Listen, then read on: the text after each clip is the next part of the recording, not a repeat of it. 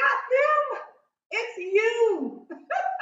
It is not them. It is you. If they're telling you to do one, two, three, and you are doing eight, nine, and 10, whose fault is that?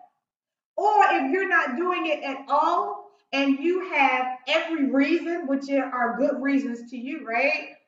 You have every reason that you're not getting it done. And they're all great reasons for you, right? That's still not their fault, okay? You have to understand where you currently are in your life, in your headspace, and then start to operate there first and get that together before, okay, before you spend thousands of dollars on coaches that you are not going to do what they tell you to do. Get your life, as they say, first, okay?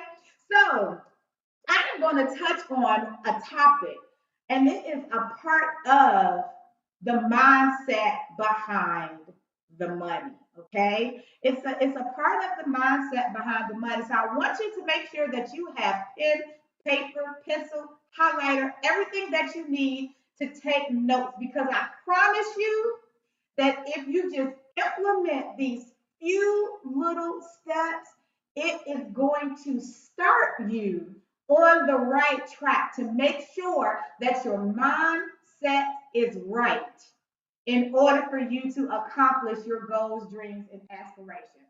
So, one of the big things are you cannot be everything to everybody. Write that down. You cannot be everything to everybody. How is that possible? How do you get anything done if you are saying yes to everything? You can't. See, Warren Buffett said the difference between successful people and very successful people is that very successful people say no to almost everything. Very successful people say no to almost everything. See, they're laser focused. They're focused on their goals. So, no, I don't have time to go to the cookout with you today. No, I don't have time to go hang out in the mall. No, I don't have time to sit on the phone with you for 2 hours and cut the breeze. No, I don't have time to do a girls' night and do dinner tonight. Now, are we saying that you can never have your time? You can never have your fun time. You can never have your playtime. Absolutely not. That's not what we're saying, right? That's not what I'm saying. Listen, you have to have harmony. I want you to write this down. There is no such thing as balance when you are starting and running your business. Yeah, I said it. And anybody that told you you got to find balance, tell them Mary Boyd said there's no such thing as balance. What is balance? Balance is when you have two things and they are equal, right? They are equal in weight, they are equal in time, they are equal. Now, how many of you know that you started your business? Where's the equality? Where is you can't give everything the equal amount of time. So there's no such thing as balance. But there is a such thing as harmony. You have to find harmony in this journey, right? So again, it's not that you don't ever do anything, you don't ever hang out with the girls, you don't ever do your fun time, you don't ever have self-care, because that is extremely important, right? But there's harmony in that. And you have to find the harmony based on what you're doing and your schedule, okay? In order to get things done the way that you need to get done, okay? Write this down. It's focus, focus, not hocus pocus. It's focus, focus, not hocus hocus pocus, okay? The stuff doesn't magically appear. It doesn't magically get done. You don't wave a magic wand around like you in a Harry Potter movie, okay? And miraculously stuff gets done. No, it takes focus. You have to focus on your goal, okay? You have to focus on your goal. So, one step about focus is figuring out to do or not to do.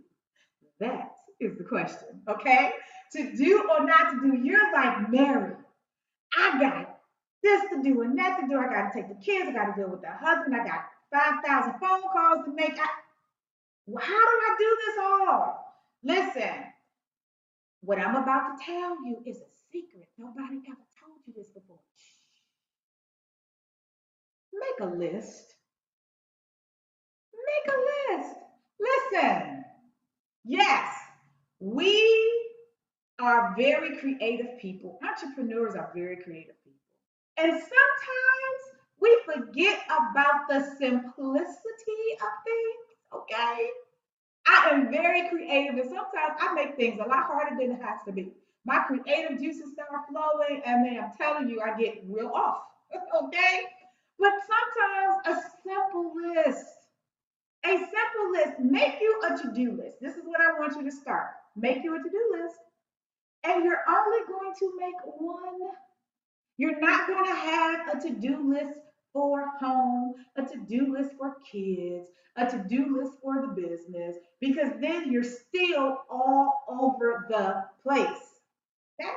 You're still all over the place. So you are going to start with your goals. Make a list of your goals. And that's all inclusive, not just business. Because guess what? Your personal life is part of your business.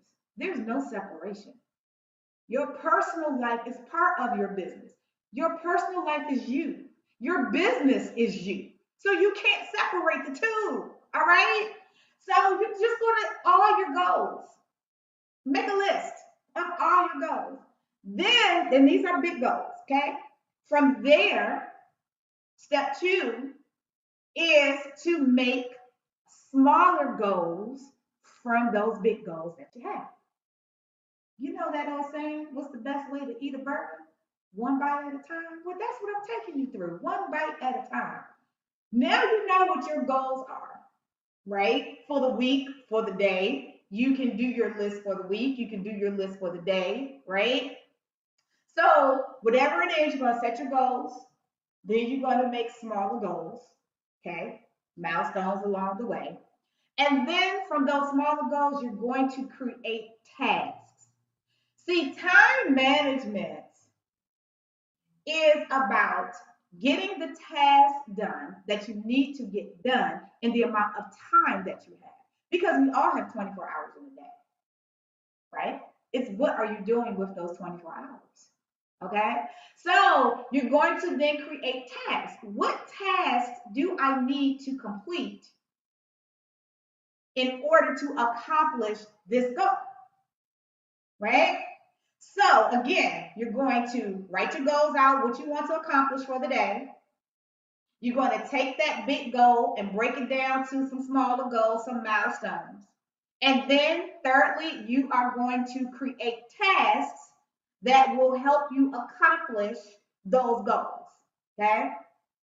Now, again, there's only one list, ladies and gentlemen. You do not want to have 3 and 4 and 5 lists and sticky notes all over the place. One. Have your one list and then put that list in order. Right?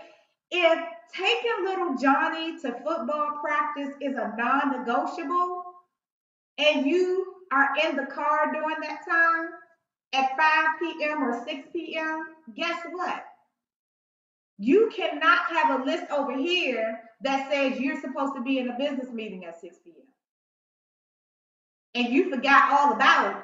You had the business meeting at 6 p.m. because the only thing on your mind was to take little Johnny to football practice. And because that wasn't integrated into your one list, you forgot. So a lot of times, you like, I got this, I got this calendar over here, then I have stuff written in my hard calendar, and then I got a list over here, and then none of the lists are ever together at the same time, by the way, right? You took your personal list with you in the car, you left your business list at home, but then you think of some business, something that you have to do while you're in the car, but you don't quite remember what it is because that one list that don't make any sense. So just have one list, okay? Simplify this, okay? And you're going to put that list in order. You are going to put that list in order, okay? From most important to least important, right? Everything cannot be done at the same time. Everything cannot be number one on the list. You cannot have 10 number ones, all right? You cannot have 10 number ones that you personally have to do.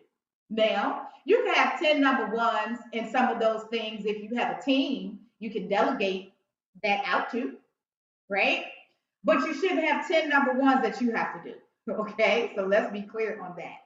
Okay, so make sure you have just one list. Now, I know you all again are going to think I'm crazy.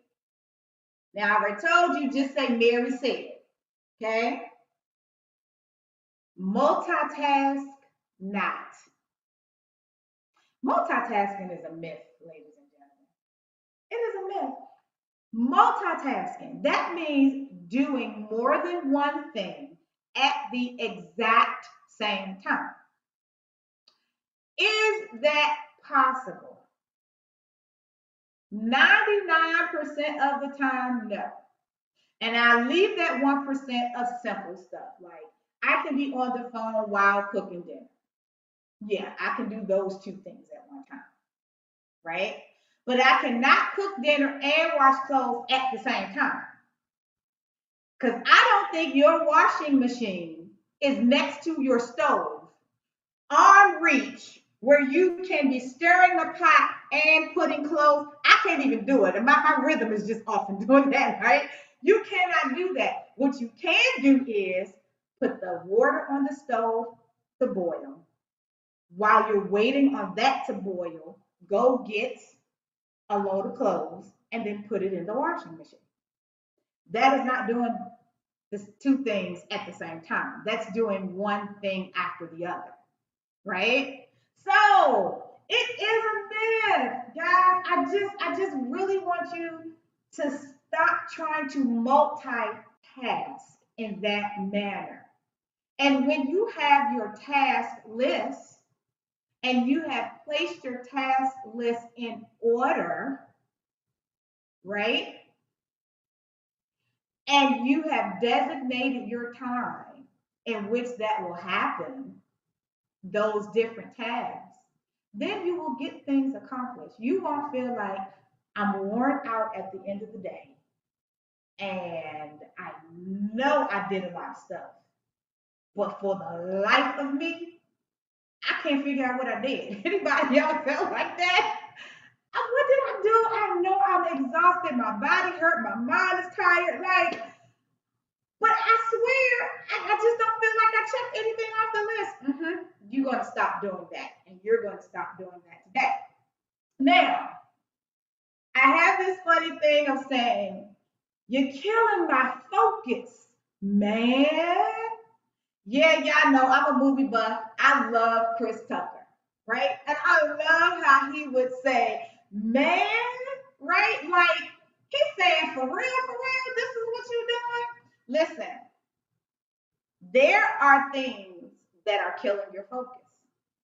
There are people that are killing your focus. TV. I used to be one. I have been released, thank God, from the TV. I can go all day literally without watching TV, right? But that didn't used to be me. I would get so caught up in series and different movies that I would spend more time watching everybody live their dreams on TV than I would actually working in mine, right? Social media is a big one. We are in a time right now that everything is virtual. Social media was already big, but it's even more so now. And they're constantly coming up with different things, right, to keep you engaged. Well, it's great to be engaged, but not to the detriment of your business. Are you engaged to the point where you have spent 3 and 4 hours of your day listening to somebody else talk about something every day and you haven't done anything for yourself? Right? Absolutely not. Absolutely not. And that stops now. Interrupted calls, conversations. You know, the kids need this, the husband needs this, the wife needs this, the friend needs this, and it's constantly being interrupted. They killing your focus. But if they don't know that you're focusing, if they don't know that between 6 and 7 or between 8 and 10, you are focusing on working your business. So don't call me because I'm not going to answer the phone, right? Don't interrupt me. Set yourself up to where you have done everything that you needed to do in the time frame before you need to focus on your business. I'm gonna give you all y'all. Well, I'm gonna say mothers because I know most mothers do the cooking. But listen, fellas, I know you're in it too, right? Cook meals for the week. That's a freebie. That's a freebie. My mama taught me that, right? I'm a single mom. I work 2 jobs, and I was like, me, and I live in Atlanta, y'all. So any of y'all ATLians, you know traffic, 285, 85, it's an hour, hour and a half. By the time I got home, who was cooking? Starting to cook at that, right? So on Sundays, I dedicated Sunday evenings and I cooked 2 meals. I cooked the stovetop meal and I cooked the oven meal. And that's what we ate all week. Monday and Tuesday, Wednesday and Thursday, and Friday was pretty much, you got something out. That was my schedule in my household. So I cooked for the week on Sunday. Again, controlling my time. So when I got home, all I had to do was fix the plate store, stick it in the microwave, warm it up, and my son was fed. And so was I for that matter, right? So I just took my time back. So there are certain things that you have to do, but you have to let those that know or those that would affect your time and what it is that you're doing and that can cause you to get off focus, you have to let them know your schedule. Your good girlfriend that you sit on the phone with for 2 hours all the time needs to know, don't call me at 8 o'clock. I'm not answering. All right? If you don't need your phone during that time, give your phone, turn it off, or if you can't turn it off, give it to somebody in the house and say, listen, unless they say that they dying, the world is exploding, or something like that, don't bring this phone back in here with me because I need to focus. All right? So I have a task for you. I have a task for you in concluding. I want you definitely to improve your focus. Okay. This will start you on the journey of being able to get accomplished all of those wonderful things that your coaches are telling you to do in order to get your business up and running, to scale your business, to take it to a next level, to have that 100,000, 500,000, $1 million year that you need, right? You are going to take a piece of paper and on one side, and if you're a computer person, don't like writing, do it in Excel, however, it don't matter. Just do it, okay? On one side, you are going to put focus killers, focus killers. And on the other side, you are going to put focus tips, okay? Now, on your focus killer side, you are going to evaluate your life and be honest with yourself, okay? How long are you talking on the phone with people? Shooting the breeze. How many hours are you doing that? How many hours are you spending watching the 90 Day Fiance or Love and Basketball? I don't even know if that's still come on or not, or Atlanta Housewives, whatever. right? How long are you spending in doing that? Okay? What different things are killing your focus? Okay? And then once you write that list, beside it in the focus tips, I want you to implement some of these things. And this is just a few, and there may be some that you like, oh, I can do this, I can do that. Of course, create your own, right? Number one, you need to again focus on goals, right? Focus on goals is a tip. So, for instance, if you that multitask thing, right? And you got 5,000 things that you're trying to do and not understanding what's a goal, what's a task, you need to define that and write your focus on goals. These are goals. These is what I need to focus on, right? Again, if you have 1,001 things, is to create you a to-do list and prioritize it, okay? If you have stuff all over the place and that's making you lose focus because you're constantly, your mind is just in 1,000 different places, okay? Create one to-do list. Eliminate non-essentials. What is a non-essential in your life? To me, like I said, for me, it was TV. TV was a non-essential, right? I don't have to watch TV. I know enough people that watch it when stuff happens in the news, they just tell me what's going on, right? That was a non-essential for me, right? So some things that you just do, like that's just me. Some of that stuff is non-essential, okay? So make sure you recognize that and eliminate it. Schedule time to focus. Yep. Schedule your time where you are sitting down and you're planning. Your focus time is your planning time. Your planning time is your focus time. Okay? Where you want to sit down and you just want to take a deep breath, write everything out. You're writing your plan together. You're getting the things that you know you want to do. You are planning your focus time. So you definitely want to do that. Okay? I'm going to put my hands on my hip as I say this. No multitasking. Stop it right now. No multitasking. That right? Don't do it. There's no such thing. So if you do the first thing, that will automatically give you the second thing. Okay? You won't be able to multitask because you have your to-do list. Know the warning signs. You ever heard talk to somebody and they just didn't quite give you the right feeling? It's like, I don't know about that person, right? There are warning signs that let you know that your attention is about to do this or your attention is about to do that, but you're not focused. Okay? Recognize those warning signs and immediately stop it. Okay? You have to learn yourself if you don't know yourself already. You have to learn yourself and recognize those warning signs. Again, continue to identify your focus killers and develop a pre-work ritual, whatever that is. Mine is devotion, prayer. I get a cup of tea or a cup of coffee in the morning.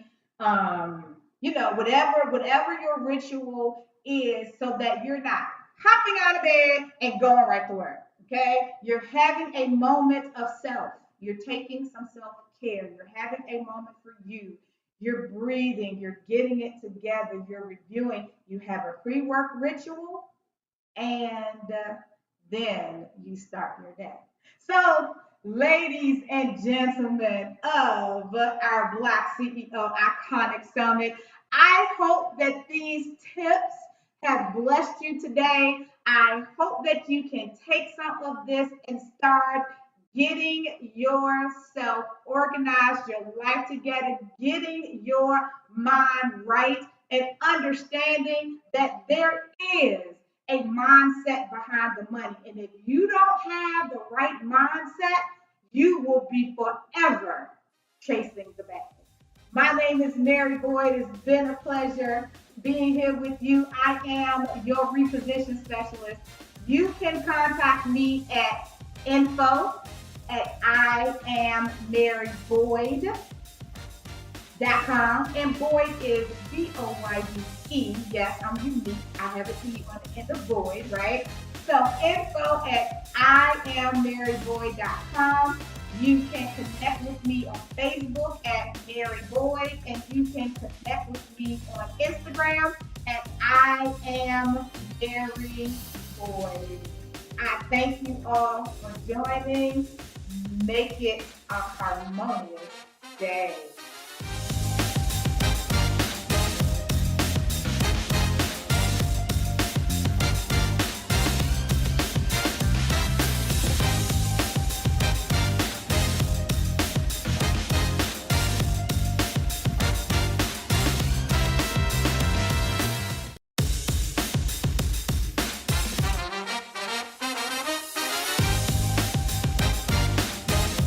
All right, beautiful people, man. Good day to you, man. Thanks so much for joining us, man. I am your host here, facilitating this talk and discussion about this thing called cryptocurrency. I am ERGJ. I got my full name is Evan Jefferson. I got 4 names. I go by ERGJ. That's Googleable and all that stuff there as well. What we're going to be talking about today here, guys, is the truth about cryptocurrency. Just give you a little bit of background about me. I have been in the cryptocurrency space for about 6 years. During that first period of being introduced to this thing called Bitcoin, I went out to the community and started just screaming to everybody, hey, I think I found something. And quite a few of them, most of them didn't listen to me. But at any rate, that was around when it was at about $1,000 per coin. And as we're, as we're presenting this to you today, it's over 50,000 a coin. And so I wanted to make sure that I do my best to give you more information this time around, what you need to know about crypto, Again, this is me. I have a lot of memes, a lot of caricatures. So you see me all around in a lot of different ways, but it's still representing me here at ERGJ. A little bit about me. I'm a certified global financial educator, founder of the New Black Wall Street, president of New Black Wall Street Investment Club, international best-selling author of the book, The Black Billionaires Club, which is a study of Black wealth and study the 12 richest Black people in the world today. Founder of the Black Billionaires Club as well. We turned a book into a club. That's where we actually build business, build wealth while we build ourselves. And the most important part of that is building ourselves. And I'm also a small business consultant and strategist. Now, what is crypto? Let's get right into this thing because I know y'all want to hear me talk about myself all the time. What is crypto? So, cryptocurrency is a digital or virtual currency that is secured by cryptography, which makes it nearly impossible to counterfeit or double spend. Now, how I kind of just break this down, how I looked at it when I got introduced to it, I saw it as the evolution of money. If you just begin to just study money across the years, decades, and the centuries, you'll begin to see that we're now into a digital age. So for me, it was like, why wouldn't we have a digital money? Many cryptocurrencies are decentralized with networks based on blockchain technology, a distributed ledger enforced by a disparate network of computers. This to me is all developer talk. It just basically means that everything is open. You can see all the transactions take place, but it is anonymous. And it's all. And the biggest thing is that it's on this new technology. So that's the new part. That's the evolution part that I mentioned when I say the evolution of money. And some may say it's the future of finance. A defining feature of cryptocurrencies is that they are generally not issued by any central authority. So this is superseding what we call the central bank. And this is why it is a disruption that's taking place right now. And we'll get into a few other things as far as cryptocurrency later on, rendering them theoretically immune to government interference or manipulation. We can also call this this phenomenon global currency, where it supersedes the dollar to the euro and all that foreign exchange stuff that goes on as well. I just want to give you a quick breakdown of what exactly is crypto. Let's get into this thing because I want to make the case. And there's some things that you just need to know as you kind of fix into your head. Is this something that you should be looking at? You know what I'm saying? Something that you should be looking at. Here's some stats for you. The cryptocurrency market as it stands right now is a $1.5 trillion market. Now ask yourself, well, why would so much money be in this market if it wasn't a thing? $1.5 trillion are flowing in the cryptocurrency space. Over the past 24 hours, here's how much volume or how many transactions. When you go to a market, you have this thing called buying and selling. So these are the transactions taking place. Somebody's buying, somebody's selling. All the cryptocurrency in the world, 183 million transactions taking place in the past 24 hours. Now we have this thing called BTC. That's a short code for Bitcoin. Bitcoin dominates the market. It dominates 61% of the whole currency space is dominated by Bitcoin. So 61% of the money is tied up in this thing called Bitcoin, which is, I would say, the most important coin as we stand today.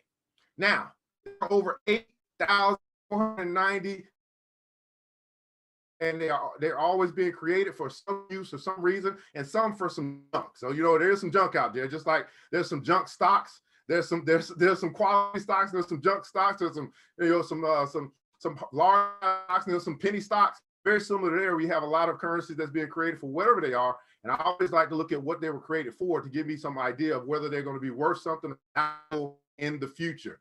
And then there are markets. This is where cryptocurrency can be exchanged. So there's over 33,895 markets in the world across the globe that's going to be able to allow people from all walks of life to be able to transact or to get or send or receive or buy or sell or trade this thing that we call cryptocurrency. Now, of course, Bitcoin is the dominant, so I figured I'd show you what we're looking at here for Bitcoin over the past year. This thing just passed $50,000. I mean, let me say that again, because I don't think people in the back heard me. $50,000. It's up over 433% in the past year. My estimation, for my own personal belief, this will probably be the best performing asset of our lifetime. Okay, not just this year. I believe of our lifetime. I mean, you think about how well Amazon has performed. This thing right here has a lot of attributes to it, and it's not just Bitcoin, but obviously that's the one that dominates. So I want to bring that to your attention. 433% though. That means if a year ago you had heard the word, a year ago you decided you're going to put $100 into Bitcoin, and today you'd have $533. That's just what we're talking about there. Okay, 433% in 1 year. 1 year. All right. So here's the top 10. I just wanted to also introduce you maybe to some new terms, some new words you may not have heard of. But here's the top 10 cryptos that are being traded in the world. And I want you to pay attention over here to the market cap. So Bitcoin, BTC, it has $957 billion flowing through it. And the way that you get market cap is you basically take the price of the coin, which is 51,452, times the number of coins that's being circulated, which we don't have on this screen, but it comes up to 957.9 billion. The second most important coin that's been created is called Ethereum. And again, we can get into the technicalities when we get to our intro to crypto session. But this is $208 billion that are tied up in this thing called Ethereum, this cryptocurrency called Ethereum. Then we have a coin called Tether, 32.4 billion. You see how that dropped so much? I would call Bitcoin and Ethereum like large cap. Then we start getting to the mid cap stuff, if you are familiar with stocks. Polkadot is that's fairly new. That's up to 28.5 billion. And then Cardano, which is short code ADA, is $27.2 billion flowing through this crypto market there. And then we go to our next five. Binance coin, that coin has $24.8 billion flowing through that. Then we have Ripple. Ripple's pretty interesting. They're going through some of the fight with the SEC right now. That one has $24.7 billion in it. Litecoin, which is like the silver to Bitcoin's gold, that has $15.1 billion flowing through it or tied to it. Bitcoin Cash, which is a which was a fork or a split from Bitcoin, that has $13.3 billion tied to it. And then we have this cryptocurrency called Chainlink, short code Link, $12.9 billion. So now we're starting to see, you ask yourself, I began to ask myself, maybe you don't ask yourself, man, if all this money is tied up in this cryptocurrency, maybe it's a thing. Okay, maybe it's a thing. And I'm going to continue to make the case, some things you need to know about crypto. Well, what's this? Oh my goodness. This is a Bitcoin ATM. Now I'll tell you, this right here is what changed the game for me. I live in a small town in Decatur, Georgia. If you guys are familiar with Atlanta, south of Atlanta, it's called the Hood. Okay, I live in the Hood, and I go to the Hood Mall. It's called South DeKalb Mall. Now I go across the street from the Hood Mall, called South DeKalb Mall, to this Hood gas station called Chevron. When I go into the Chevron one day, just to pay for gas or get a stick of gum or whatever I was in there for, I saw an ATM, regular ATM. I was like, cool, okay, all right, get some, I pay my little fees, get some money. But then I saw another ATM. And I thought to myself, why y'all got two ATMs in the Chevron? Well, guess what, guys? When I looked at that ATM, I saw these little signs on it, and it said Bitcoin ATM. That was 4 years ago. And I said to myself, oh, wait a second. If, the Indians and the Asians and the Jews are starting to put Bitcoin ATMs in their gas station in the hood, then this must be something. Okay, that convinced me right there. I said, this must be something. That's when I began to do more study and more research and learn as much as I could along the way about this thing called cryptocurrency. And then obviously the dominant coin at that time was Bitcoin. So I said, well, where else are these ATMs? So I'm in the area code 30034. I'll show you some of these places that we see this ATM now. Got the Covenant Food Mart over on Covenant Highway. Got the Texaco over Glenwood Avenue. Got the Chevron over East College Avenue. Then got another Glenwood Food Mart over Glenwood Avenue. Got Valero Food Mart over Hosea Williams. Got Texaco over on Rock Bridge Road. And it's more. I just wanted to give you 6. You guys do the same thing. You go to this website, coinsource.net, put in your zip code, and you'll be able to see some Bitcoin ATMs that are near you. Well, maybe that's not enough. Maybe that's going to convince you. Maybe you're still like, what is this thing? This is not a thing. Although it's $50,000, you might even be saying it might be too much. I don't know. Let's go a little bit further. So we got Bitcoin ATMs. What else do we have? Well, what do you know? We have this thing called a crypto card. What I would call a crypto card called BitPay, which has a Visa and a MasterCard logo on it to allow you to be able to pay for stuff with this thing called Bitcoin, which is also obviously a cryptocurrency. So we got ATMs coming into the fold. We have credit cards now being adopted using, again, these are major businesses, major companies. The 2 major credit card companies in America, Visa and MasterCard, now have the use to be able to transact with this thing called crypto. And obviously BitPay stands for Bitcoin. So then I started to get a little scared. So, oh Lord, this is really a thing. This is really a thing. Let's keep going. What else did I find? Well, yeah, this company called Coinbase, which is one of the dominant places where people kind of start and hear about. It's kind of semi-regulated, but not much. Well, guess what they're doing? They're taking their Coinbase, which is an exchange where people can buy and sell crypto, and they're taking this company public. Crypto trading platform Coinbase said it submitted paperwork with the SEC. Silicon Valley Unicorn is valued at an estimated $28 billion, and Coinbase sees around $1 billion in trading volume every day. So there are people like you and me that are using this app or this platform called Coinbase to go and buy and sell crypto all day long to the tune of $1 billion in trading volume a day. Now, they're going public. They have to file with the SEC. So is it a thing? What you need to know about crypto. Well, lo and behold, your man, Jay-Z.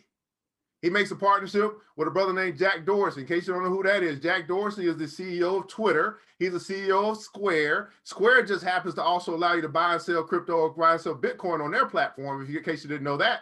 And they are creating a cryptocurrency fund and this was the title from the article, as cryptocurrency goes mainstream. Here's my question to you.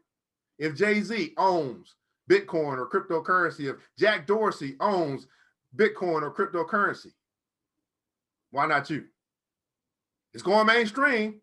It may not get to us mainstream because we typically be the last people to get around something. But Jay-Z, let me tell you a little something about Jay-Z. Jay-Z's been acquiring Bitcoin since 2014. That's about as far as I can trace it back to about 2014. He been getting him a little bit along the way, and then they said they were donating or they were contributing 500 million Bitcoin to this project.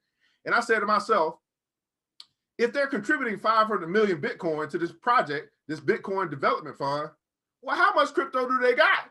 Because I'm pretty sure they're not giving it all. I'm pretty sure they're contributing all that they got. So if they contributed 500 million, well, how much do they got? That's not all. Who else? You probably seen this. Elon Musk. Elon Musk, CEO of Tesla, right?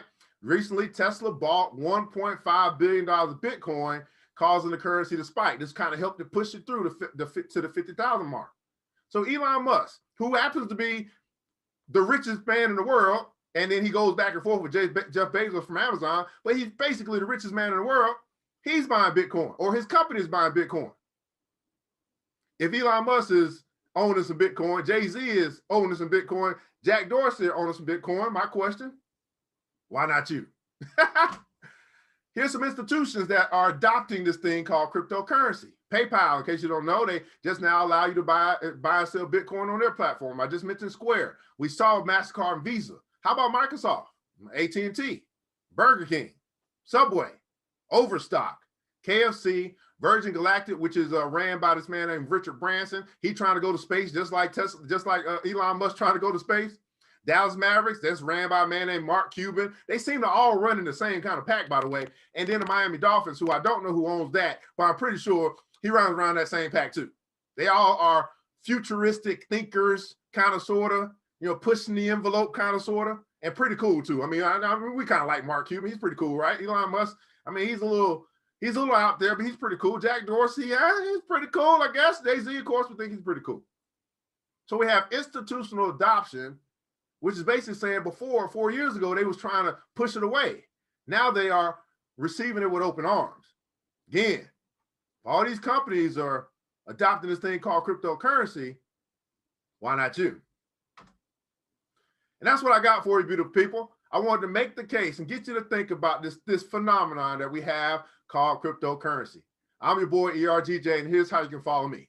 Right? Check me out on Facebook, ERGJ Enterprises. I do live crypto trading daily at 5 a.m. Eastern Standard Time, right there on the page. So you want to learn more, want to see more, you can do that there. Check out YouTube as well, ERGJ Enterprises, Instagram, ERGJ Enterprises. And if you're interested in joining the few, the Black Billionaires Club, check us out there as well, theblackbillionairesclub.com.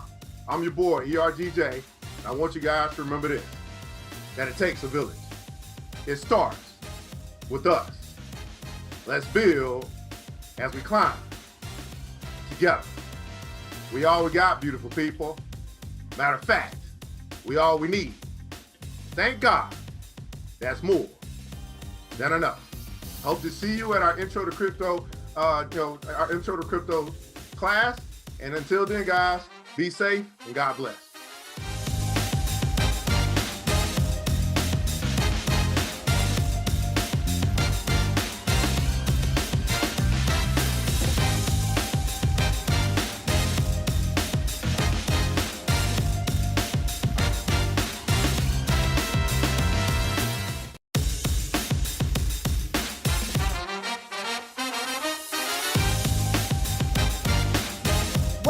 Welcome everyone.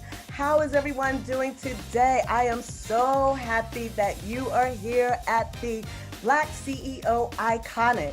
My first question is, I want to know, do we have any CEOs iconic that want to create the 3 B's, which is build your business, build your bank account, and most importantly, build your legacy? If this is something that you have thought about, that you've talked about, or you even dreamed about, but you just don't know how and where to get started, I want to let you know that you are at the right place and at the right time. My name is Valerie Jenkins. I am a business coach, CEO of Women Empower Women Academy. I'm also a business owner of CHBH Event Planning Company. And I empower women to take action on becoming the best version of themselves and having the life that they desire and deserve by creating the 3 B's. Yes, building their business, building their bank account, and most importantly, building their legacy. So if I have any CEO and iconic business builders out there that want to get started, you're at the right place.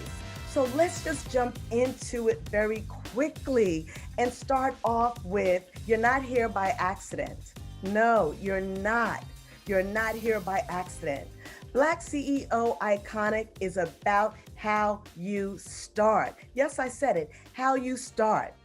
taking that strategic plan and putting it in place so that you can have cash flow in your business. That's right. And then first, you have to transform your mind. Okay. Before one can be a CEO and iconic, you have to first believe that you can. So it starts with that transforming that mind, that mindset. And then, to activate the gifts and talents inside you.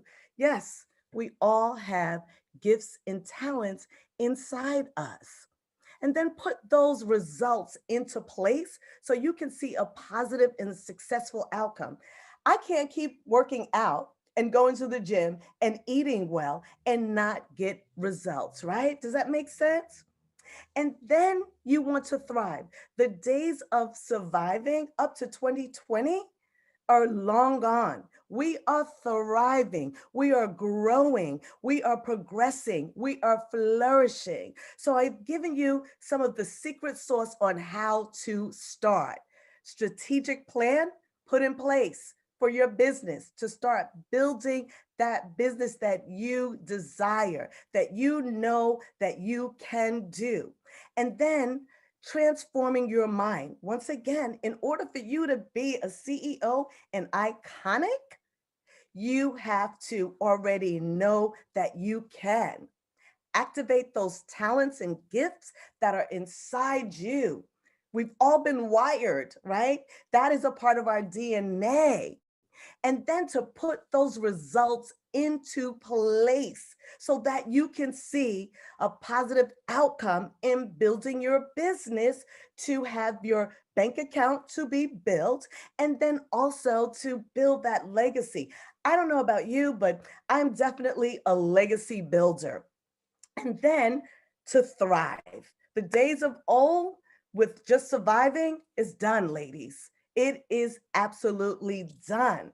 I want to talk to you now about 2020. Yes, I know it feels as if we're still in 2020, where the month has just been extended. Instead of 12 months, it's now 13 months, right? But no, I want to tell you that 2020, we have tapped into areas that we didn't even know that we had. We were pushed to the limit. Some of us had to do some very creative things. There were more women that started their business in 2020 because of all of the uncertainty, because of all of the being coming out of that comfort zone. And as we know, nothing happens in a comfort zone, right? So we've talked about 2020 and maybe still feeling that it's 2020, right? Because the extension, but no, we're in 2021, and it's time for us to build that business, something that we've always wanted to do. And I'm here to tell you that you can build a business, build your bank account, and also build your legacy while having a 9 to 5. If this is something that is already resonating with you, I want you to go over to ValerieFreeGift.com and go and get your free gift. But let's talk about the reasons why some women, not all women, not most women, don't succeed with building their business. So I'm going to give it to you. And please, I may step on some toes, but it's all out of love, right? So can we just talk? Absolutely. Okay, so number one is we make excuses. Yeah. Please don't at me later. Do not send at thou. Don't do that. I'm just being honest and speaking from my heart. I work with a lot of women, and I know it's a common theme. We can be each other's cheerleaders, but when it comes to ourselves, we make excuses. And you know why? Is because of that F word, that nasty F word. You want to know what that is? Fear, or the thought of failure. We have to release that, ladies. Number two is that we don't feel, not all women, just some women, not most women, some women don't feel that they have anything to offer. And I have to tell you, I beg the differ. There are women out there that are mothers, that are wives, that are caretakers. In 2020, we had to really step our games our game up and start being teachers, virtually teachers. We had to, yeah, we had to do fractions, we had to do algebra, we had to do it all. Talk about wearing a super cape, ladies. So number one, because we make excuses. Number two is that we don't feel we have anything to offer. And then you want to know what number three is? Yeah, I'm going to say it. We don't feel that we're good enough or we're worthy enough to build a business, to build our bank account, and to build our legacy. What if Madam Vice President Kamala Harris thought that she wasn't good enough or she wasn't worthy enough to serve, yes, to serve as the vice president of these United States? She certainly wouldn't be walking into the White House. She certainly would not be taking her stand to serve America. So, number one, the reason why most women don't succeed when starting to build their business is we make excuses. Ladies, we have to stop that. Number two, we don't feel that we have anything to offer. Just think about your life over the last 13 months. Yes, I said it, 13 months, not 12 months. Once again, 2021 feels like it's an extension of 2020. So think about your life over the last 13 months. And then number three is that we don't feel that we are worthy or good enough. We don't feel that we're tall enough. We don't feel that we're smart enough. We don't feel that we're pretty enough. And like I said, it's not all women. It's not most women, some women. So we need to break those barriers. And then I want to talk to you about being an overcomer, how to overcome these areas that are blocking you. Number one is we talked about excuses, right? And why we make these excuses. It's because we have that ugly F word, which is fear or the thought of failure. Well, now I'm telling you to embrace those things. Embrace the fear, embrace the failures that you may have had before you decided to take that leap and start the business, because will be the very same things that will help you, that will propel you into your next level. So embrace the fear, embrace the failure. Do you know the same feeling that you have when you're nervous or anxious about something is the same feeling that you have when you have that fear or failure? It's the same feeling. You have that, your heart is beating fast. You have the, it's the same feeling when you have the failure, and it's the same feeling when you're starting something new. So embrace those feelings. Let that be the thing that propels you into your next level. And then the next thing, how to be an overcomer when it comes to breaking down those barriers. Don't overthink the process. Ladies, we always want to dot the I's and make sure all the T's are crossed. Just go and start. As I said, put a plan together, strategic plan together. So don't worry about all the I's being dotted and all the T's being crossed. Don't overthink the process, ladies. And then the other thing is comparing yourself to others. Could I just share my story very quickly? When I was starting my event planning company, I had the thought of a plethora of feelings, but the thought of, well, there are a lot of other event planners out there. And I said to myself, yes, that's correct, they are. But I am doing something different. I have Valerie's secret sauce. What is your secret sauce? Do not compare yourself to others. And then the other thing is, I love this one. All right. I love this one because if you are living and you are breathing and you've been through different experiences in life, what I will say is consider your life as your training ground. The things that you have went through, think about it. You are one step away from building your business, being a CEO and being iconic. So consider the things that you went through in life as your training ground. I'm going to tell you, it's not going to be easy, but I can certainly say after being in business for 10 years as an entrepreneur, as a CEO, and iconic, it is really worth it. It really is worth it. So let's just go back over a few things on being an overcomer in the areas that block you from going out and pursuing those dreams and desire and walking in your purpose. Embrace the fear, embrace the failure. Do not run from it. Go to it. You cannot conquer the things that you won't confront, right?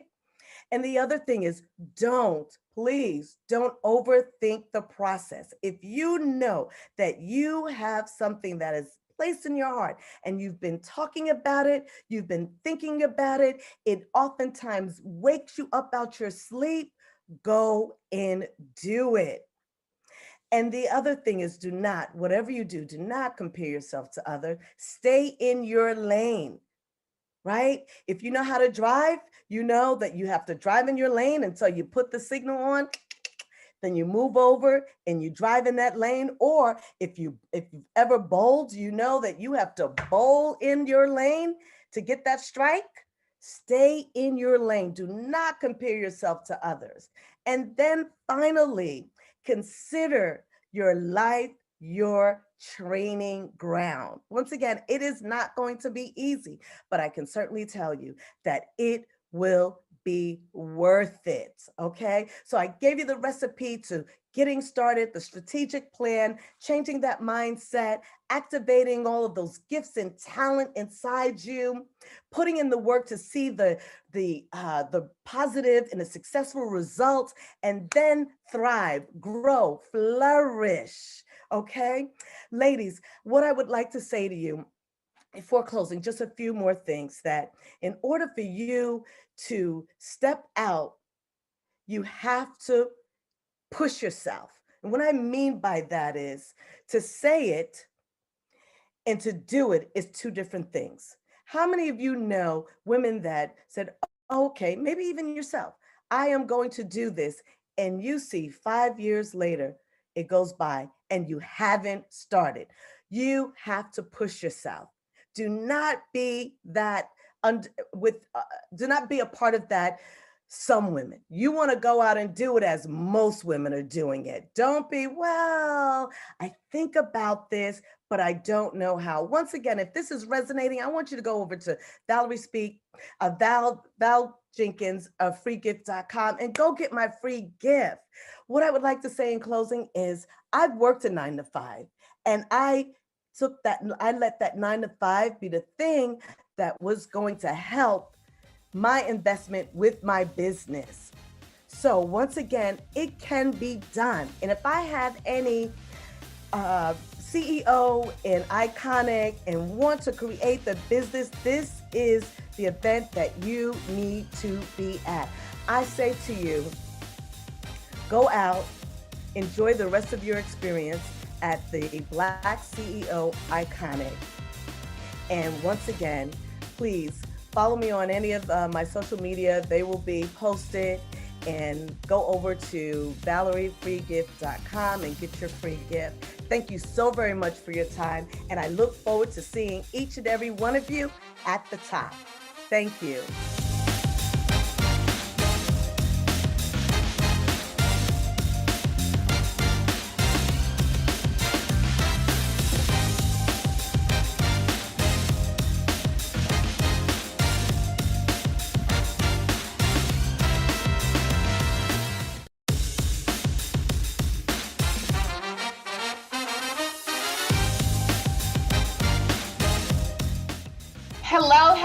Hello, everyone. Thank you so much for tapping in to this workshop. I want to applaud you first and foremost because you are the most important piece of the next 45 minutes that we're going to spend together. You are tired, you're exhausted, you're doing a million things, right? You're running all around being superwoman and superman, but you chose to show up for yourself, right? You chose to prioritize self-edification. and self-investment, right? So that you can better run your businesses. So I want to applaud you for that. Keep that same energy. I know it gets tough at times, but there are people, a full tribe of leaders who are ready and waiting in the sidelines to help you. I am one of them. I am Casey Richardson. I am a founder, a published author, and a coach and consultant. I lead a network called Blaze Women's Network. Blaze stands for building leaders and accepting zero excuses, right? We need accountability. We need people to push us to our limits and past them as well, right? So I hold intentional space for Black women, because so many times we're left on the sidelines. And so many times we're blazing trails but we don't receive our flowers, right? So many times we think we have to be superwoman and we kill ourselves in doing so. So I hold intentional space for that. And then I do one-on-one coaching and consulting with so many amazing, incredible, dope entrepreneurs, and that's absolutely a joy. So without further ado, I want us to dive into this content. So today, we are talking about automation in our businesses. I'm pausing so that you all cut this part so it's a smooth transition. So I came here today to tell you that if you are doing it all, you are doing it wrong. I don't care how swift you are. I don't care how long you've been in the game. I don't care what your GPA was in college. If you are doing it wrong, if you are doing it all, you are doing it wrong. Because there are only so many things that our two hands can touch, right? There are only so many things that our minds can think about at one time and do things well, right? And execute with precision. So I want to talk to you about business automation, because it is absolutely critical for your peace of mind, for you getting the rest and recovery that you need, for you having consistency across all elements of your business, right?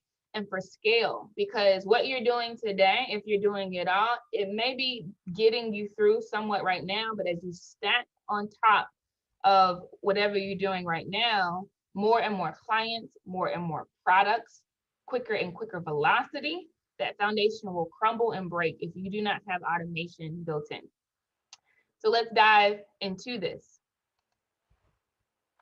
Today's workshop will cover the following. We'll talk about the benefits of automation, just to spell that out for everyone, the criteria for automation, because it kind of helps, people get actual use cases for them. We'll do an activity where you're going to get a score on your automation as it stands in your business today. We'll do some reflecting, because that's important, right? I will be intentional about reflecting and being sober-minded about where we are today. We'll do another exercise, a little more robust. If you have your workbook, you can work in that workbook. If you don't have it, it is absolutely fine. You can do the exercise on a piece of paper. We will talk about some mindset principles. We'll talk about some automation principles, some things you need to make sure you remember and keep in mind for the long haul. We'll do a recap of everything we touched on in today's workshop, and then I'll share some contact information with you so we can stay in touch. So let's dive in. Benefits of automation. So when you choose to automate, there's nothing barring you from it. Anybody can do it. I'm going to prove that today. When you choose automation, you have higher productivity. One person can do a certain number of things, but bots, right? Formulas, systems, computers, software can do so many things in the same second, right? So that's huge. More reliability. Things are prone to human error, right? We fat finger mistakes all the time. We have typos when we're emailing very quickly all of the time. We skip steps sometimes, right? When we're trying to go at a higher velocity than we may normally go at. So automation is great for that. Increased availability. I talked about this, right? Getting your time back. You need that. Like, it's so critical, not just for your business, but for your health, for your sanity, right? For self-care, for self-love, etc. You will have greater performance. You will reduce operating costs, I promise you, especially if you build this now to support your business. As you scale, a lot of your automation costs will remain fixed. So that means whether the output is 10 units or 100 units, If your cost is a flat fee per month, you achieve operating efficiency, which gives you more cost reduction per unit sold. You will reduce errors. You will have improved client satisfaction, especially when you get to that point of consistency, right? Clients will be absolutely thrilled that email automations come like that, right? That reminders for things come like that, right? Where you remind them something's left in your cart, or there's automatic triggers when certain things happen in processes and they think that a person is doing it, but it's really, right, AI, it's really technology. And then last but not least, you have capacity for high level tasks, right? So really thinking about the creative and strategic things that are important for your business so that you have time to manage it versus being in the weeds of everything, right? What should be automated? So these are some, I'll throw out 4 tips for you or thoughts for you on thinking through your business and what you can automate. If you have tasks that are repetitive in nature, right? No matter who is booking it, no matter who's doing it, no matter who's buying it, certain things need to happen. Those are excellent processes to automate. Welcome emails, right? When somebody signs up for a list is an easy thing to think about, right? But there are so many other use cases for that. So start thinking through some of these processes that you repeat over and over and over again. Processes that don't require human intervention for completion. There are some things that it doesn't need a person to think about, right, and make a decision on. It's if A plus B equals C, we don't need a person to sign off on that, but those are the processes that are excellent candidates for automation. Processes that need consistency across the entire company. If you know that you will cringe to find out that your marketing team is communicating this message, right? Your sales team is communicating a different message. Your operations group, right, is operating at a different set of principles and their messaging is different as a result. Those processes are very important to think about how you can implement automation so that you have consistent messaging, consistent branding, consistent core values, etc., right? Consistent standards even across your entire business. And lastly, for processes that need to be error-free. Like if there are certain things where you have very, very little or no margin of error, you need to automate those processes so that you don't even worry about it. You can take that stress off of your plate because you know a system will formulaically, right, get it right every single time. All right. Pop quiz. All right, so pull out your pen, pull out your paper. I want everyone to dive into this activity right now. You have to be honest with yourself. I'm not grading this, right? You are grading yourself, but it's so important to find your blind spots, right? So I'm going to give you 30 seconds on the clock right now to list out the automation tools that you currently have in place for scheduling. Go.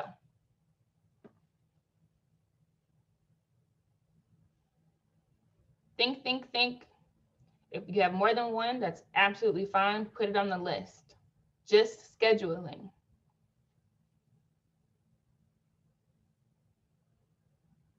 Think about, what happens with booking. If you're sending the email and saying, give me a good time to catch up. Okay, does this work for you? Okay, great. I'm going to go and I'll put that in the system. That's not automation. All right. Timer is up. Next, I want you to think and write down about the email marketing tools that you currently have in place. Go.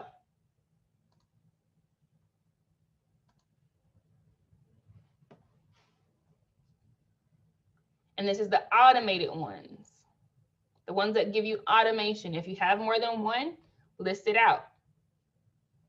15 seconds on the clock. 10, 5. All right, time is up. Nice job. Stay with me here. Customer relationship management system. So we call these CRM tools where that is automated. Start listing now.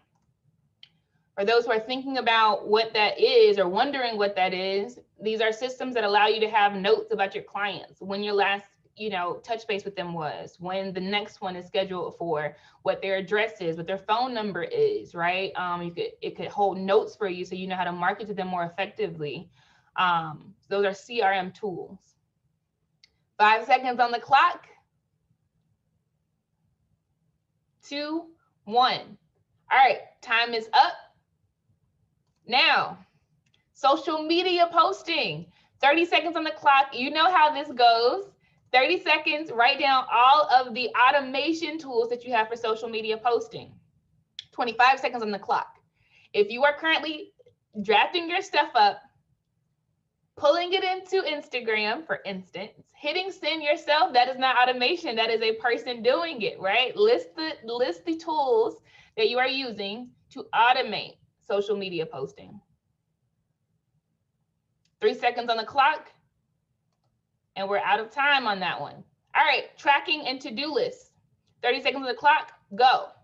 If you have tools that currently automate the way that you track tasks and have to-do lists, list those out.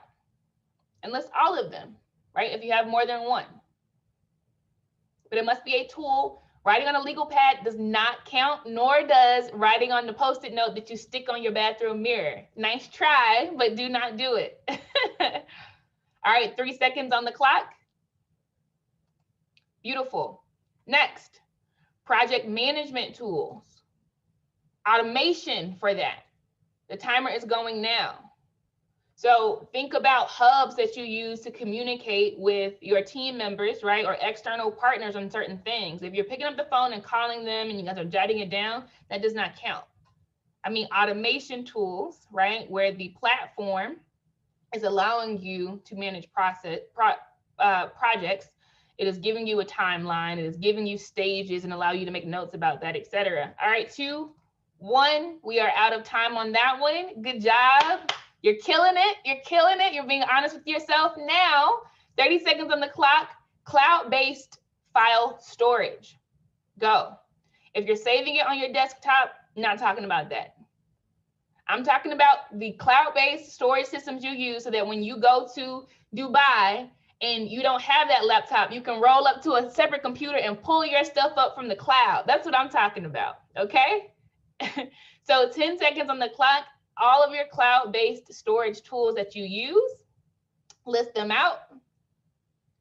2, 1, out of time. Payment processing.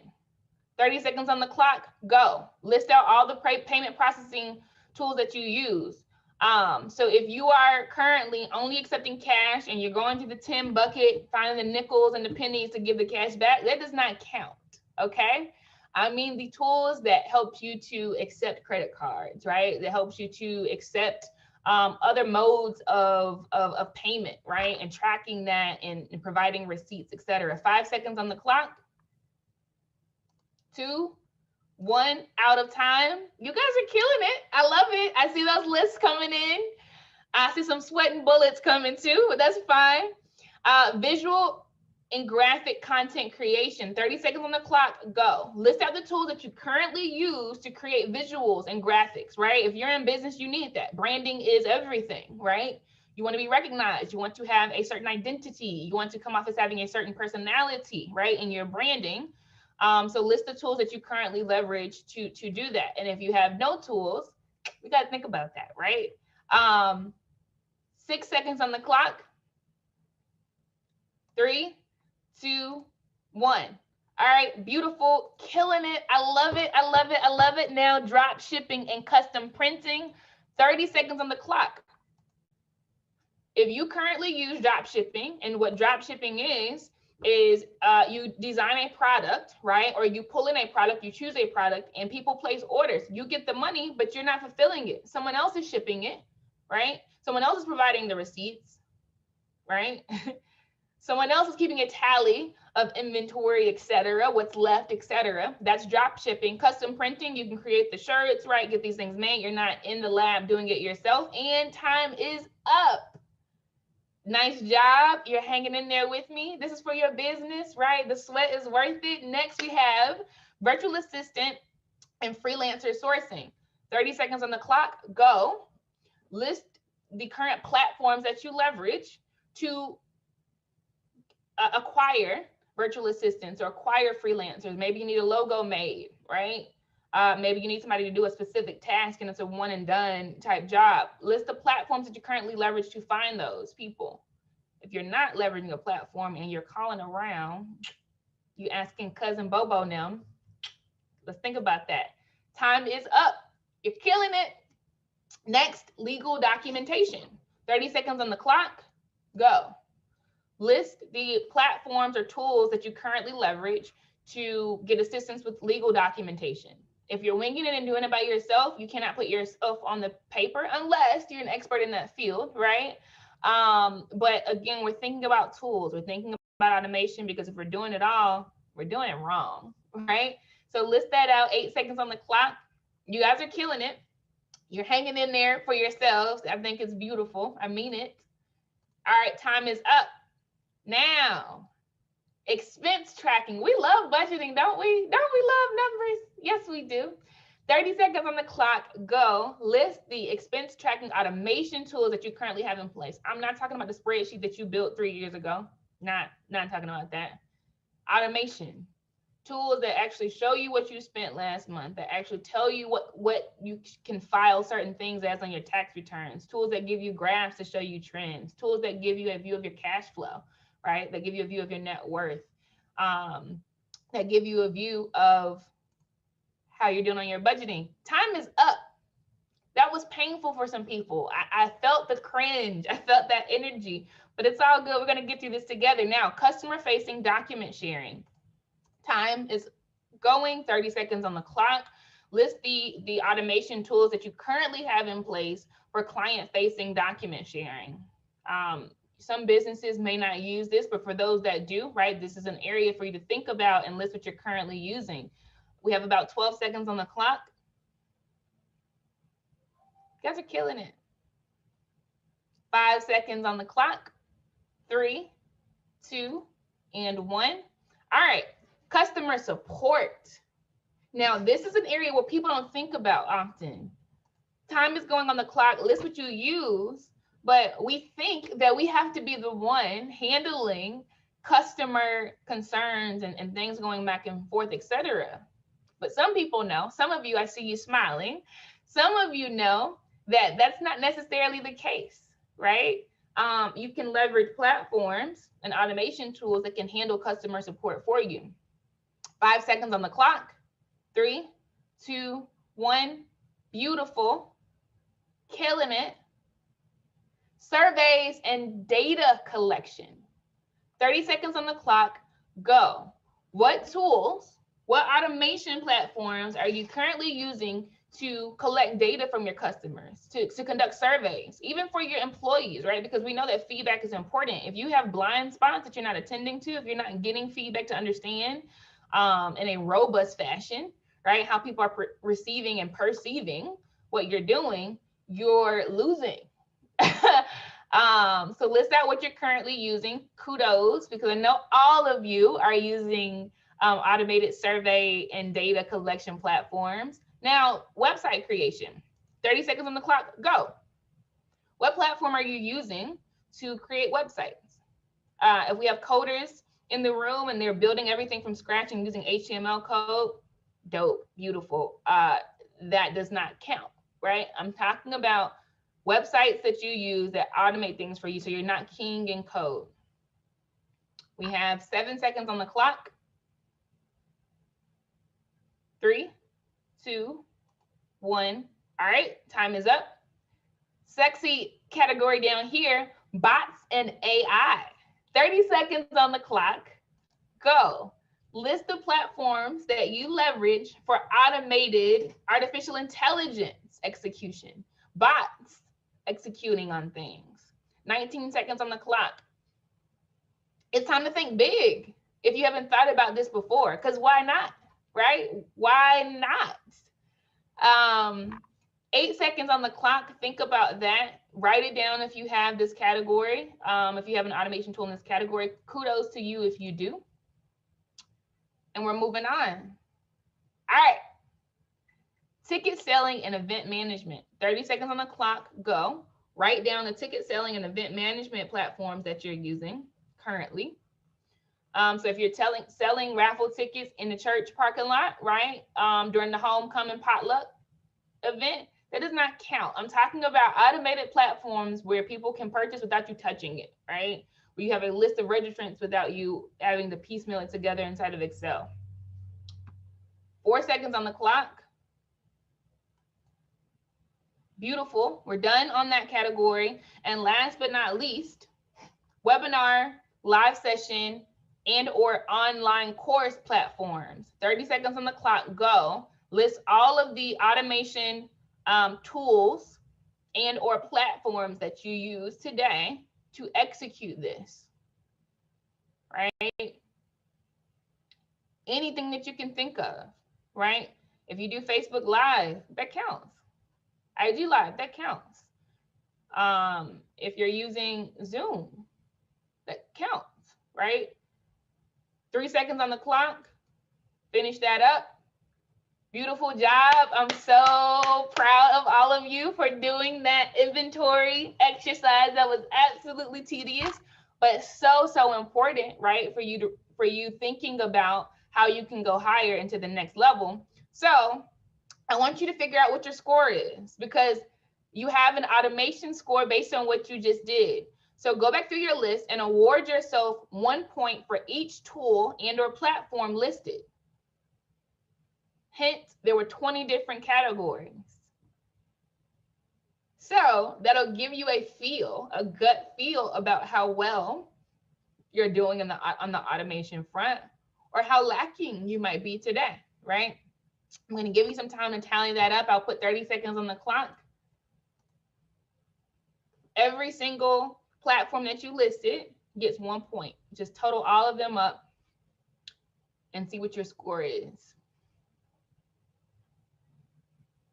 I know no one has a 1. I know no one has only 5. I just know it, not this group. All right, 10 seconds. Let's button that up. 5. All right, beautiful. Again, and you should give yourself a round of applause, because things like this can be painful, right? And we know we should do this, right? We hear it all the time. We read the memes on Instagram that push us to kind of assess things, right? But this is what that looks like. This is what that feels like, right? And we got through that together. I was able to hold you accountable in doing it, but I'm absolutely proud of you for engaging in this exercise. So now let's reflect a bit, right? Let's think about the current state. You just scored yourself. In your opinion, are you leveraging automation in your business across all 20 categories today?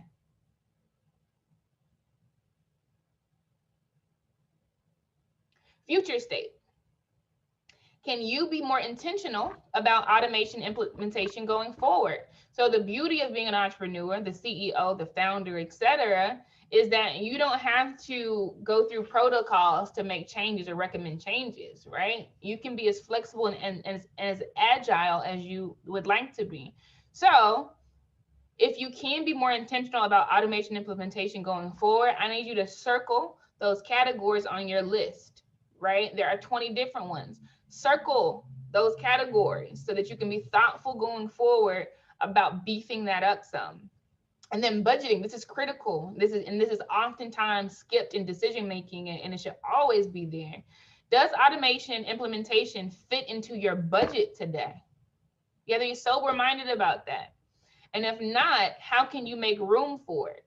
I talked about scale earlier, and I'm gonna pound on that one more time, because when you build the foundation in a way that's sustainable, your business can grow and grow and grow without crumbling at the bottom. So if you are building your business where you are the customer service person, you are the marketing person, you are the product development person, you are the operations person, you are the CEO, right? And you stack more and more on top of that, that foundation is not sustainable, period. I don't care how dope you are, right? It's not sustainable. But if you build your business and at the foundation, You have automated processes, platforms where you can stack and stack and stack, grow and grow and grow. And that AI technology won't go out on you. That software won't go out on you. You have built a sustainable business, right? And so it is important to think about, if there are constraints on your budget, how you can maneuver things around, how you can change your sales targets so that you can get extra income, etc. Right? How you can get grants even, right? To give yourself that added resource, right? That added capability via automation, so that you are built to last for the long haul. All right, great job reflecting on that, making your circles. I'll give you a few more seconds to button that up. If you don't know the answer to the budgeting question, that means you have some homework to do, right? Google and see how much different services might be, and look at your budget, see if you have room for it. Now, I'm not gonna leave you high and dry. You said, what services, Casey? I'm gonna help you out in every single category. Yay! I feel it, I feel it, I feel it. So now it's time to pull out your workbooks. Again, if you don't have your workbook, it is absolutely fine. Get another piece of paper, because I just know that first piece of paper is full of all the automation tools you already use, because you're absolutely dope. And if it's not full of that, you're still dope, because you've written circles and you've written notes, and you've asked yourself questions, and you challenge yourself to be more intentional about automation implementation. So let's pull out a blank piece of paper now, or leverage the workbook that you have, right? And we're going to do an activity. So for each section I'm going to give you, I mentioned that there are 20 different categories, right? There's a 4-part question to each. For every tool that I give you, ask yourself, do you use this tool today? Might you have use for it in the future? Does the tool fit into your budget today? And what is your target start date for you? So if you say, yes, I'm going to use this, I like it, I'm going to implement this, put a date on it. Put a date on it. Okay? All right, so for scheduling, Acuity, answer those 4 questions. Calendly, answer those 4 questions. Mixmax, A.AI, right? And we're going to do that for every category. So the beauty of this is that you actually get some recommendations on tools that you can use, right, to implement automation if you don't have it already. And even if you do have automation already, you can look at some of these other competitors, right, some of these other peer products, and see if they might have added benefits that you don't have today, or see if they might have cheaper plans that you didn't know about, and you can save money, right, by switching over. Email marketing, these are the tools, some of the tools that are out there for that. MailChimp, Active Campaign, ConvertKit, Mixmax, which is a Gmail plugin, HubSpot, and Drip. I'm going to give you a few seconds to answer those 4 questions across each of those platforms. Yes, each of those platforms, because each platform has its constraints. You might say no to 3 out of 4, right? But think about each of those and do extra research on ones that you're not already familiar with, so that you can make sure you're in the best positioning possible. CRM. Now, a reminder, that is client relationship management. So critical for beefing up your marketing. So critical for checking in with your clients. And it's like, oh my gosh, you read my mind. How did you know my birthday? Oh my gosh. You can answer that however you want to, but you really know because you have a dope CRM tool, right? So Zoho CRM is a tool. Fresh Sales, Copper is a tool. Insightly, less annoying CRM. Nimble, Keep is another one. Keep is pretty popular. All right, so we got that. Beautiful. Social media posts. So these are some of the tools that you could use, and answer those 4 questions, right? Planoly, Zoho Social, Hootsuite, Sprout Social, Buffer, Loomly. These are some of the tools that you can use for social media posting, and it's automated, right? You can literally schedule when these posts and not worry about it again. You don't even have to touch it, right? All you have to do is sit back and watch the lights come in and respond to comments that people are making, but you get back hours of your time, literal hours of your time, right? So answer those 4 questions. Do you use the tool today? Might you have use for it in the future? Does the tool fit your budget today? What is your target start date for use? Because if you answered no in all of these areas and you see that there's an opportunity to implement automation in that category, you need to be saying yes to one of these, right? Or at least finding a different one that serves your need, right? But this is free game, right? Like this is gonna save you so much time. There's no reason not to use something like this, right? All right, so tracking and to-do lists, right? Todoist, tick tick, Microsoft To Do, Things, OmniFocus, Habitica, Google Tasks. These are great for tracking. These are great for creating to-do lists, keeping yourself kind of on task, right, and oriented in your mind. Would highly recommend using one of these. You might have a use for some of these. It just depends, right? Different functions within each of these. But ask yourself the 4 questions. And then project management. So we have Asana, Trello, Coda, Notion, Basecamp, Airtable, and Monday. Great for collaborative projects. You can kind of see people's progress updated real time. You can see, everyone will be able to see the same end date. It won't be something that gets translated differently, right? Once it gets to the 10th person, we know how that game goes. In elementary school, we start whispering in someone's ear, and by the time it got back, it's something completely different. Use a project management tool so that everyone's on the same page. They have the same information, and at times when things need to shift, right? Everyone is updated at the same time. It's very valuable. Cloud file storage, OneDrive, Google Drive, Dropbox, Box, and iCloud are some of the platforms that can be used. Again, answer those 4 questions. You need to be walking away with something from this, right? More edified than you were before you came. So be very intentional about this and take this seriously. Payment processing, PayPal, Stripe, Square, Shopify, Etsy, Affirm, Acuity Scheduling.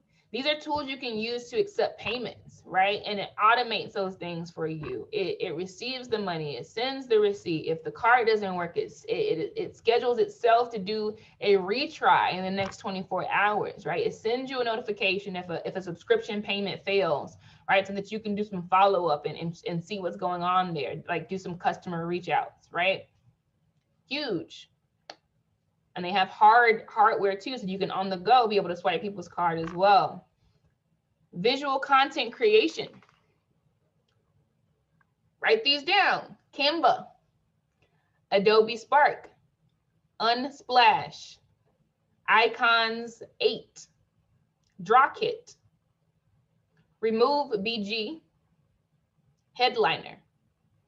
Ask yourself the 4 questions. There might be some other ones out there. If you have some on your list already that's not listed here, beautiful. So long as you are using some automation tools, right? Especially for graphics and visual content, because you want your color schemes to be consistent. You want the personality of your brand to be consistent, right?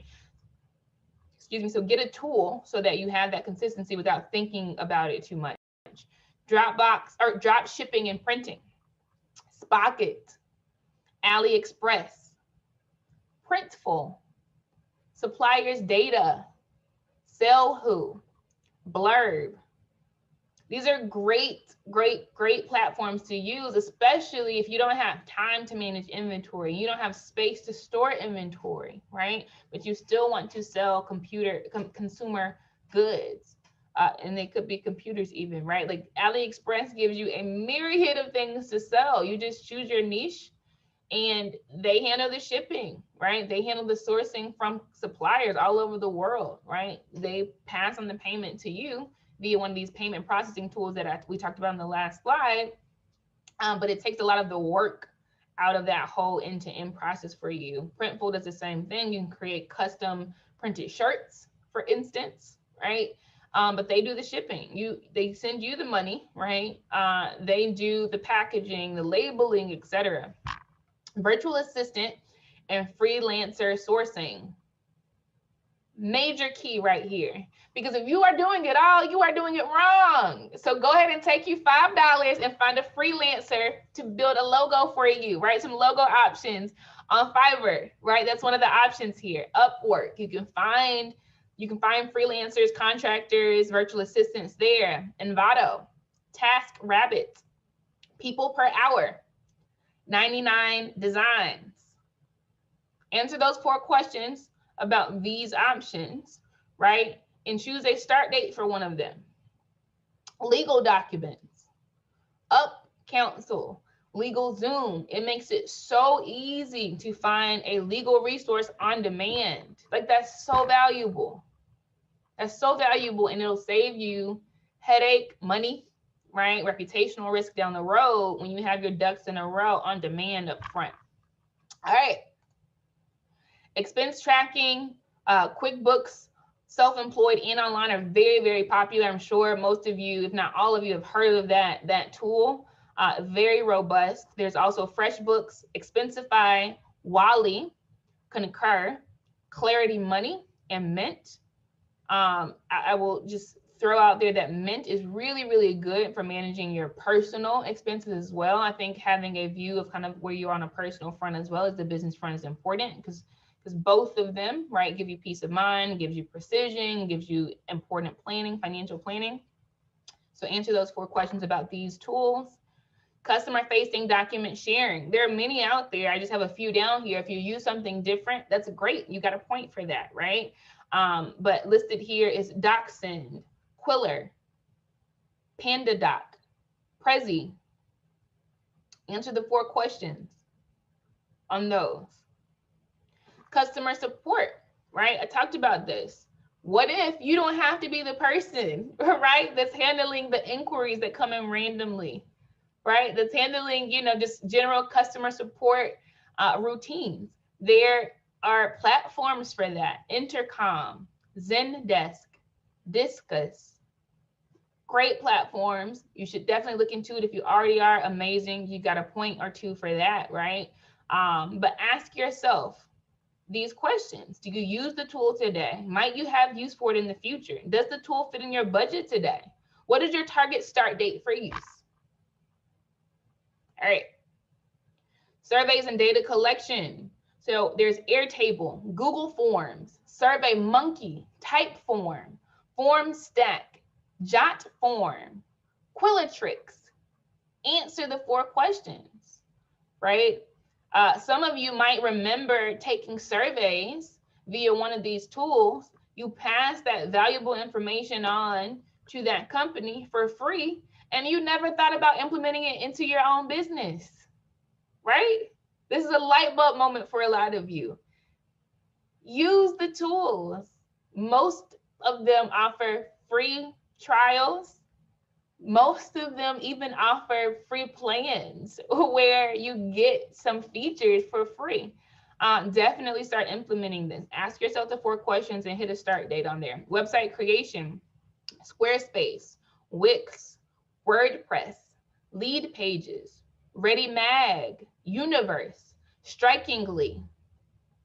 All great tools for website creation. You can try to build it yourself from scratch if you have that gift. You could go out and pay a person a few $1,000s to create a website. You could, right? It depends on what you want. But there are some tools out there that automates this whole creation process for you for a fraction of the cost. So I would say lean into that. Bots and AI, Q&A Maker, Landbot, HubSpot, Chat Fuel, FlowXO. And I do not need you to just say, wow, who knew? I need you to answer the 4 questions, put paper to pen, and put a start date. If you have some light bulbs that have gone off in your head about how you can implement and integrate these into your business. The final stretch here, on this activity: ticket selling and event management, Eventbrite, SparkSo, Cvent, paperless post, Splash, Tito. If you've never used an event management service before, check these out. It will make your life a whole lot simpler. Webinar and live sessions and or online courses. Webinar Jam, Twitch, Thinkific, Teachable, Podia, Mighty Networks, Kajabi. Great tools to use to offer webinars, live sessions, and online courses. Great tools. And again, you achieve scale, because whether 2 people are in the room or 200, what if that price is fixed here, right? But you get the income per registrant. Let's build it in there.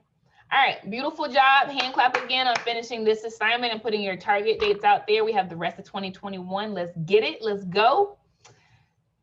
So I want you to make a vow that you will commit to results, not activity. Gone are the days where you're working all day on these monotonous tasks, these small tasks that take you all of your day, right? And you think you're productive because you've been doing something all day. Nope. Commit to results, not activity. This is a key mindset shift, okay? But vow to me that you will do this. If it's not getting you to an output, increasing the revenue, giving you time back, increasing the customer, right? We're not committed to it. All right, I heard you, I feel you, beautiful. Now, we're gonna reclaim our time, fam. Don't waste time on busy work. Let the tools do the work for you, period. So as much as you can, automate, period. So that we have time to spend with our families and the people that we love the most, so we can be present at the dinner table, right? So we can be present on the phone, in the phone conversation we're having with our family, and we have more creative juices flowing to bolster our businesses even more. I know y'all with me. I know you got it. All right. So quick tips I want to share you around automation. Make sure that the platforms you choose provide consistency, right? I think we get that out. I don't have to give examples on that, but make sure it's reliable enough to provide consistency. Make sure that you approach this in a step-by-step fashion. I do not need you tomorrow to start 13 different platforms. That makes no sense. Take a step back, look at what's most critical, look at where you can start, and then over time, right? Maybe once a week, once every 2 weeks, once a month, depending on the intricacy of the different tools, implement more and more in a step-by-step fashion. Flexibility, you want flexibility, right? You want a platform that is going to be able to handle the business growth that you will achieve, right? If it's going to break next month, if you triple your income and you triple your velocity, that might not be the best tool to use, right? So think about flexibility when you're choosing. Simplicity is important. Make it simple for the customer, right? And make it simple for you. And then lastly, training. Too many people skip out on this piece. You need to learn how to use the tool well, right? So once a month, hop in on, their blog page and read a few blogs for a few hours, right? Once a month, hop in on a free webinar training they're giving around their tools and new launches that they've done. And if they want feedback, give that feedback so that the tool gets better. But those are the 5 main things that I would recommend to you to keep in mind as you automate your systems. So takeaways, because we've gone through a lot and you've done a lot. I'm so proud of you. I'm still covering my hands for you. You guys are amazing. So we learned the benefits of automation. We learned criteria for automation, right? How we know when a process needs to be automated. We did the automation scorecard assessment. We looked at over 100 automation tools that are recommended to check out or implement into your business. That's huge. You have all that information you're walking away with. We did an assessment of future integrations, right? So you asked yourselves, okay, can I do this? Should I do this? What's my start date? Do I have budget for it? Etc. So you have the start of a plan. And we've talked about some principles to live and lead by, right? Mindset things, mindset principles that we want to keep in mind, kind of our rubric for judging whether a system is worth using or not, etc. So kudos to you for getting through that. Again, I am Casey Richardson. I am the founder of Blaze Women's Network, where we are building leaders and accepting zero excuses. I am also a one-on-one coach and consultant. I am a published author as well, and it is my joy to serve the folks that are so magical and so often overlooked, trailblazers who are underserved. That is what I do. So I would love to keep in touch with you. I've provided my contact information right here. I'd love for you to join the tribe and the email list. So if you want to keep in touch with Blaze Women's Network, go to blazewomensnetwork.com. We have a Facebook group, Blaze Women's Network, and Instagram, Blaze Women's Network. If you want to keep in touch with me, I want you to. My website is casey-richardson.com. My email address is contact@casey-richardson.com. My Instagram is I am Casey Richardson. Ignore the .com right there. It's just I am Casey Richardson. My LinkedIn is LinkedIn/in/I am Casey Richardson. And lastly, I provided my phone number, my business phone number right there as well. So I mean it. I want you to get in touch with me. I want you to connect. I want you to be edified. I want you to have community. And I just love speaking to people in the terms they understand, with stories they understand, with context that they understand, so they don't water down who they are, because it's time to be free and it's time to flourish. Thank you so much for your time.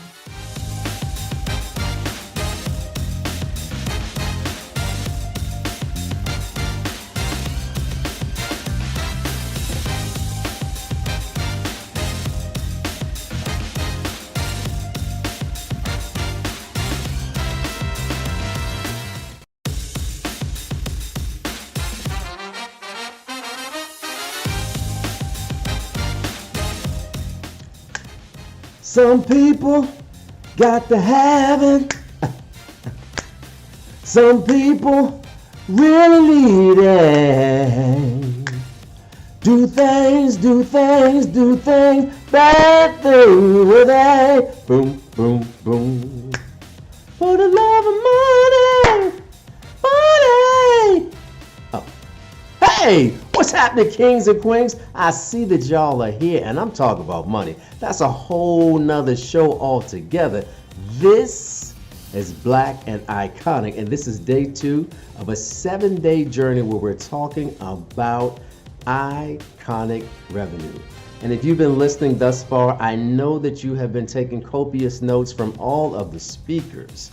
And if you are following the speakers, if you're really feeling what they're talking about, follow them on Instagram, follow them on social media, and make sure that you're commenting in the feed and sharing it out on your pages so that other Black entrepreneurs like yourself can take advantage of the goodness gracious good information that you all are getting.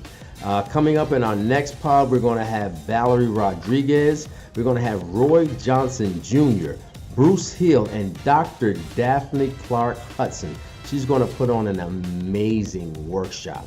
But as I said earlier, if you really like the speakers that you've been listening to, I want you to go over to www.bizfreegifts.com so that you can get your information, or you can get the free gifts that the speakers are offering to all of the listeners and viewers who are here on day 2 of Iconic Revenue. In addition to that, I don't want you to forget about our masterclass that's happening this Saturday. You can go to BlackCEOVIP.com.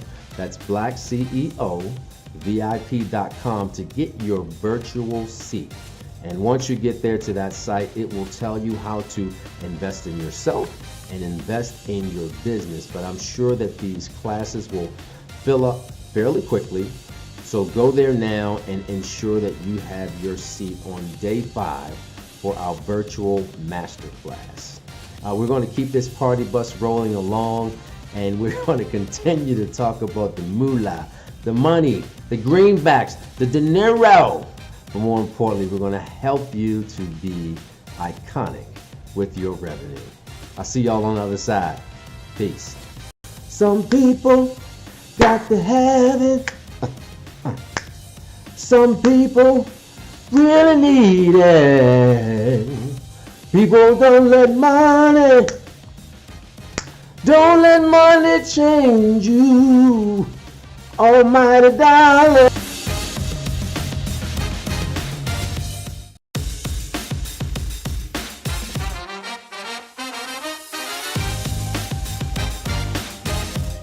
Good day. This is Valerie M. Rodriguez from VMR International. I'm a financial strategist whose job is really to shake up the system so that people can understand better ways to invest their money, to put their money so that their money can make money. I definitely am somebody who's been an entrepreneur since 2004 and seeing the ways of how that's gone. I mean, we always have ups and downs, but it's something that really resonated with me to do this because of how I was raised, right? I was born and raised in a project from a single mother who worked hard. And we really want to give all of our congratulations and gratitude to single moms like myself and those who work hard. But obviously we know that we want to do better and be able to pass on better ways to our family. And so this is why I do what I do. And what's become really, really passionate for me is since I saw how I was raised and knowing that my dad being somebody who was always making money. So I learned that we all know how to make money, right? But he was somebody who actually turned out in the shelters later on, having nothing to show, having nothing to his name, and not having anything to pass down to his family. So going from living lavish to going into a shelter and being disabled and having nothing but the government to depend on was something that really resonated with me. And I know that I had to create some kind of a change and be resourceful in learning the information that I needed to be able to learn how to run money, how not to let money run me rather. And so it all started with obviously the practical knowledge is one. And secondly, if you're going to know, I'm also a self-development coach and huge on activating our personal development, right? And so because of that, I was able to impact my thoughts on money and creating a better wave in the system as far as creating myself to be someone of value who knew my worth. So I would be the one to dictate how much I was worth, my value, right? Instead of someone else doing that. And so that's why I am an entrepreneur today and so passionate about teaching on financial literacy. So today, my workshop, we're going to be talking about breaking down the rules of money, something that I didn't know wholeheartedly from the beginning. Like I said, we all have come into lots of money through our hands, but how much of that money were we able to keep? So it's not about how much you make, it's always about how much you're able to keep. So once you understand that, and you also understand how to create that mindset shift, I believe that there's nothing that you're not going to be able to do, any goals that's going to be any kind of anything that can hold you back at all. So I move on. Before I tell you that, what really, really settled for me was the fact that my daughter would see that $30,000 once upon a time would be a yearly income. And now she's like, Mom, is that a yearly income? It should be a monthly income. So the fact that she thinks that way now tells me that I'm doing everything that I need to be doing. So let's move right along into this workshop, and I'll be sharing the 3 rules of money, okay, and how that is going to basically be able to take you to another mindset, right? To basically understanding the practical knowledge, which is one aspect of it all, okay? Moving on, sorry. 1 second.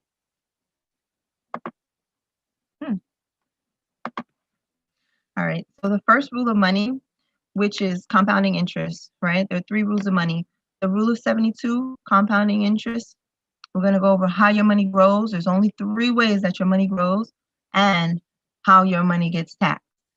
Now, these things are simply concepts that you need to understand to really just create better habits. So as I walk you through these things, I want you to just get it in your head as a scenario and think of it how it applies to you in your life. So here with compounding interest, the rule of 72 is simply a formula that shows you how long it's going to take for your money to double. Now, when you think of your money doubling, do you think of your bank? Probably not, right? Because when have we even seen our money double in a bank? So take a look at here, the scenario. I'm going to give you 4 scenarios where you are investing in the bank, right? Your savings, and they're giving you a 1% interest on this actual situation. And that 1% on $10,000 as a 29-year-old, right? Investing at $10,000. It tells you with the rule of 72, all you do is take the number 72 and divide it by your ROI, the rate on investment. So if you were getting 1%, it would take you 172 years till 101 years old for that money to double. Sounds exciting, right? Yeah, I know. Clearly, it's not exciting. But if you think about it, that's not even what we're getting in the bank because they're not even as generous as to give us 1%. So moving along, I'll show you how the difference between that 72 years get cut down by just giving you a 5% increase. So if you see 6% you were gaining on ROI, that 29-year-old would now take until the age of 41 to double that money to $20,000. A lot better, right? Because I don't know how many 101, we might not even reach that year. So how many 72 years do you have? That's something that you need to think about. So in that sense, think about how your bank's paying you less than 1%, how I'm showing you this rule of 72 and how long it's going to take for your money to double. And now make a clear and conscious decision on, is that benefiting you? So again, if you were 29 getting that 6%, now at the age of 65, which is the age that most people think of retiring, some people now, they don't want to retire yesterday, but let's just be realistic. Say you wanted to retire at 65 and you were getting this ROI. So in your retirement plan, you would have $80,000 if you were getting that rate. How long can you last on $80,000? Ask yourself that.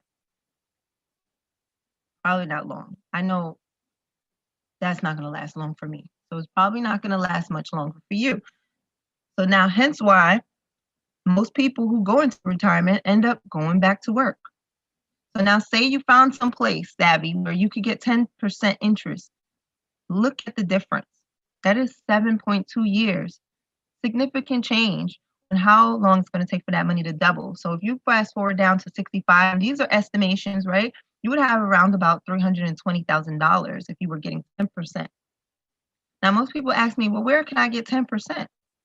You absolutely can get 10% because as I had spoken in my keynote, I was letting people know that you have to understand how to invest your money where the banks put their money. Do you think the banks know how to make 10% on interest on your money? Remember, they don't have money. They're dependent on your money. They absolutely do. So now I want to show you that this compound interest method is so powerful because the difference between 6 and 10 is only 4%. With that 4%, it gave you a significant quadruple on your retirement plan's money from $80,000 to about $320,000. So it's not a big number, but you see how it made a significant difference. So now take this on the flip side with the compound interest being against you. Because like I said, you're either going to be earning this or you're going to be paying it. So in the contrary, when you're getting credit cards, now today's interest rates are about 18 to 23%, 25% even on credit cards. So when you think about how powerful that is for them earning compounding interest on credit cards, it should let you know this is something that I have to hone in on. This is something that I have to take an interest in because it is affecting me one way or another. So where you put your money in is super important. And that's why I'm pointing this out, compounding interest. Now that 1%, if we were even getting it in the bank, at least we're still not even making compounding interest. Why? Because they don't pay us that. They pay us simple interest. What's the difference between simple interest? The difference is compound interest is going to pay you on the amount that you earn plus interest every single year compounding And that makes a significant years difference in the years that you invest your money. When it's simple interest, they're simply going to say you take that 10%, and if you're making 10% on that $10,000, right? That's only $100, right? That's $1,000, sorry, $1,000. And that $1,000 is what you're going to make every single year. They're not going to compound it and continuously compound it like on compounding interest. It would be, instead of $10,000, you would earn $1,000 every single year. That's it. But with compound interest, they would add that $1,000 plus the interest every single year. So it would be, in 1 year, 10% of the 10,000, which is, you would make 11. And the following year, you would get that 10% on the 11. You get it? And so forth and so on. So you can see that in a significant amount of years, it makes a huge difference. If Ben was getting compound interest and Steven was getting simple interest, the difference would look something like 25,000 versus 60,000, just giving it a random number. But we could go over the numbers, and it's super accurate. So you would see that it's such a significant difference that we need to be mindful of. Where you put your money totally counts, and compounding interest is what you want to be earning. So where do you put your money that gains you compounding interest? There are multiple ways for you to get that, okay? Aside from some things like real estate, I would just let you know, this is something that most banks know, and that's where they put their money. And that's why I said we need to become our own bank and create compounding interest for ourselves, where your money is making money. Because why should you work for your money alone? Your money should work for you too, okay? So the second rule of money is how your money grows.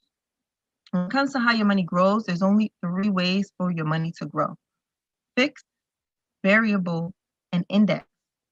There are these 3 ways that most people don't know all 3 of them, because most times when I go over this, they've heard of fixed and they've heard of variable, but they've never heard of index.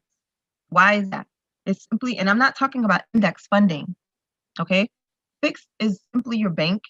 It's everything that you put your money in that's going to yield you an expectancy of a low interest rate. You can put your money in the bank, you can put your money in a savings account or a CD, all in the banking institution. And it looks just like this, as you see, this flat line. It looks kind of like when you're on your deathbed. That's what I call it. Your deathbed, when you're flatlining. So I call this your money slowly dying. Why? Because it is. It is. Think about it. You're putting your money here where you can expect an interest rate anywhere from 0 to 1%, because it used to be maybe you could get 2, but they're not even giving that anymore. And a lot of, you can see since Corona, they have lowered the interest rates, right? So here you have that invisible line called inflation. With inflation, it is increasing your money. I mean, the value on money, right? Everything is increasing, not the value of money, but everything is increasing from 2 to 4% annual increase on the rate of inflation. So that means that the value of your money is dying. If you're getting less than a 2% and the rate of inflation is going up 2 to 4%, that means you're missing out on a negative 2% on the value of your dollar. So I'll give you an easy scenario, right? Once upon a time, we used to be able to get a bag of chips for like a quarter. Nowadays, what does that same bag of air cost? Right? That's inflation for you. You can't get a bag of chips unless you're paying about $5. So it shows you exactly what inflation is doing. And this is on across the board on every spectrum. You think about it in real estate, think about it in vehicles, think about it in every single thing, right? Inflation is taking over every single year. So that's why we need to continuously be able to at least keep up, if not outpace inflation, so that our money is doing anything for us. So these are just simple factors to take in mind. And so, like I said, that's your bank. And I'll move over to variable, where it looks like an up and down. You see what that looks like? Like a heart attack, right? You don't know where it's going to be. It's up and it's down. This is your stock market, clearly. So most people are putting all of their retirement fund money into this bucket. I call these buckets.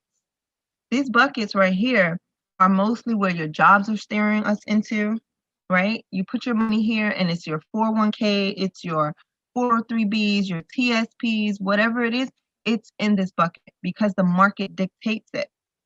So if the market dictates it and you don't know where it's going to be, because if you just look up the word itself, variable, it tells you what it is, right? It's inconsistent, it's unreliable, and there are no guarantees. So is that where you would want your money to be? I definitely don't.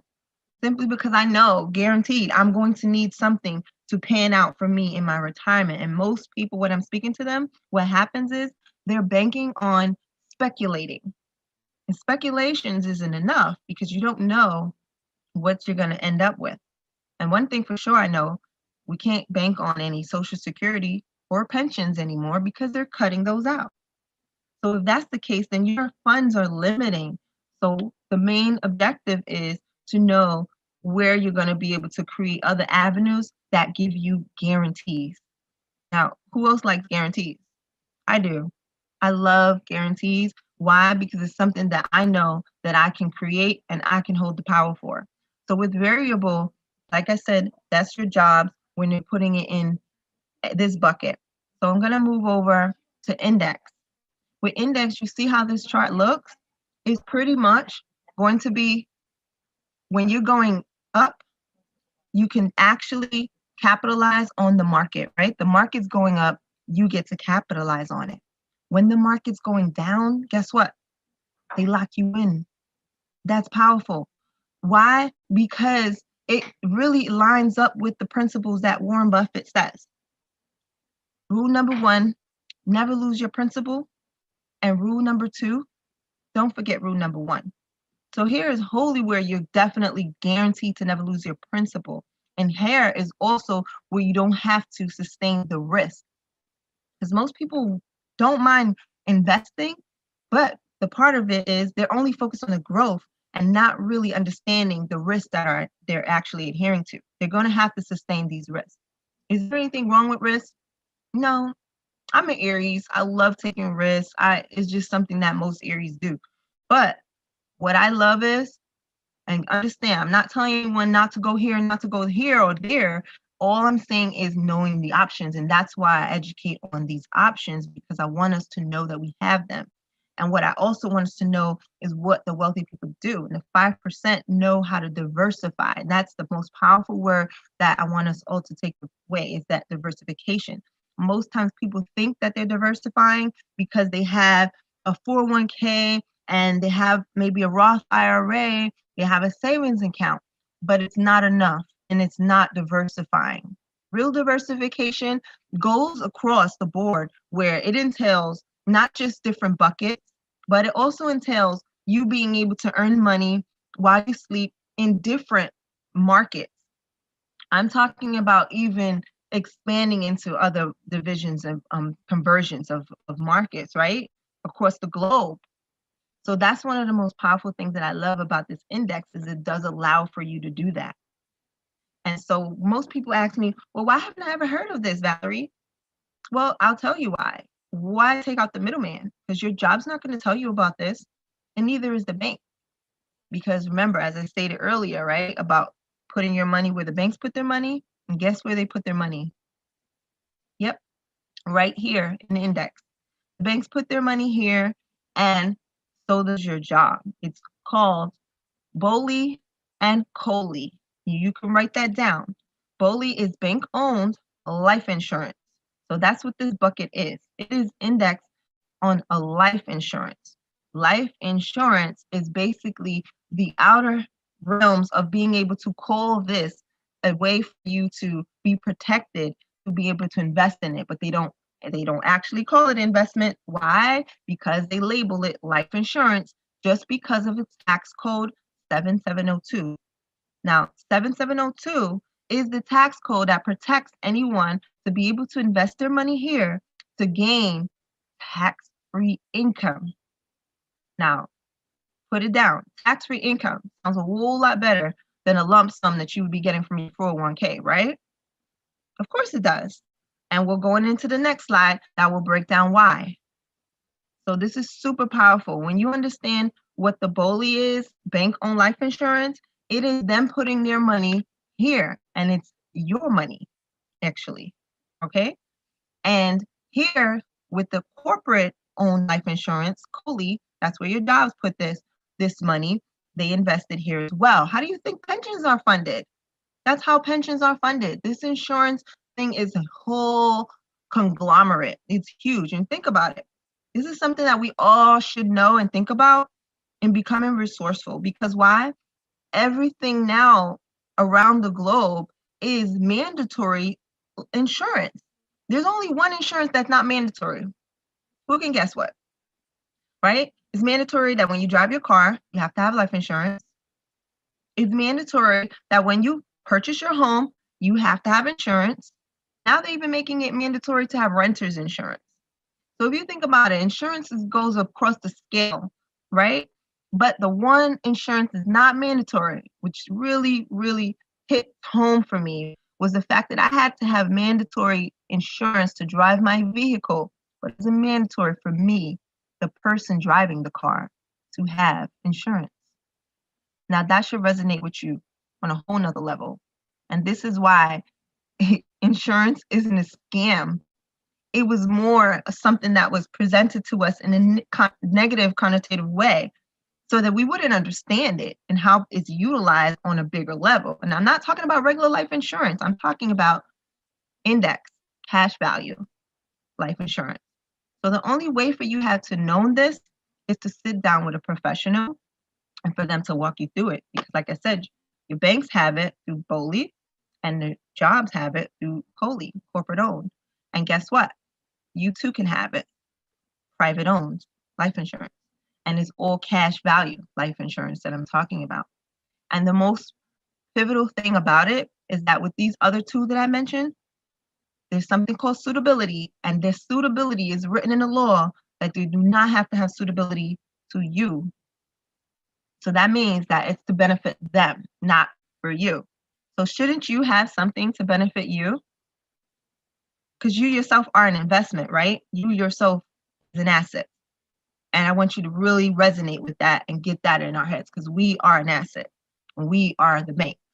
So why not take these steps, measures to make sure that we're at least investing in ourselves, paying ourselves first, and doing exactly what they do because we can, and stop following the herd. Okay? So the last rule of money is tax now, tax later, and tax advantage. Now, I already know, well, I don't know exactly. I would ask yourself, how do you want your money to be taxed? How do you want your money to be taxed? Tax now, tax later, or tax advantage? Now, it clearly shows you can see everything here, right? When you're saving your money, when you put your money in a tax now account, right, in the bank or CD, this is where they give you that 1099 at the end of the year. At the end of the year, that 1099 is actually going to say that you have to pay taxes at the end of the year. So you like getting taxed twice on your money? Who does, right? But they absolutely do it. So I want you to understand that in this system, the government and the media and the banks, it's most times to benefit them. And you just have to question everything. And the only way that they're able to do such things is because we're the ones who signed the contract. So everything is contracts and codes. If you know the code, then you can actually benefit. And if you don't know the codes, then guess who gets the benefit? And that's why they say ignorance is no excuse for the law. So if you choose to stay ignorant, well then they get to benefit. And so they love that. And so I would say, like I said, start to question and start to revamp the things that you're doing so that we can start creating better habits together. Because again, and I stress this again, we are the bank. So it's a mindset shift. So going on forward to tax later, obviously, this is where most people are putting their retirement funding, right? Want to have something to live off. With the 401k, your IRAs, annuities and such, you're deferred, right? Deferred taxes. What that means is instead of getting taxed on the seed, you're getting taxed on the harvest. With that harvest, obviously it's going to be bigger amounts, right? So just think about it.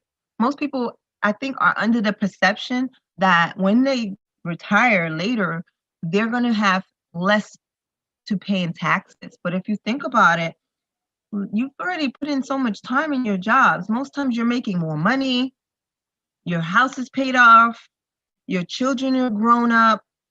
So what does that lead you to? It leaves you with no dependents and no write-offs. So obviously tax deferred is probably not the best, especially if you think taxes are going up. So ask yourself that question. Are taxes going down or are taxes going up? Clearly taxes are going up, right? Especially after this pandemic that we've been in. There's a lot of money going out. Where do you think it's going to come from? So we're actually in what we call a tax sale. When I tell people that, they're like, what do you mean? Well, we are. In the year 2026, that tax sale is going to be up, but they can always change it.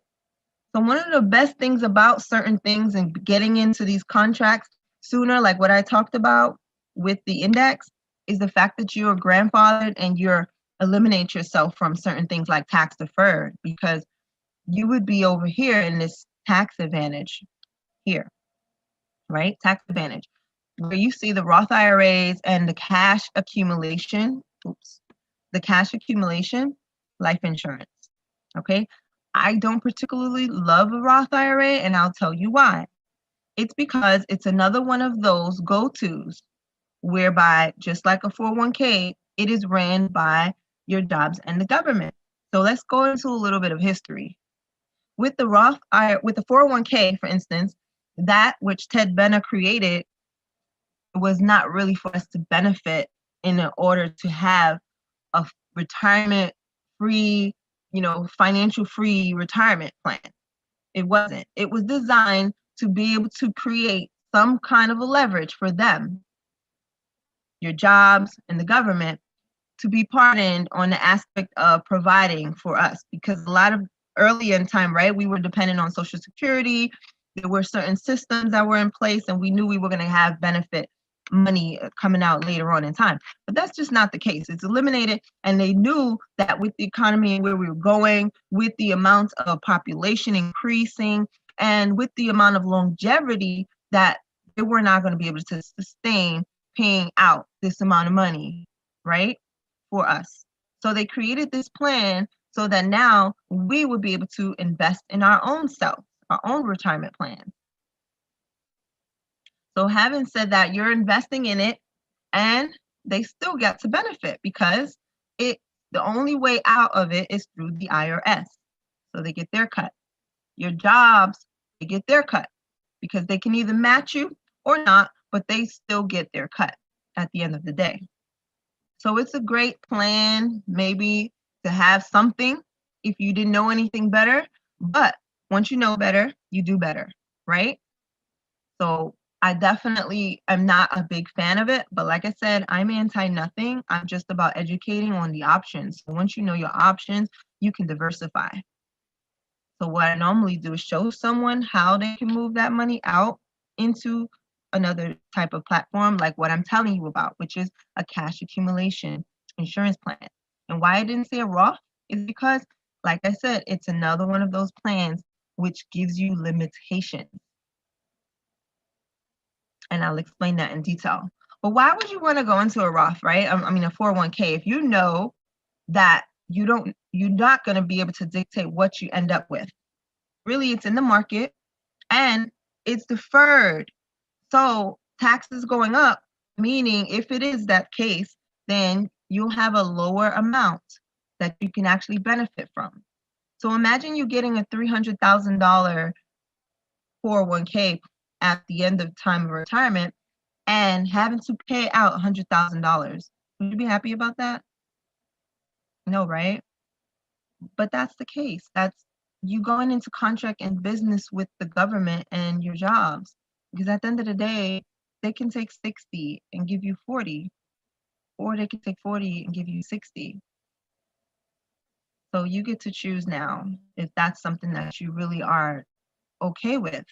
And especially if that's the only plan that most people have, it's just not gonna, it's a real setup for a disaster if you want to plan on working for your money for the rest of your life. So now with the Roth, it actually gives you these guidelines, right? Just like your 401k says you can't take your money out till you're 59 and a half. It says that if you take your money out prior to that, it's a tax penalty of 10%. Minus as of last year, due to COVID, some people got to actually get out of it 10% free, which was excellent for those who took advantage of the CARE Act. And now with the Roth, you can only put in there up to 6,500 up to a certain age, which is 59, and now it's gone up to 7,000 after 65. So would you want something that's going to put these limitations on you? Is that enough for you to be able to live the lifestyle that you want to live? That's the question that you should be asking yourself. Most people don't know. They didn't really plan on it. So I tell you now, it is so significant that you start thinking about these things and planning on it so that you can design the plan that you want for your life, because you absolutely have full throttle and the creatorship within you, meaning you can create and design the life you want. If it is that you wanted to have $10,000 a month when it's time for you to retire, you can absolutely do that. But how are you going to be able to do that with being restricted to a $6,500 annual input on a Roth? So that's why I'm not so favored on it. I prefer a cash accumulation, which is a Roth on steroids, simply because it's going to show you how you can get total benefits and create a tax-free retirement. Now, like I said, it has to be designed. So one of the best things about it is the flexibility that it gives you, and also the illustration shows you and dictates what your money would look like, as opposed to your 401k where you're not going to get something that shows you what your money will look like. So I prefer to see something, a blueprint, right? You have to follow the blueprint. Most design plans that actually come out successfully have a blueprint. They follow that blueprint. So you should do the same. Okay? Having said that, again, with the cash accumulation, how your money gets taxed, those are the 3 rules of money. Now, this is what it looks like today. So if you choose to follow the herd, and you get slaughtered, and like sheep, most people are doing the same thing over and over, knowing that it's not going to get them out and live the life that they wanted to live, right? It's not designed for that. The system's not designed for that. So again, we have to create some kind of shakeup in the system and creating new habits so that we can do what benefits us as opposed to what benefits them, and stop following the herd. It means question everything. I know we have to break through, creating another shift in our minds, also understanding that everything that has to be questioned, because we think we're living and we think we have our own mindset, we think we have our own thoughts, but it's really not. It's just a bunch of implanted thoughts. So if you're a television watcher, then this is what it looks like. Sorry to say, like I said, I may sound like a troublemaker, but I'm only giving the mere truth. So I will give you some resources so that you could, one, understand where you're parking your money and what the potential risks are this whole time. Yeah. What the potential risks are when it comes to parking your money. Okay. Taxes, markets, inflation, emergencies, right? These are some of the things that we need to think about, because we all want to make sure that we have enough money in emergency money. And you used to say 3 to 6 months, but that's a lie. Today, you got to keep up with times, right? You also have to keep up with time. Obviously, with what we just gone through, that should tell you, you need to have at least 6 to 12 months in emergency funds that is going to be able to take care of your needs, right? 6 to 12 months, that's your emergency fund, okay? Making sure that you're at least keeping up with or outpacing inflation. Making sure that if you're investing in the market, that you know your risk tolerance and that you're aware of the risk that's going to come with it, you're able to sustain them. So obviously not putting everything there in that bucket. When it comes to taxes, that is one of our number 1 losses with our people because it is the most ignorance of the laws that people have when it comes to taxes. So knowing the proper laws, codes, right? Codes is everything so that you can benefit when it comes to your money. Like I mentioned earlier, tax code 7702 subsection A, which allows you to put your money in a cash value life insurance plan to come out with a tax-free income, and that is guaranteed based on the structure of the plan. It's all about the structure. So you have to sit with a professional so that they can properly design this based on your needs. Having a private owned life insurance, making sure that you're protecting yourself, because you're an asset, and your assets, your money assets. Okay. And then when it comes to disability, planning for things that are possibly going to happen, right? And who knows that people were going to die of COVID or whatever they died of, it doesn't matter, because I know there's three things in life that we're going to go through one or the other, and we don't know which is first, right? We're all going to die. We don't know when. You might get sick and you might live long. So when it comes to death, getting sick, or living long, which now has become one of people's number one fears, which is outliving our money, we want to be able to protect ourselves against all three. Okay, simply because we know that we're a lot more health conscious. Thank you. I'm a vegan myself, so I know I'm living long, right? God willing. You don't know if something might happen. It could be accidental or you get sick. Then you need to be able to not. Why should you be coming out of pocket or having to sell your assets? It shouldn't have to be that way, and that's what insurance is for. Okay, and I'm a huge advocate of it because I'll get a little political sometimes when it comes to this, because everyone was going on that movement of Black Lives Matters. If Black Lives Matters, how much life insurance do you have? Because that is a tool, and it proves that you yourself believe that Black Lives Matter. Your life matters. So you should definitely have life insurance anyway. And I'm not talking about some $50,000 or $100,000 policy. It is our responsibility to do more. Okay, and so understanding what type is best for you and what you need to benefit you and protect you and your assets. Again, I won't repeat that. So moving on, lawsuits. In the event that you had lawsuits, a lot of people believed in the old school route. One of my investors purchased a bunch of properties, right? Cash. He was one of those people who believed in working hard and funding himself and building his business. Kudos to him. It's great. But if you don't have the proper structures in place to protect you, you are now vulnerable and susceptible to lawsuits, especially here in America.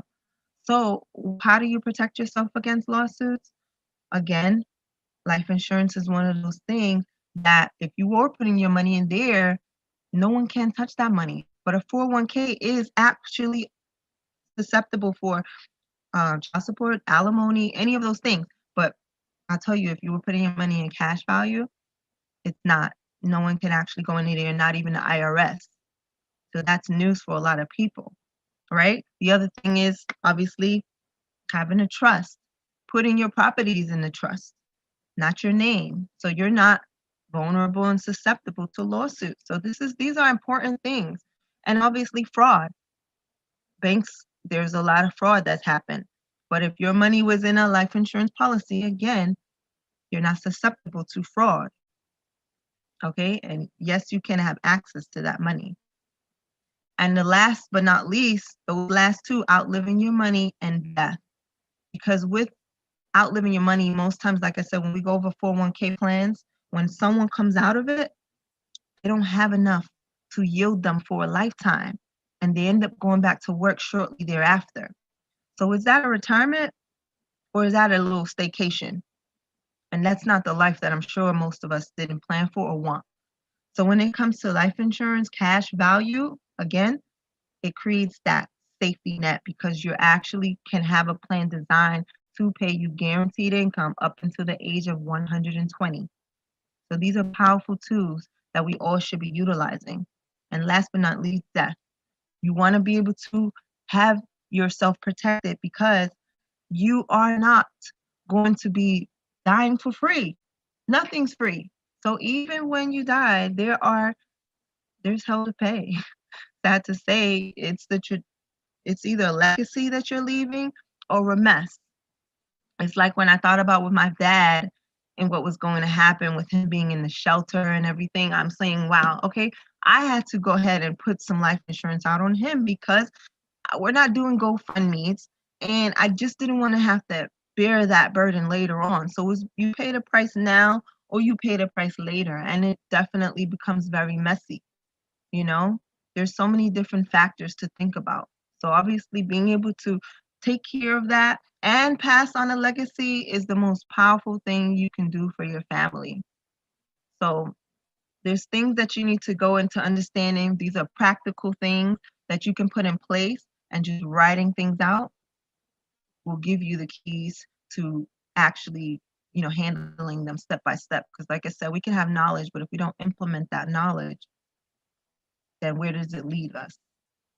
Continually going through those generational curses.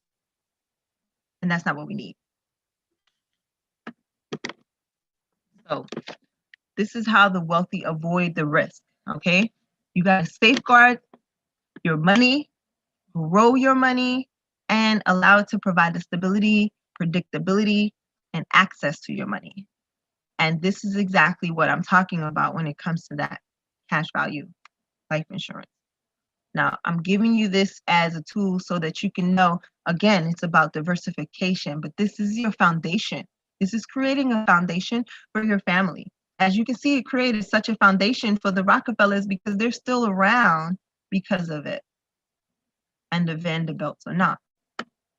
So here's the takeaways that I want you to take in. And you can, take a screenshot of this because this is so powerful when it comes to becoming your own banker.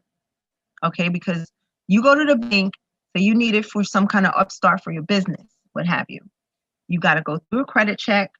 You have to go through a heap of questions, maybe even a business plan, right? If you're starting a business, then definitely you need a business plan, right? So it just depends what you're taking that loan out for. These are the things you have to go through. But when it comes to you creating a cash value life insurance, you allow yourself to become your own bank because you don't have to actually, without those things that are going to, weigh you down, like credit checks and business plans, questions and applications. You just simply plan it out, have a structure, it's packed in there, it's compounding interest over 10% at best, most times. It just depends. Like, I don't want to speak a whole around it. It depends on the company, but all these things are here for you because it gives you protection by 7702 tax code subsection 8, which if you're starting now, you'll be grandfathered in, which is the most powerful thing. This thing has been around since the 1980s, 70s actually, and it's been around for people who like Ray Kroc, like Walt Disney. And this is how they created Walt Disney World, McDonald's, utilizing such plans. And so absolutely, it's no brand new thing. It's just something that maybe some people have never heard of, or, we weren't told about it or taught about it, and you know why, right? But no longer are we behind, and we're becoming more resourceful. So we're going to be able to utilize things the way that we should, and in creating that proper mind shift, okay? You're going to get compounding interest and be able to borrow up to 95% of your funds, become self-funding. Flexibility is the biggest thing with this here. Flexibility is outstanding. It's like no other. So when you really get to hear and learn about it, you'll be blown away. And then no timetable when it comes to repayments, because no one's going to be calling your phone or knocking down your door to pay that money back when you borrow against your policy. So there's a lot more to go into that, but in a nutshell, I know that was a lot of information, and I just want you guys to grasp it and know that it's the most powerful thing that you can have right now to add onto your platform to create that foundation. You need all 6 of these in order to have financial freedom. Yep. So, cash flow, emergency fund, debt management, proper protection, build wealth, and preserve wealth. And it can do all of these.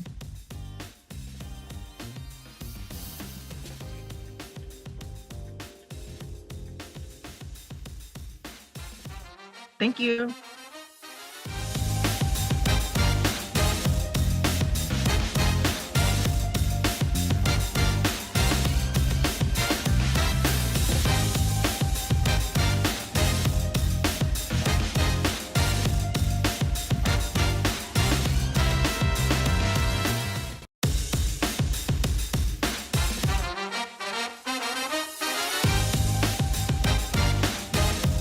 So, before I begin, I just want to put you on notice that I didn't come here today to make you feel good, but to make you feel a little bit uncomfortable, to shake up your foundation, to stir up the gifts within you, and to help shift your mediocre mindset so you can be catapulted to the next level to start living out your vision, your dreams, your purpose, and your passion. But most of all, I came here to be iconic. Turn your yearnings into earnings, gain clarity, confidence, and cash.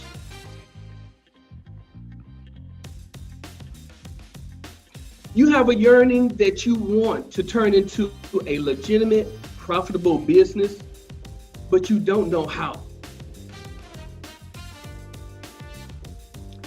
Just imagine what it feels like if you can take your idea or what you love to do and turn it into a profitable business without the stress of worrying about how to launch.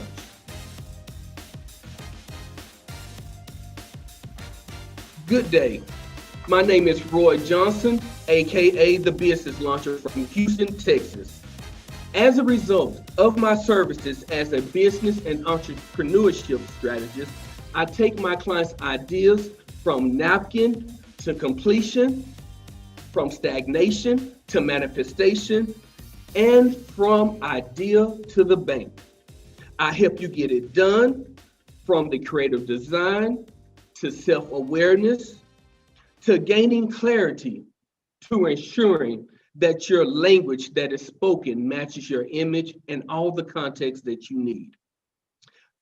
I'm looking for aspiring and budding entrepreneurs, visionaries, dreamers, idealists, hobbyists, and did I make mention those corporate renegades who need help and are ready to take and elevate their vision and breathe life into their dreams and ideas, their purpose and passion. And I'm gonna pose this question to you.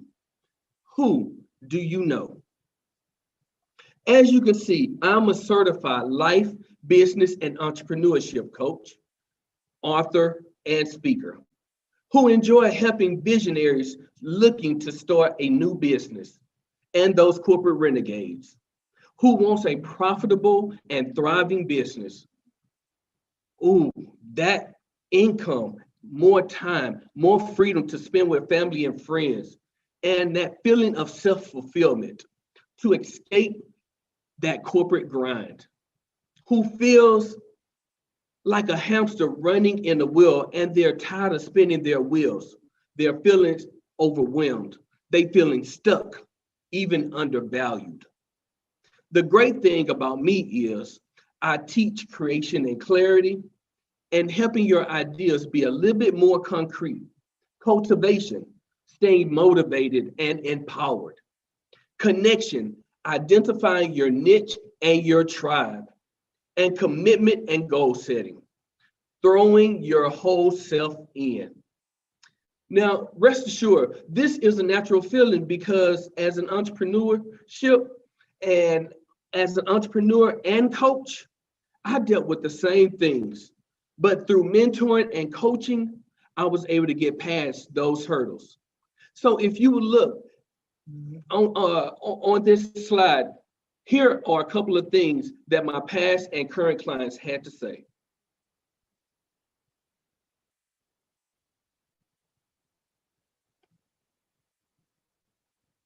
Now, before we proceed, I am a giver at heart, and I would like to give you a free gift. So in order to obtain your gift, please text blast off to 22828 to get my 8 proven tips to turn your yearnings into earnings handout. Again, you don't want to miss this. Text blast off to 22828 to get my 8 proven tips to turn your yearnings into earnings handout.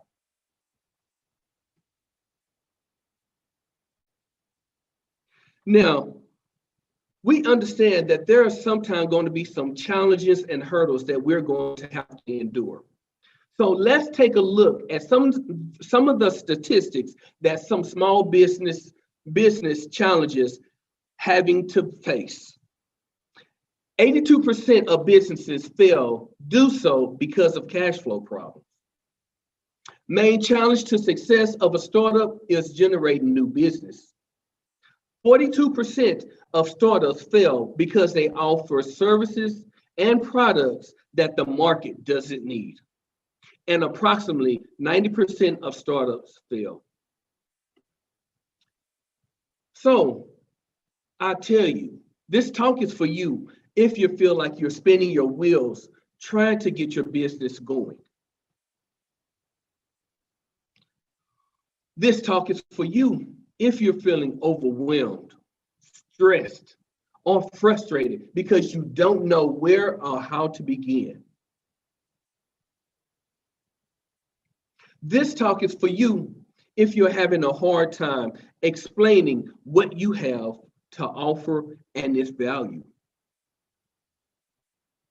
And I tell you, this talk is for you if you have an idea, a dream, or vision that you're ready to take from stagnation to manifestation.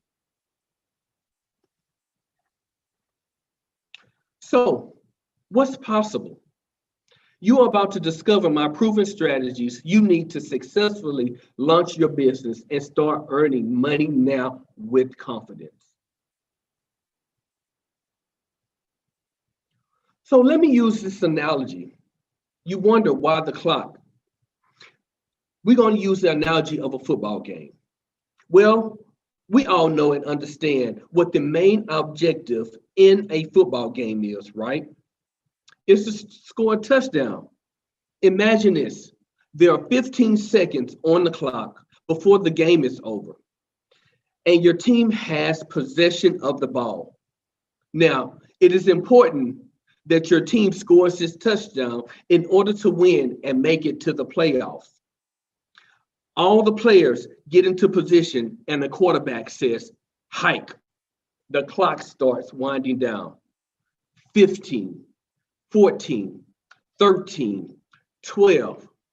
Now, in the meantime, you're standing in the same position as you were prior to the ball being hiked, whereas a few of your teammates have already made it down the field in the end zone, open, ready to score that touchdown. The quarterback looks at you and then turn around quickly with 3 seconds on the clock, looks down the field and throws the ball to your teammate who's in position to catch the ball in the end zone. So I ask you today, are you playing full out in the game, getting into position to start turning your yearnings into earnings? Or are you still standing in the same position on the sidelines, waiting to be put into the game? Know this. Your gifts, your talents, your services, and your products are all valuable. So, what are you waiting on?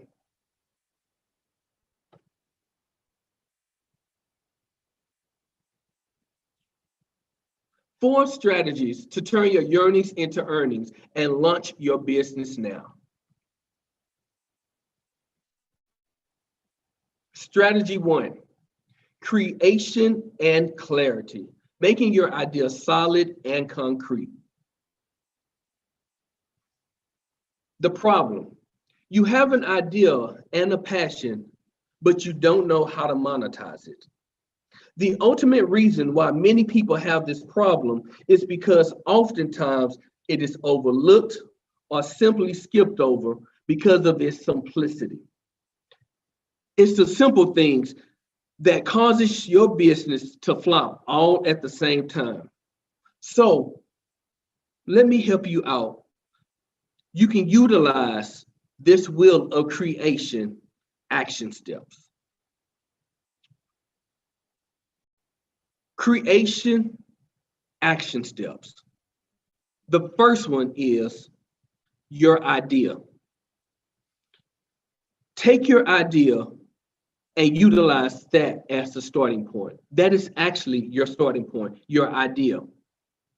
Number two, you take your idea and you brainstorm that idea. Number three, after you brainstorm that idea, you research that idea. And number four, lastly, you take that idea that you have brainstormed, that you have researched, and you take action with that idea. Remember, no action of an idea is simply just a good idea. So the benefits of creation and clarity: you launch quickly, you're able to stay more focused, and you're able to save a lot of unwasted time and money. So as you can see, this is Miss Renee Williams. She is bound by corporate America, selling insurance. Well, little do we know that she's ready to get out of corporate America. So we met at a networking event. We talked, and she expressed to me how she wanted to become an entrepreneur. Little did we know that I would take her under my wings and groom her to become that successful entrepreneur that she currently is today.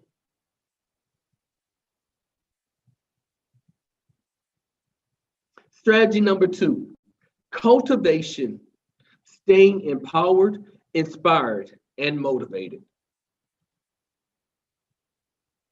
The problem here, you don't have a big enough, strong enough, or convicted enough reason, your why. Your why should be so strong that it just makes you want to cry. Your why should be so strong that the days you feel like giving up and quitting, it should make you not quit. It should cause you to keep going. That is your why. So, what is your why? Benefits of cultivation: you handle uncertainty better, understands your business goals better, you're more innovative and creative, and you and your business tend to be a lot healthier. Strategy number three, connection. Identify your niche and your tribe. Now, the ultimate problem here is you're wasting time trying to convert those people to share your belief, and you're neglecting the ones that are open and ready to receive. Like they say, you may have a good product and you may have a good service, and you may be trying to sell to everyone, but everyone is not going to want your service nor product. You have to be able to identify who your niche and your tribe is and go to them. And let's see the benefits of identifying your niche and your tribe. Benefits of connection. There's more excitement about your services and products. They hone in on what their needs are. You become known as the expert in your target market, and you develop more relationships and get more referrals. So the key here is, if you identify your niche and your tribe, the time that you're not marketing your services and talking about your products, guess what? Your niche and your tribe are, because they believe in your service and the product in which you are offering. Identify your niche and your tribe. Strategy 4, commitment and goal setting, throwing your whole self in. The problem here, you're no further than where you are now because you're never thrown your whole self at anything in your life. Why? What is the problem? What are you fearful of? Or is it the fact that you're fearful of failure, fear of success, or are you fear accountability, holding yourself accountable? So that gives you the opportunity to run away from your obligation. What is the problem? Throw your whole self in. Benefits of commitment and goal setting brings more clarity and creativity to the task at hand. It brings ownership and accountability, more success in achieving your goals, and it keeps you moving forward. So, show of hands, how many of you need help turning your yearnings into earnings and getting your business launched?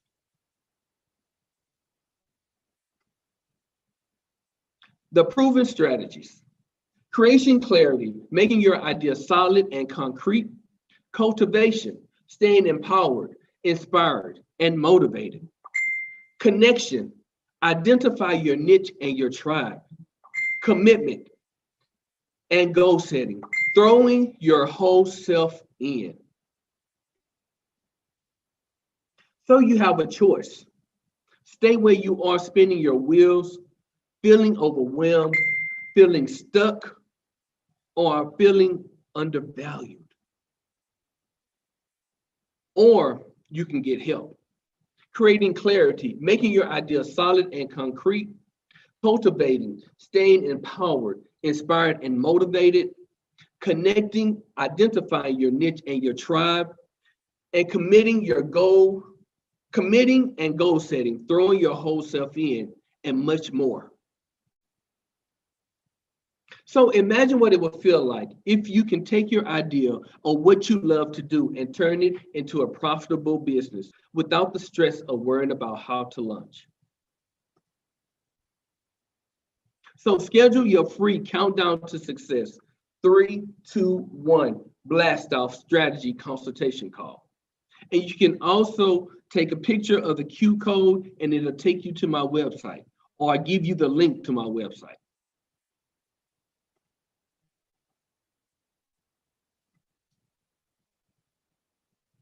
So, closing story. Imagine laying on your back, motionless, on your deathbed, with your health declining at an unprecedented rate, with your glassy eyes opened and tears streaming down the side of your face. You have no family around. It's just you and your untapped gifts, unwritten songs, unpublished books, unspoken poems, never before told dreams, aspirations, visions, and passions, unexplored business opportunities that could have changed the trajectory of your family's life, never written, produced, or performed productions, and people whose lives were waiting on you to change. Just imagine each of them standing lifelessly over you, crying and upset because you never breathed life into them and gave them a chance. They tell you, we were selectively handpicked and carefully placed within you, but you did nothing with us. So now we must die with you. How would you feel if you knew you had a solution to unlock the shackles that kept people bound? What if you knew you had an answer people been looking for in order to start living their life to the maximal potential? Remember, what we do is not about us, but about the people we serve. Your legacy is not about the money or material things you leave behind, but your seal, your stamp, your impact, and the difference you made in the world because you were here.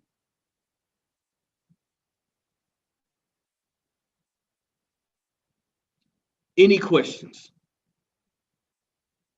Please feel free to reach out to me On my website, you can scan my Q code and it will gain you access to my website and all of my contact information. So let's connect. I'll be waiting.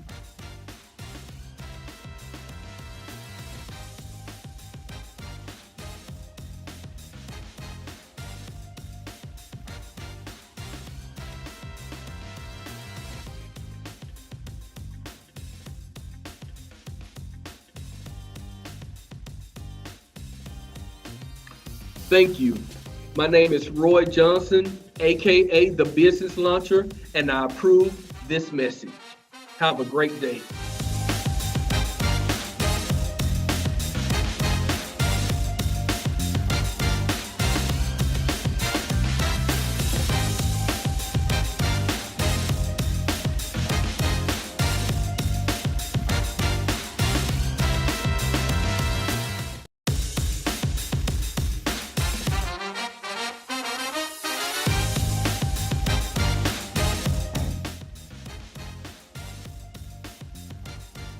Allow me to introduce myself. I am Lakeisha Robichaux, entrepreneur and founder and CEO of Chief of Minds. Over the years, I've worked with many companies and leaders on leadership, company morale, culture, different ways to grow their company, different strategies. And a common theme that I have noticed around leaders and companies when they're putting together their strategic plans and their growth strategies is really around human capital, or really the lack thereof. So I'll take you on a journey with me with a company, a leader that I worked with around a growth strategy, a strategic plan that he was putting in place. And while working with this leader, I did a client site visit and we toured the office, and he was giving me all of this great feedback on a strategic plan that they had put in place. It was a 5-year, 3 to 5 year strategic plan he put in place. And he was telling me about all of the great things that they were doing, and all of the data that they put in place, the metrics, how they were going to track it, the different components of this particular strategic plan. So he was so excited, and trust me, it was a well thought out strategic plan. And so when we finally finished the tour, of the office, and we sat down into his office, and we talked about, how he was going to roll it out. And I asked him, well, who all was involved in the strategic plan and creating this particular strategic plan, the process of it. And so he shared with me, it was the executive staff and consultant. And I said, oh, that's great. And he said, yeah, we had plenty of working meetings around it. And, it took a lot of time. We worked on it all last year. And he said, but I'm very excited with the final product, as you can see. And so, yes, I said, absolutely. So who else? Tell me, who else worked on this strategic plan? Who else was involved? And he said, well, I told you, it was our executive staff and, the consultant that we hired, to really help us, get this thorough, comprehensive strategic plan. And so I said, okay. I said, well, what about your department managers? What about the department managers, your first line managers, your employees, who are on the ground working and interacting with your customers and your clients, is actually, doing the work there. And he told me, he said, well, we didn't involve them, in the process. And it'll be very hard, to get every employee involved in this particular process. And also, they don't know every facet, about the company, and how we grow and what we do. So it'd be kind of tough to, walk them through that. And so I don't think that they would understand. And so that's why we had the executive staff, because they know exactly what we do. We have a lot of staff working meetings about this all the time anyway. And I said, okay. I said, but how are you going to get the buy-in then if you don't have every employee at the table when you were creating this particular plan? That's going to be tough. He told me, he said, you know what, I think that's going to be easy, actually. We invested a lot of money into the rollout of this. We're going to have music. We're going to do it like it's a parade, and we're going to bring everybody together, to look at our strategic plan. We're going to have food. We're going to have some guest speakers. It's going to be phenomenal, even, some high motivational speakers, to really get us ready for this year as we roll this out. And I said, well, that's wonderful. It sounds like you invested a lot inside of this. And when I look at the strategic plan, I see, every aspect in here, your marketing, your finance, your operations, partnerships, in human capital, but that's a very small portion of it. And he said, well, here it is, it shows you right here. And I said, yeah, I see that. But human capital really should be at the forefront of this, the human capital piece, first and foremost. And he said, well, it's here. We got to grow this company, we got to make sure that we have all those components. I said, I totally get it. However, human capital, just like as part of your creation process of your strategic plan, it definitely has to be, the highlight of it. And he said, okay, we take it into consideration, and we talk further down the road. And I see this, as a common theme with working with companies, that human capital, the engagement and connection with human capital, as you create any type of change or plan, that is not at the forefront. And not at the forefront, at every level, thinking about how does it impact the employee? Have you talked with the employee? Does the employee understand, this change that's about to take place? Absolutely, you want to grow, you want to scale, but you have to have that human factor in that, because you cannot do it alone. No company, can really grow and scale, by itself. Your most important and valuable assets that you have inside of your company is your employees. Okay. So you want to make sure that they're involved in this process, and speaking of that, so a couple of months later, this particular leader, he called and, he gave me an update, and he said, it is concerning. I was so excited about the plan that we had in place, but we're not getting the buy-in. We're really not seeing the results that we expected. The rollout, went well, but the motivation, that the productivity is not there. And I asked them, did anybody at some point ask the employees, how did they feel about it? What are your thoughts on the strategic plan that we put in place? How do you think you can go back, and implement this inside of your department, and make us, allow us to have the results that we want to have? How do you think you can contribute to this? Even though that's kind of afterwards, because the plan is already in place. And he said, no. And I told him, that's something that you need to do. You need to ask. Ask has so much value in it. Asking your team members their thoughts on it. You only know if you ask. And so if you want to know what's going on, why this is not taking place, put a survey out there. Get the information. They can do it anonymous, or have the meeting. Allow them to speak up. Allow them to be involved. Because 9 times out of 10, that's part of the problem. And what they did find, that was the problem. Employees did not feel valued. They were not asked. It basically was saying, this is what we're going to do. Although it impacted how they would get their jobs done.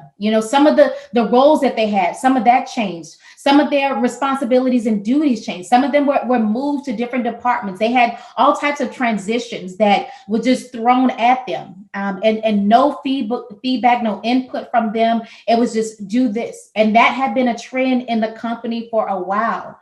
And so they saw that the motivation was lacking.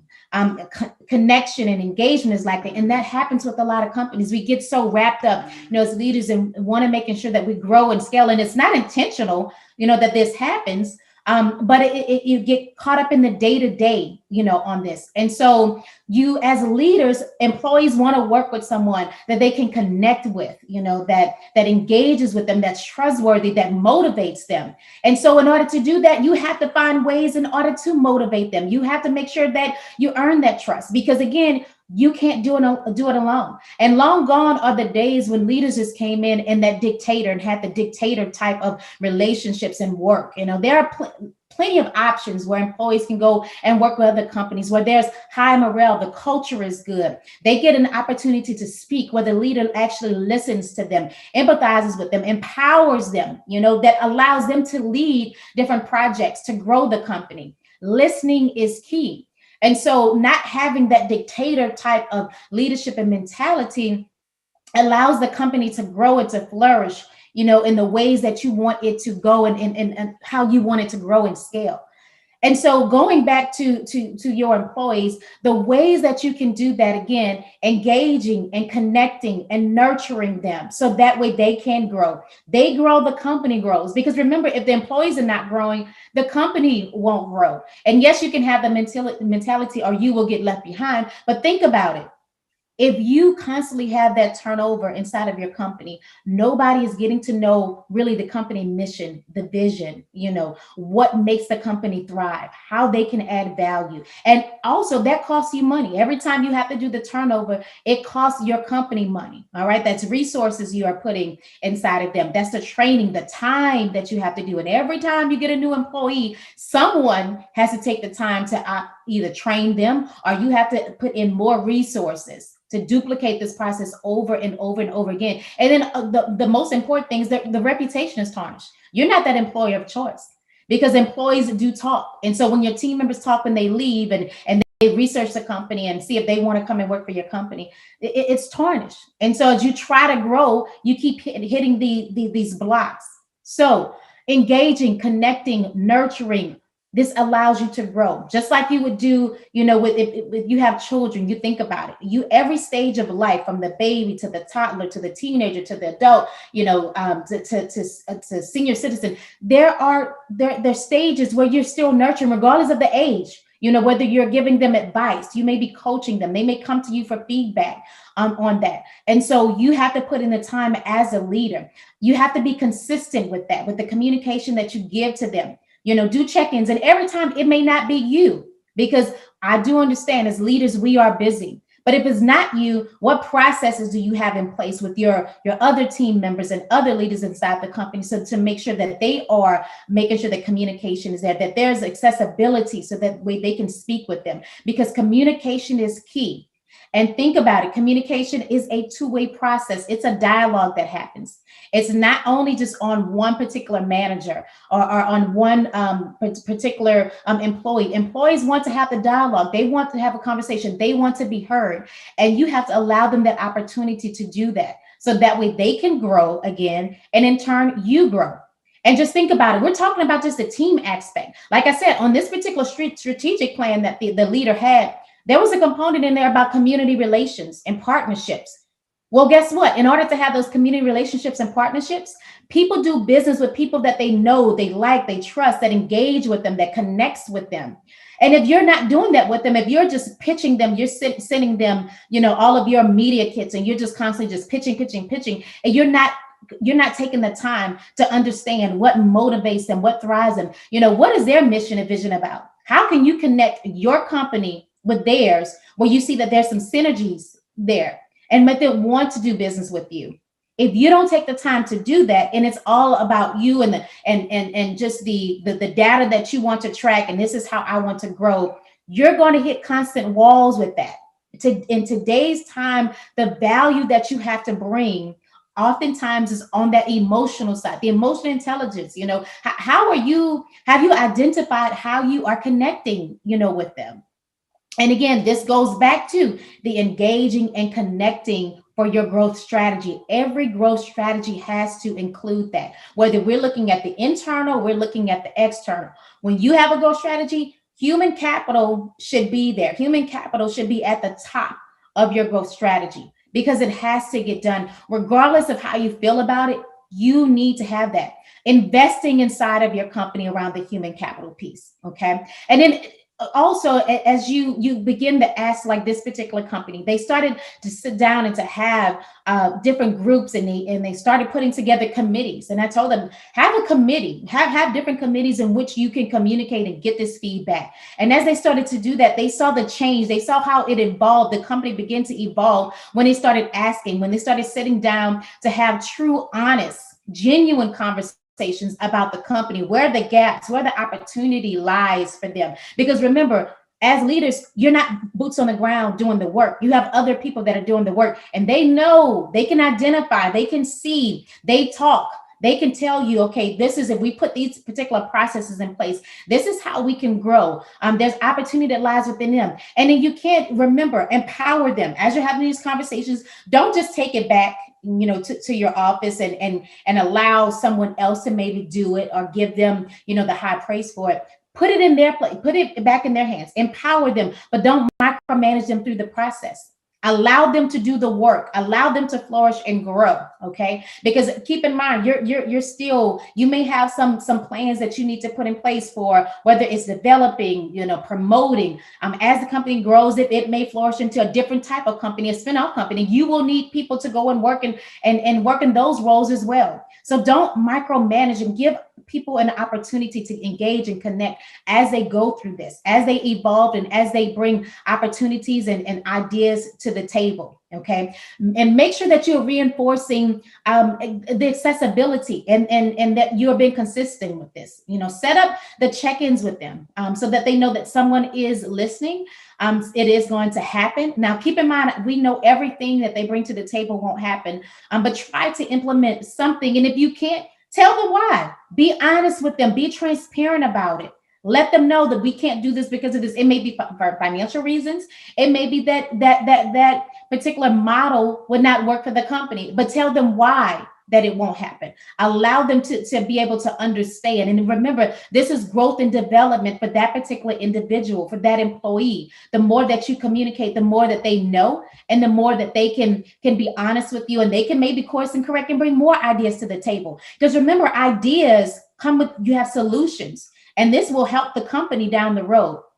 So bringing it all back home again, the engaging, the connecting, the nurturing, the growing, this all helps you. It helps your team. It helps your growth strategy. It helps you partner with other companies, your potential clients, community relations that you want to have, and partnerships. This allows you to do that. But as leaders, it starts with us. Okay, we have to take the idea that the last is said with us, that we know best. We have to remove ourselves from that type of mentality. We have to make sure that there's trust and appreciation there. So that way our team members want to connect and engage with us. Because if your dream only includes you and your way, then it's too small. It won't grow. And we have to, and Ava DuVernay said that the best. So we have to make sure that we have processes in place, that we are engaging with our team, that we are asking them for the feedback, that we are actively listening to what they have to say, that we are recognizing them for what is going on inside of the team and what can help you get to the next level. Because again, they know a lot. They are on the ground. And I'm not going to say that they know best, but definitely they can bring the ideas and different solutions to the table that you can actually implement. You can even test them to make sure that it can happen and it'll be successful inside of your company. Make sure that they have support. Again, one other key piece that I want to speak about it is the support. Make sure that they have support that they need once you make these changes. So if you're making drastic changes inside of the business, the organization, have the support, have the check-ins, create the milestones that they need, so that way they can carry it out. All right, and continuously develop. So as you begin to make the growth strategies, think about how you can engage, how you can connect, what this will look like, put a plan in place, but don't do it alone. If you do it alone, there will be many times where you have to turn around. You're going to keep doing the same thing over and over again, and you're not getting the results that you want. So allow the flexibility, any type of adjustments that need to be made, and then focus on outcomes. Focus on the outcomes, what is being completed. Don't try to dictate the process all the time. This was another thing when looking at this other company that I was speaking about. Oftentimes it was basically that it had to be done how they wanted it to be done. Follow this process. It has, point A to point B to point C to Z. That may not be the best process. If you're getting the outcome and it's different, why not keep continuing to do it that way? Focus on the outcome and the completion of the project, and then go ask them, what did they do differently? If it worked better, it may have reduced the time in which it allowed them to complete the project. And hey, that's better. It may have decreased the amount of manpower that's needed for it. So find out, there's different ways that you can get to a result. And you may find that there is a better way, that they found a better way in order to do it. So allow that flexibility to do it, and then course correct along the way, or make the changes that you need to do. And just understand that situations vary at the end of the day. Okay, so thank you for spending time with me to talk about your growth strategy, how you can grow and scale at a lightning speed versus a slow pace by including your team members in as part of that process and engaging and connecting with them as you create your plan, allowing them to be forefront on that and not just telling them this is what we're going to do. If you want to have more conversations about this, more tips, more strategies on growing, scaling your team, human capital management, definitely connect with me on social media. You can find me on Facebook at Lakeisha Robis Show 7, on Instagram and Twitter at Lakeisha Robis Show, on LinkedIn at Lakeisha Robis Show, and definitely check out my website at www.lakeisharobisshow.com. Thank you so much.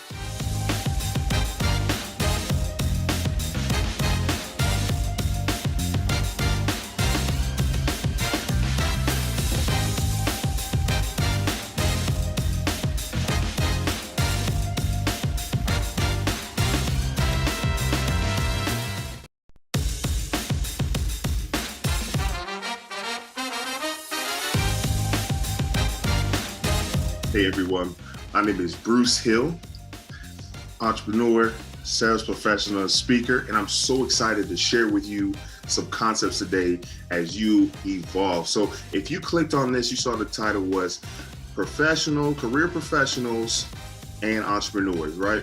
They're people working a job, but they're looking, I want something more, I want something with my name on it. And so the theme for today is you can do both.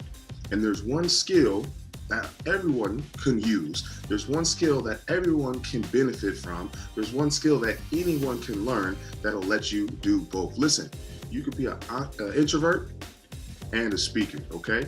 You can be successful and kind. Listen, in 2021, we're doing both, okay? So we're gonna talk about that one skill, but let's lay the framework first, all right? First things first, we're gonna eliminate excuses. There's not any of this I can't. One of my favorite mantras, one of my favorite phrases to repeat is I can and I will, right? I can recognizes your capacity. That's abundance thinking. That's success thinking. Just because you can know doesn't mean you should. You ask yourself, is this in line with my vision? Is this aligned with my purpose? Is this aligned with my passion? Is this moving in the direction that fulfills my life? So even though you can, you give yourself, you recognize that, doesn't mean you should or will. But listen, if it does work you closer towards your vision, if it does improve lives around you, if it does work in your purpose and work in your passion, then you say, I will, okay? I can do both. So listen, you say, Bruce, you know, I wanted to start something, start a little business, start a side hustle, but whatever you say after that is an excuse. Throw it out. It may make sense. And those are the best excuses, the ones that make sense. But listen, I'm going to teach you this skill that's going to help you do both, okay? You say, well, Bruce, you know, I'm just not that type of person. Listen, not yet. Some of the most powerful skills that I practice each and every day, I was not born with. Confidence isn't something we're born with. You can learn confidence. Listen, discipline isn't something you are born with. It's something you're taught and practiced. Listen, there's so many things in this life that you just got to go learn. So we're going to teach you some of those today. So first things first, we're getting rid of excuses. I can and I will. That's our mantra. That's our mindset. That's our movement here in 2021. All right. I can and I will. Listen, that sounds tough. I can and I will learn how to do it and I'll master it. You're like, oh, that doesn't sound like something I've ever done before. Hey, I can figure it out and I will figure it out. And if I need a little help, I'm going to ask for it, but I can and I will. So I'm moving forward. There's three things. There's three things. Whether you're a professional, you're building your career, you want to stay there. Hey, that's fine. You can use this skill. Whether you're a professional and you're starting something and it's small right now, okay? Hey, that's fine. We're going to help you grow it. Hey, if you're already full-time entrepreneur, full-time business owner, this is for you too, okay? Because listen, that title says, right? Building your business and excelling at your career. This skill will help you do both. The first portion of this is add value. Please write that down. Add value. Before I get to that number one skill, we'll teach you the little steps, the building blocks along the way. Okay, and the first one is add value. There's a book I read called Go Giver by Bob Berg and Don David Ham. And in the Go Giver, the first rule was to give. A lot of times we start to take, we want the raise, we want the promotion, we want the fill in the blank. And we take first and we say, hey, look, I'll work harder when they give me some more money. I've said it before, I'm talking to me. Listen, they'll say, well, you know, I'll be a better partner when he or she is a better partner. Okay, I've said it before, I'm talking to me. But the first thing that you can practice to make a shift in your life, to level up your success, is to add value. All right? Find a way you can improve the life of the people around you. Find a way to change the world around you in a positive way, okay? Add value. And he talks about being a go-giver. That's someone that puts others' needs first. Now, that doesn't mean at the expense of yourself. Have you heard that? You can't pour from an empty cup. Now, I'm not a scientist, but that makes sense to me. Take an empty glass and turn it upside down and tell me if your hand gets wet. Okay? So when you add value, I'm not talking about giving your rent money to the homeless. No, pay your rent. Pay your rent. Okay? If you're running out of gas, don't give your gas money to the guy standing at the corner. Okay? Maybe he needs it. Maybe she needs it. That's not my point. Okay? When you take care of you, you can do more for others. So let me just be clear here. I'm not telling you to give away the kitchen sink. All right. But I'm talking about adding value. That means, hey, helping the new person on the job fast track. I don't believe there's any shortcuts. Let me interrupt myself real quick. I don't believe there's shortcuts. You can't take shortcuts, but you can take fast tracks. You can learn from people that have already done it, right? You can practice what's already been perfected. Success leaves clues. So share some of your success with others. Add some value. Share some of your mistakes so that people can avoid them, right? Help them find that fast track, okay? Add value. The second thing is solve problems. This is one of my favorites, solve problems. A lot of people look into problems. They say, Bruce, you know, I'm an introvert. You're doing a lot of talking. Hey, that's fine. Some of the best introverts I know are masterful speakers because they know the value of each and every word. Some of the top salespeople I know are top performers because they make sure they listen. We don't do excuses. I can and I will. Now, I recognize introverts recharge differently than I do, right? I'm an extrovert. I get that. So I want to recognize that, get rid of that excuse, okay? But listen. Communication is a skill. We talked about skills, right? Speaking is a skill. It has nothing to do with how you recharge. Knock out that presentation, knock out that workshop, knock out that speech, and then go take your alone time, okay? But leave the excuses last year. All right, boom. So we're solving problems. You say, listen, this company needs top performers, people that add value to the business, that show up early and leave late, whatever the case may be. Find the problem where you're at and solve it. That's truly what an entrepreneur does. That's what a business owner does, okay? That's what successful people do. They see problems and they look around. So wait a minute, you see that problem? There's an opportunity close by and they're looking for it. They don't run away from problems. They recognize those problems as opportunities to solve them. And I started reading the Forbes magazine a long time ago. I won a subscription and they said, look, you can have Elle, you can have Cosmopolitan, you can have Vanity Fair. look at me, guys. Do I look like I read those type of magazines? No, don't answer that. So I said, all right, I'll read Forbes, and I saw that the most successful people in there didn't come from rich families, didn't have higher education than me, weren't more talented than me, weren't more educated than me. They found a problem, they found a big problem that hit a lot of people, and they solved it in a meaningful way. That was it. I said, man, I could do that. And so from that point on, when I recognized that, I said, you know what? I got to go find some problems. I got to go find some problems. And so as an entrepreneur, listen, I still work. I still got a job. So if you're looking to quit, hey, don't tune out. Don't tune out. This is the first step to get you there, okay? But I also want to eliminate that excuse, say, well, I can't start a business because I haven't quit yet. No excuses. I can get started and I will start today. I'm going to find a little value. I'm going to find a little problem. I'm just going to get started. I'm going to get the ball rolling, as they say, build some momentum.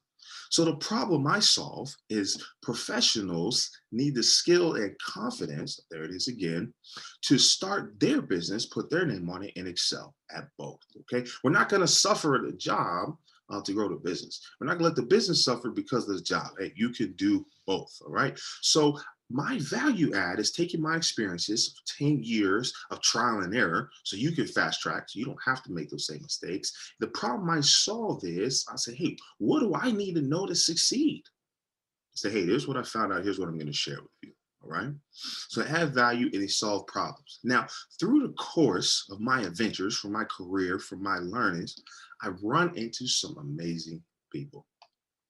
I run into some talented people like yourself. And what frustrated me so much is that they had a magical message, okay? They had a powerful presentation. They had something impactful and insightful, but they kept it a secret. They didn't share it. They were afraid because they said, well, you know, Bruce, I don't want to seem like I'm bragging. I don't want to seem like, you know, I'm better than anybody else. I said, but you're the best at being you. So be that person. Look, be you. Everybody else is taken.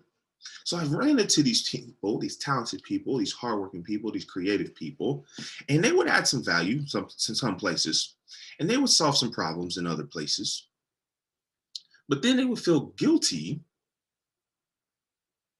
about asking for the business. And this is number 3. We have value, solve problems, and then we ask for the money. I really like to title this talk, Ask for the Money, but I want to make sure you know who I'm talking to, so we'll leave the title where it is. This is the number 1 skill. There it is. I'm about to go, listen, I'm about to go off. This is the number 1 skill that anyone can practice today and level up. And if they practice this one phrase, ask for the money, your whole life will change. I guarantee it. Your life will not remain the same if you add value, solve problems, and when it's all said and done, you ask for the money. You ask for the business. And listen, maybe it's not a dollar amount, okay? When I say money, it's got a nice ring to it. But at the end of the day, at the beginning of the night, it's about the confidence to ask for what you deserve and worth. So that could be that promotion, okay? That could be the raise. That could be the transfer to the new location. That could be more attention from your spouse, okay? That could be the new client for your business. But we don't beg for the money. We don't trick people out of the money. We don't manipulate for the money, okay? We've added so much value and we've solved such a big problem in an impactful way, it just makes sense to ask for the money. Listen, we'll say, Bruce, you know, I'm an introvert. I'm a woman. I've heard that one before. I can't sell. I don't want to be seen as greedy. I don't want to be pushy. I don't want to be aggressive. Let's start over. Come back to me. Those are excuses. Do you hear them? There are reasons why you can't do something you haven't even tried yet. Or maybe you have tried and you said, well, it didn't really work out. My first question is, 1, how many times did you try? How many times did you practice? Remember, listen, sales isn't something you're born with, okay? It's something you learn in practice. Confidence isn't something you're born with, something you learn in practice. Now, some people's environments makes it a little easier for them to learn it. They learn it naturally. But hey, if you need some help learning it on purpose, reach out to me. Look, at the end of the talk, I'm going to show you how to get in touch with me. Okay. So they have this excuse in their mind of who they are and who they aren't. But whoever this version of you is right now, listen, I can and I will. So you can say to yourself, I can learn sales skills and I will practice them so I can add more value and solve more problems. I'm not trying to turn you into a sales professional, to that killer closer. Okay. No. I just want you to be rewarded for the value you add. I just want you to be remunerated for the problems you solve. And it's not going to happen if you don't ask for the money. One of my favorite stories, I was training someone way back when I used to sell cars. This is where I learned some of the most valuable sales skills, which wasn't bullying or talking fast. It was listening. It was customer service. It was understanding. But listen, I've got something for you. We'll dive in deeper. So I'm training this guy, and a couple comes in and they say, hey, we're expanding our family. We need a van. So he finds a van and they like it. He finds the color and they love it. They get the financing in place and it's lower than they expected. Great rate, very little down, maybe no down.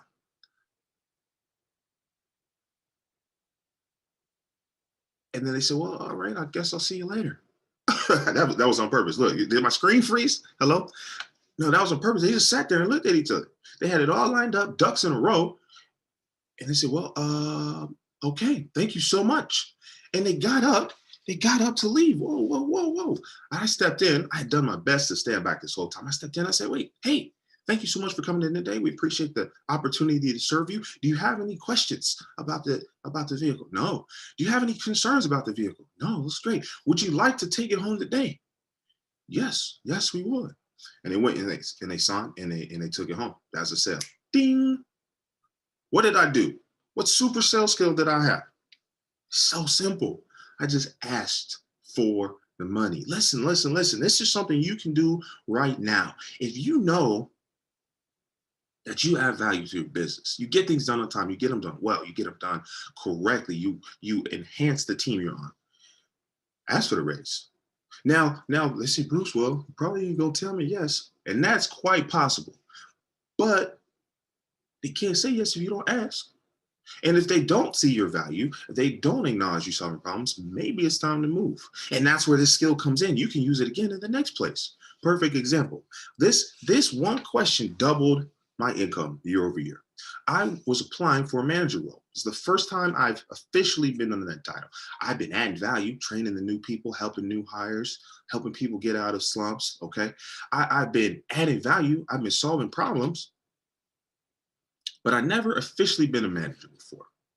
So in the interview, they pointed it out. I said, Bruce, we're afraid that you might not have the experience for this role. And I said, listen, who better than someone who's already done it?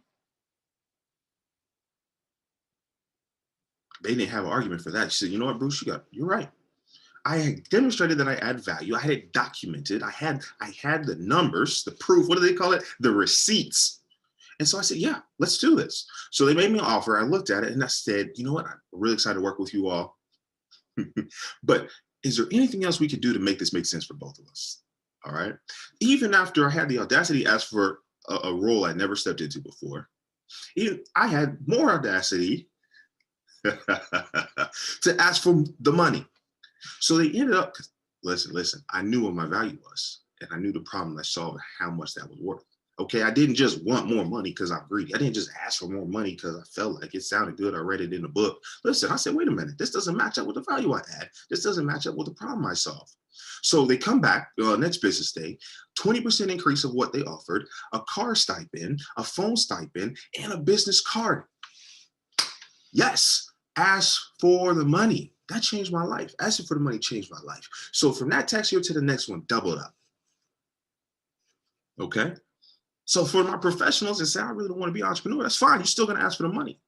Say for my professional that's starting his career, this may be the first time you've had to collect money, right? This is for somebody in HR. This is for somebody in IT, okay? You still got to ask. You still got to ask. Whatever it is that you deserve, you've earned, okay? We're not begging. We don't beg. You got to ask for it, okay? If you're a full-time entrepreneur, you could grow your business like teaching your team to ask. Maybe you need to build a team. Hey, reach out. I'll help you out. So listen. We add value. We solve problems, okay? And we ask for the money. We ask for what we deserve, right? So if you need a little help exploring that, that's not a skill that you've learned or practiced. I'm here to help you, okay? You can visit www.askforthemoney.today. Not .com, .today. Because listen, this is useless until you use it. I need you to take what you learned today and put it into practice. Level up. Okay, so www.askforthemoney.today. And in that course, you can keep it for a lifetime. Listen, and I update it regularly. I'm gonna dive in deeper to ask for the money, okay? For knowing confidently who you are and the value you bring, all right? I bring it from A to Z. And I want you to take that opportunity to level up, right? My name is Bruce Hill. On Instagram, it's speakwell.llc. That's a shout out to one of the first businesses I started, all right? I want to thank you for your presence. Thank you for participation, and go do it.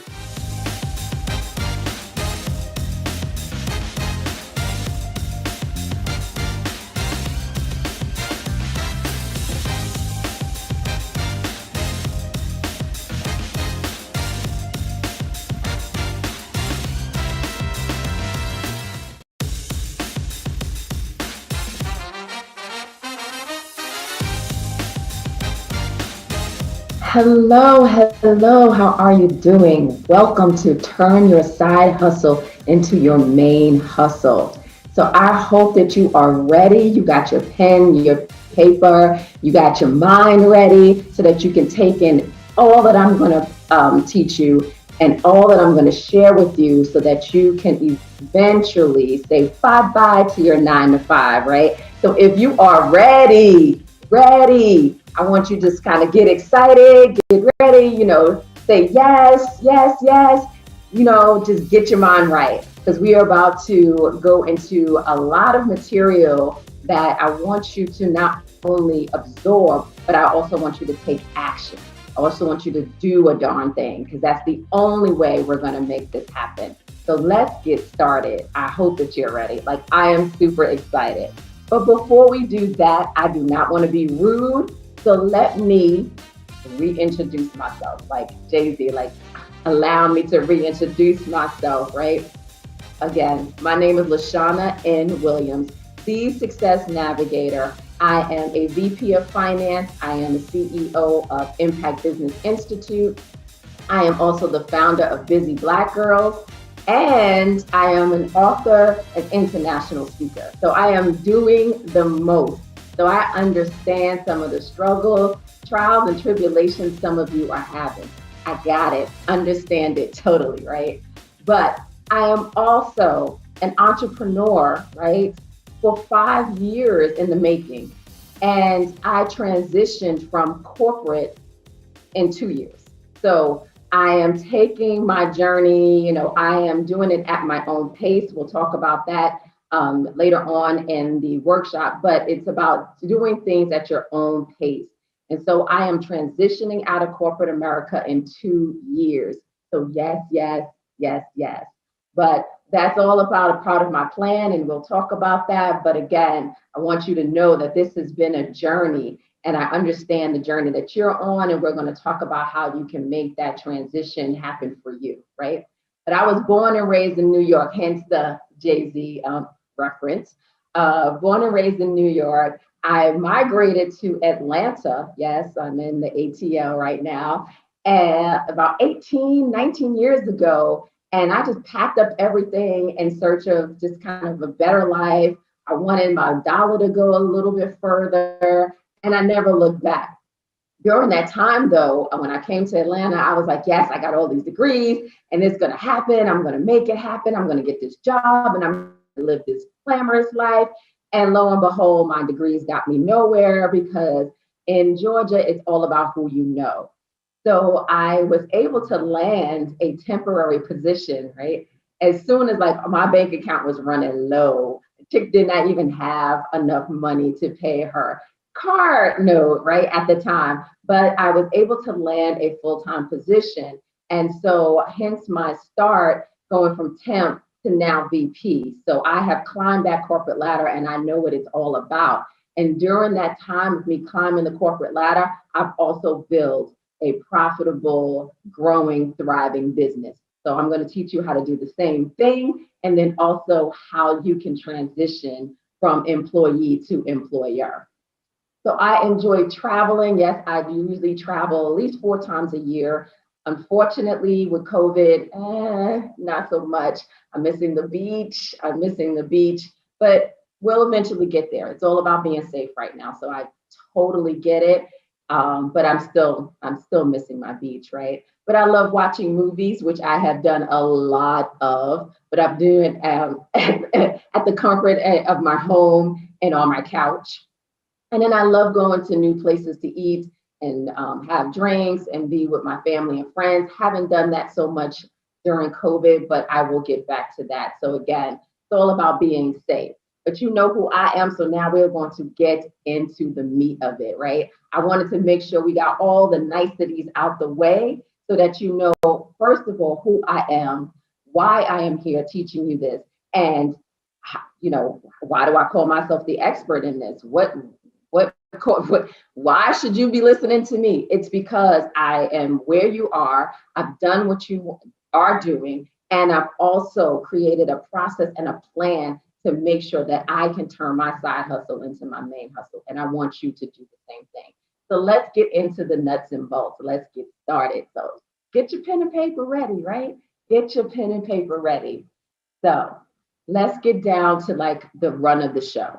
So what we're going to go through in the next couple of minutes, we only got a few minutes together. This is a lot of information. So I want to make sure you take it in and take action. But the first thing we're going to kind of delve into is to get your mind right, right? You got to get into an entrepreneurial mindset. We're going to talk all about that in a minute. And then there's 6 things that your side hustle needs, like every business needs, but especially your side hustle for you to eventually turn it into your main hustle. So there are 6 things that you need, and we need to really go into those 6 things so that you can start taking action on them. And then the strategies to balance your life, your work, and your business. I know that is a struggle. I know that is a challenge. And I want to address that and help you find some strategies so that you can kind of work through those things, because that can be a hindrance as you are building your business while working full time, right? And then firing your boss. Like, this is the part that everybody kind of gets excited about. I'm ready to fire my boss. I'm ready to fire my boss. I get it. Let's slow our roll. There is a strategy, there is a process, there is an exit plan that we need to kind of create in order for us to fire our boss.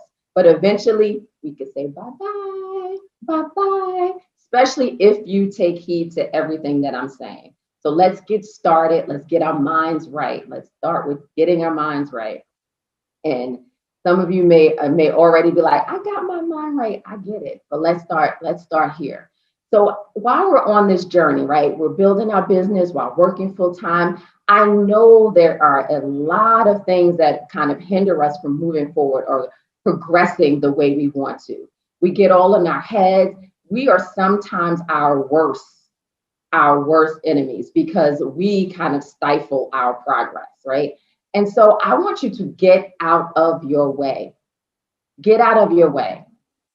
And what I mean by that is, like, sometimes as we are climbing the corporate ladder, right, or we're progressing in our careers, yeah, we now can pat ourselves on the back and we feel really good about that. But as we move into this entrepreneurial space that is foreign to us, did not go to school for it, we did not learn it at the job, it kind of puts us in a space to where we feel like we're less than. And all of that,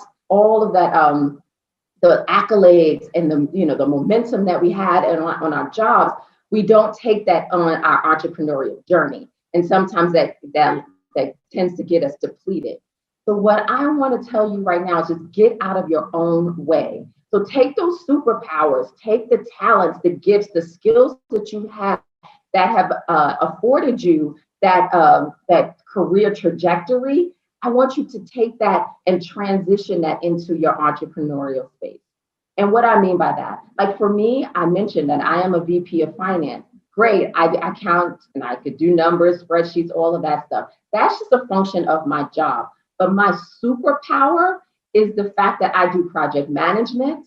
I am very good at thinking outside the box, strategic thinking, creative thinking, right? I am very good at that. I'm very good at process improvements. All of these things are needed and necessary in my business. I'm also good at content creation. And so when I am building my business and when I'm, growing my business, I take those skills into my entrepreneurial journey. And then All the rest, I delegate. And we're going to talk about that in a minute as well.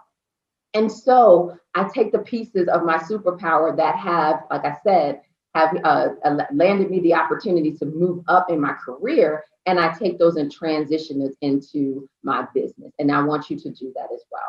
I also want you to remember that it's a marathon, not a sprint.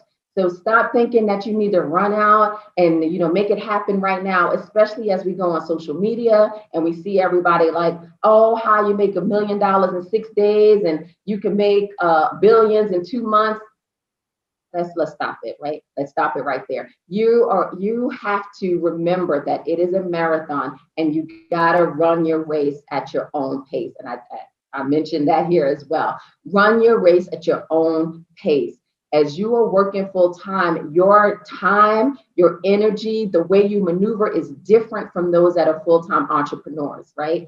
Your lifestyle is different. And so you have to adjust your entrepreneurial space and journey that fits your lifestyle. So let's get out of our own way, right? When it comes to that. And you have to chart your own course. And that, again, that comes with you understanding what your life looks like, what your goals are, and where you want to be in the next 2, 3, 5 years, right? So I want to make sure that you understand that. And then, as I mentioned, it's your own race at your own pace, right? And stop trying to compare yourself to the next person, compare yourself to this entrepreneur. The only person that you need to compare yourself to is you. The you of yesterday, the you of the day before. That's the only person you need to compare yourself to. So I want you to remember that as well, right? And then remind yourself that you have everything that you need to succeed. Your product and service is what people need. They need it, they need it, they need it, right? And so you have everything that you need. You have resources, you have tools, you have things at your fingertips. You have means. While you are working, you have the means to outsource, to delegate certain tasks so that you can make your life a little less stressful. So I want you to get out of your own way and remember these things as you are moving in that entrepreneurial space, because sometimes it could be a bit lonely. It could be a bit challenging, and it lends itself to you saying, you know what, I'm going to quit. But you don't quit. Don't quit. What I want you to remember is that you need to run your race at your own pace. And I want you to remember that all of the superpowers that you have are not in vain, and you need to transition those into your business, right? And I want you to utilize the resources that are afforded to you. So let's get our minds right. Let's get our minds right. And so the other things I want you to think about, like there are strategies and mind shifts that need to happen as you are working full time. I hear it so much when people are building their businesses. They're like, oh, I hate my job. I hate my job. But remember, your job, your employer, I should say, and your paycheck are part of the silent investment into your business. Remember that. Your employer is your silent investor. One of the biggest silent investors that you have in your business. So no more, I hate my job. I hate my job. It's okay. My job is fueling my business so that I can live the life that I desire. So I want you to make that mental shift, right? Some of the strategies that I have kind of incorporated for myself, because I was there with you. I was like, oh, I hate my job. I'm ready to quit. I'm ready to quit. But then I was like, whoa, wait a minute. This is a free MBA, right? A free MBA. What am I doing, right? People spend thousands and thousands and thousands of dollars to get what I have right here at my disposal at my job. And so what the first thing, M, is for money. So my paycheck is something that I can use not only to fund my business as far as certain expenses are concerned, but also to get programs, coaching, right? Different seminars that I can use a piece of my paycheck to get me to certain conferences and things of that nature. Books, resources, tools, all of that stuff that I need to help me grow my business. So the first piece, M, is for money, right? B is for business strategies, right? And so all of that stuff that you learn at your job, if you look at the corporation or the business that you work for right now, think about it. It has human resources, it has a finance department, it has a marketing department. You can start learning some of the things that are in the business, what has made it so successful, and incorporate that into your own business, right? Look at the blueprint, take what you need and incorporate it in your business, right? And then the A in MBA is access to diverse network. There are people on your job that are probably doing the same thing that you can now tap into as you are building your business. So you may find somebody on your job, on your day job, your 9 to 5, that creates and builds websites. Oh my gosh, I need that. And so you now have this network of not only people that you know, on your 9 to 5, so as you know, climbing the corporate ladder, but there's also people that can help you in your business. And so I want you to start thinking about your employer as a free MBA: money, business strategies, and access to a diverse network. Let's get this out of our heads that, oh, I hate my job. It is your silent investor. Let's move on, right? Mind shift, right? And so I mentioned before these 6 things that every business needs in order for it to profit. And your side hustle is no different. And so you need these 6 things. And if you do not have these 6 things, let's get them going right now, because you're going to need them to be successful. And so the 6 things are a silent and consistent way to collect leads, a way to nurture those leads, a solid presence on social media, an email, I would say, introductory campaign, a promotional calendar, and a consistent email calendar. I'm going to break these all down, but I want you to know, just write down those 6 things because you need those in your business. But let's just kind of pick them apart a little bit, right? Let's just pick them apart. You know what? Let me just go back because I want to make sure that we stay on there. So a solid and consistent way to collect leads. So this requires you to have a lead generator, an opt-in. They call it a freemium or something like that. So it's like you are, offering something that your client base or your ideal customer needs, right? That can help them to solve whatever problem that they have. So you are the solution to their problem, right? So they have a problem, you are the solution to their problem. And so what you're doing is you're now offering them a free, whether it's a checklist, whether it's an ebook, it could be something as simple as like a template, anything that they can do, like kind of a low hanging fruit kind of thing that will help them solve a problem, solve a small problem, right? And it will also generate leads for you. So you offer this lead magnet, or called the opt-in or freemium, and from that, you get their email addresses. But what happens is they now become part of your ecosystem. They become part of your your community, right? And so now you have their email list, some of their pain points as you're working with them, and then you get to understand your ideal customer a little bit better. And so this all happens as you now have a consistent way to collect leads. So I usually tell people to have 1 or 2 opt-ins or freebiums or whatever you want to call them. They're like freebies, freemium, but usually we'll call them like lead magnets for the sake of confusion, right? So we have 1 or 2 lead magnets that you now offer to your ideal customer, right? Or your target market, so that they can get a little something to solve their problem, and then you get that lead. Now they are in your ecosystem, and now you have a way to communicate with them, right? And now once they're in your ecosystem, now you need to nurture them. I say that business is like dating. And so some of us, not me, but some of us, right? They go out there and they're like, buy my product. And you're like, I don't even know you. I have never met you before. Who are you? What do you want from me, right? And so with that, it's like you have to date a person before you say, I want to marry you, right? And so you don't want to just kind of go out there and marry somebody, right? The first time you meet them. It's the same thing in business. We got to date a little bit. I got to nurture you, right? I got to kind of get this relationship going.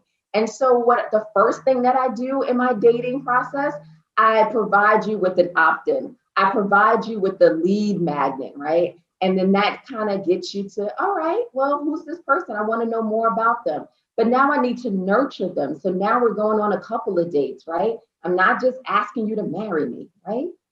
And then you need a consistent and solid presence on at least one social media platform. And so pick a platform, whatever platform you feel like your ideal customer spends their time, and just dominate the hell out of it. Dominate, dominate, dominate. And so that now you're nurturing your email list or nurturing the people that are in your ecosystem. They're seeing you a little bit more. So now what's happening is that I'm knowing, I'm liking, and I'm getting to trust you a little bit more, right? So I need to have these things so that now I'm dating so that I can get up to the marriage phase, which for a business is for you to purchase. And then I also need to not only do some things on social media, but I also need to kind of give you some things in email. So what we tend not to do sometimes is introduce ourselves via email, introduce our business, the brand, take you through our journey, tell the story. And that's what people want to hear, right? We want to know, like, and trust you. And so part of that is them getting to know you. So who are you? Why are you doing this? What is your brand? What is your business? How can it solve my problems? Like all of this stuff needs to be part of your email strategy. And so we need to make sure that we do that so that we are continuously dating so that they know, like, and trust us. And so that we can get to that purchase, right? So that we can get to that marriage part of this whole relationship. And you also need a promotional calendar. So what are you promoting now? Now that they know, like, and trust you, what are you promoting, right? How are you promoting it? How often are you promoting it? So you also need to know how you're getting this stuff out. It's like, it doesn't help when you have these products or services and you don't promote it to anybody, or you don't have a cadence for promotion. So you need to know when, and it needs to flow and it needs to make sense. And so a promotional calendar helps you do that, right? So let's say you're selling, you're selling like bath bombs and stuff for women, right? A great time of the year may be Valentine's Day, maybe Mother's Day, maybe certain times of the year where you want a really kind of heavy promotion, right? And so you need to make sure that the calendar fits well, like you're doing this 3 weeks out and you're saying, hey, here's my stuff. Hey, here's my stuff. You have a promotional calendar. You're getting on social media talking about, hey, did you know that we have this sale? Did you know that we have these products for you? Did you know that my product does X, Y, and Z for you? Like, help them understand how it solves their problems, but also share, like, what's the benefit of your product, but have it centered around certain times of the year. Make it make sense for people, right? And then also you're doing your ads or your promotions and you're selling it in enough time so that you can generate that sale, right? Because how many people or how many of you know that when you are selling something or you're sending messages to people, it takes them about 7 or 8 times before they even look at the thing, right? So you want to make sure that you're giving people enough time to look at your promotion and click and then take action. And so you may have to even test. So you want to make sure that you have a promotional calendar that helps you to kind of, plan this out a little bit better so that you're not kind of scrounging around and rushing. Like, you don't want to start your promotion on February 12th for Valentine's Day. Like, that's too late. Like, I'm not going to see 7 emails from you in 2 days. It's not going to happen, right? And then you want a consistent email calendar because again, now I got to continue to nurture you. I still need to tell you what's coming up, what's going on. I need to, know what your challenges are. I need to, be a part of now that you have these ideal customers in your ecosystem. Now you want them to kind of share some of their feedback. What are their challenges? Get to know them. Let them get to know you a little bit more, and then help them in understanding how you can solve their problems at each step of the process, right? And so for me, right, I have something for each phase of your journey.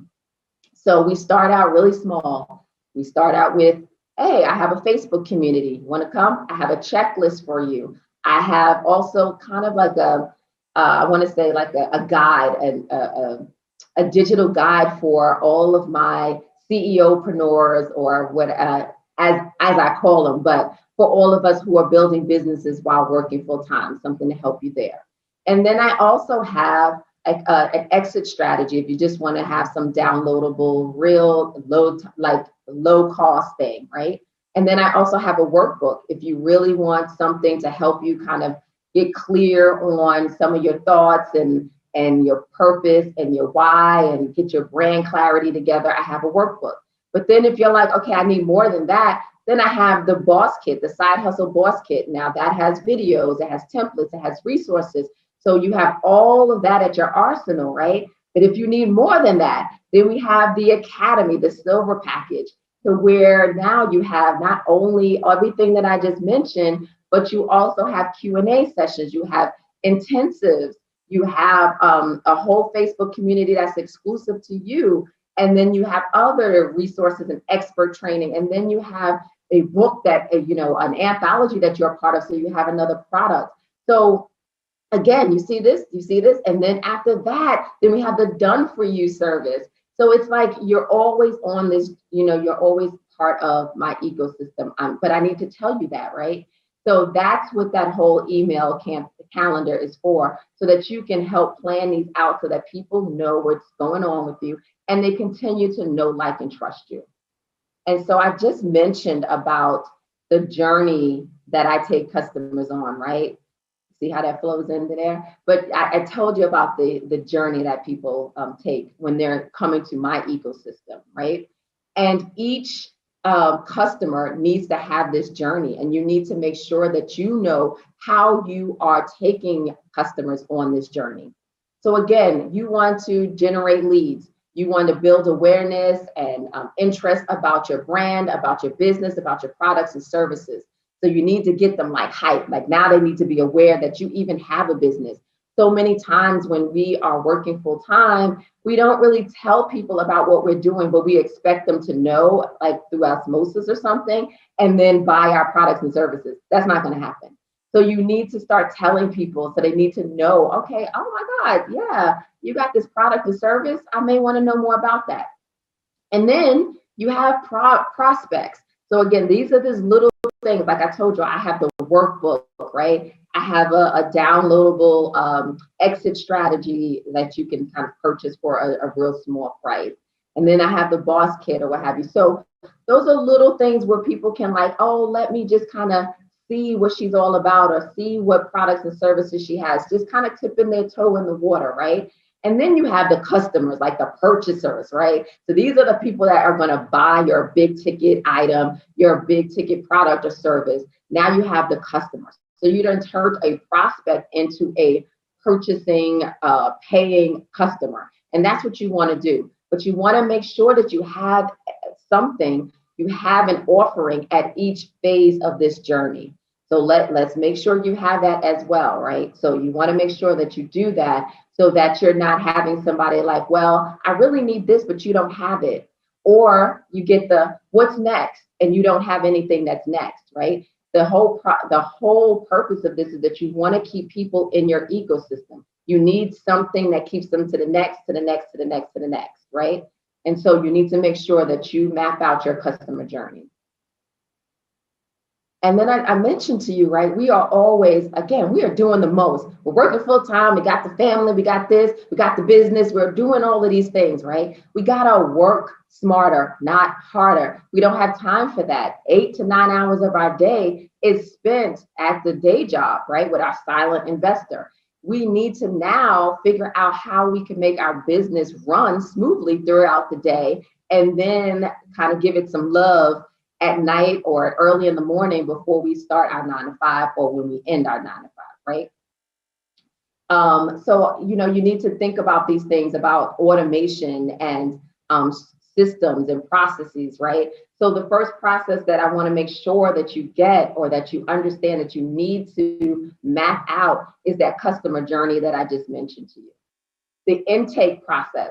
Now that you have this person that turned from a prospect into a customer, now how do they get a part of your ecosystem? I'm not ecosystem, but how do they get a part of the payment process, or how do they buy or tap into whatever product and services you have?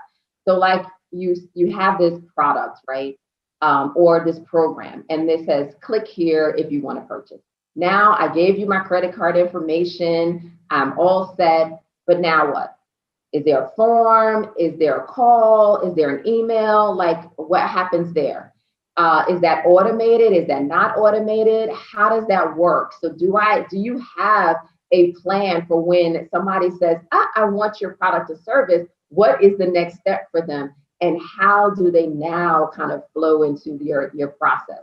Right? You got to make sure that it's not clunky, because you don't want to be on your day job and somebody's like, well, I pressed the button and nothing, or now what? What do I need to do? What needs to happen? Like, you don't want to be that person that has to, now you're on your day job and now you have to send out this email and now you have to do that.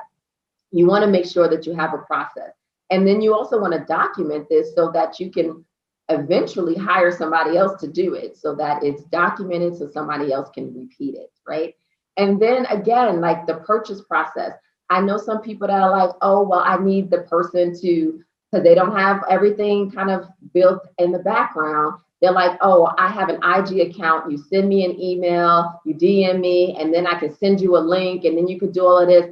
How many people know that if the purchasing process is too clunky or there's too many steps, you're going to lose a customer?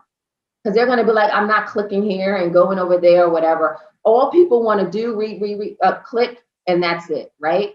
If it's too many clicks and too many things here, and I got to DM you this, and then I got to look at this here, I'm done. I'm moving on to the next. So let's make sure that your intake process and your purchasing process is very seamless for the consumer, right?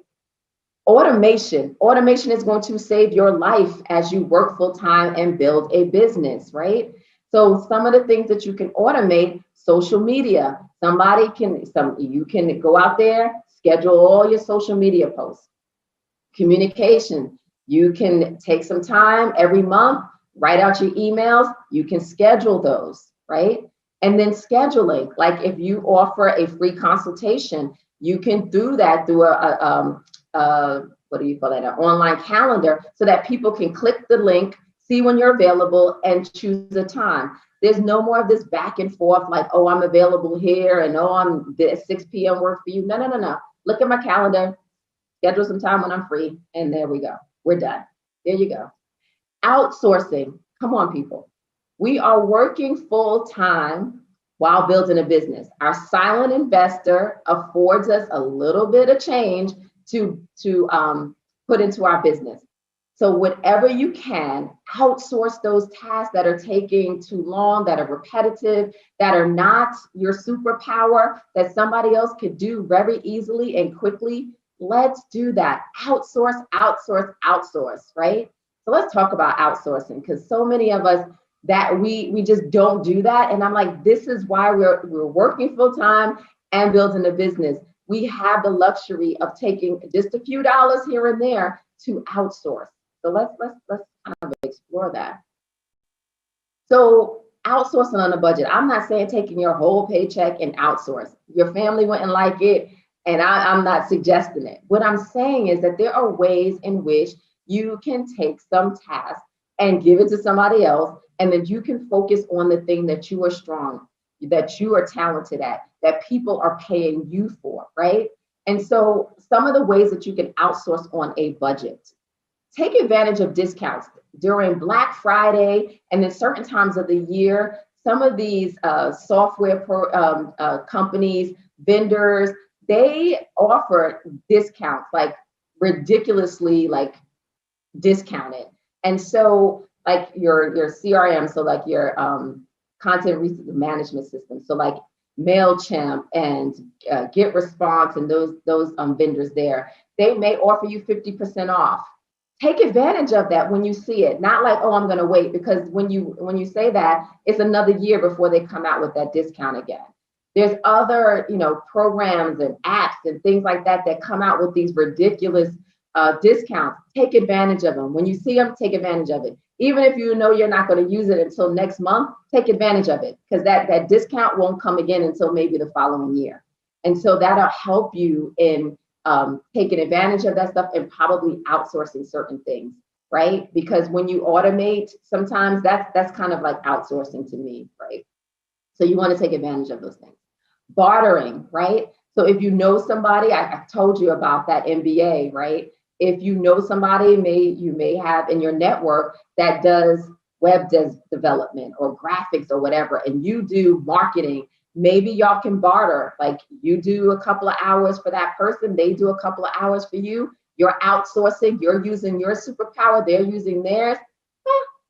Win-win, right? And then determine what services you need now to make money, and then save and fund accordingly, right? And so there are certain things that you're like, okay, I have a to-do list that is as long as my arm, but there are things on that to-do list that probably do not generate revenue. And so you got to figure what things I need to do right now to make some money. And then once you start making money in your business, then kind of carve a little piece out here and there for these type of things, for outsourcing. You can go to Fiverr, you can go to, there was another one that I used to use. I think Pineapple is another one right now, where you can like get freelancers to do certain things in your business. And again, they may be $6 an hour, $10 an hour, whatever, but you now have carved out this little nest egg for outsourcing. And so when you need somebody to do certain things like graphics or landing pages or even copywriting, you have that little nest egg for them to do that. And then partner with others on high price subscriptions. So there are subscriptions for graphic designers where you pay a certain fee and you get unlimited graphics, unlimited, right? But it comes with a higher price.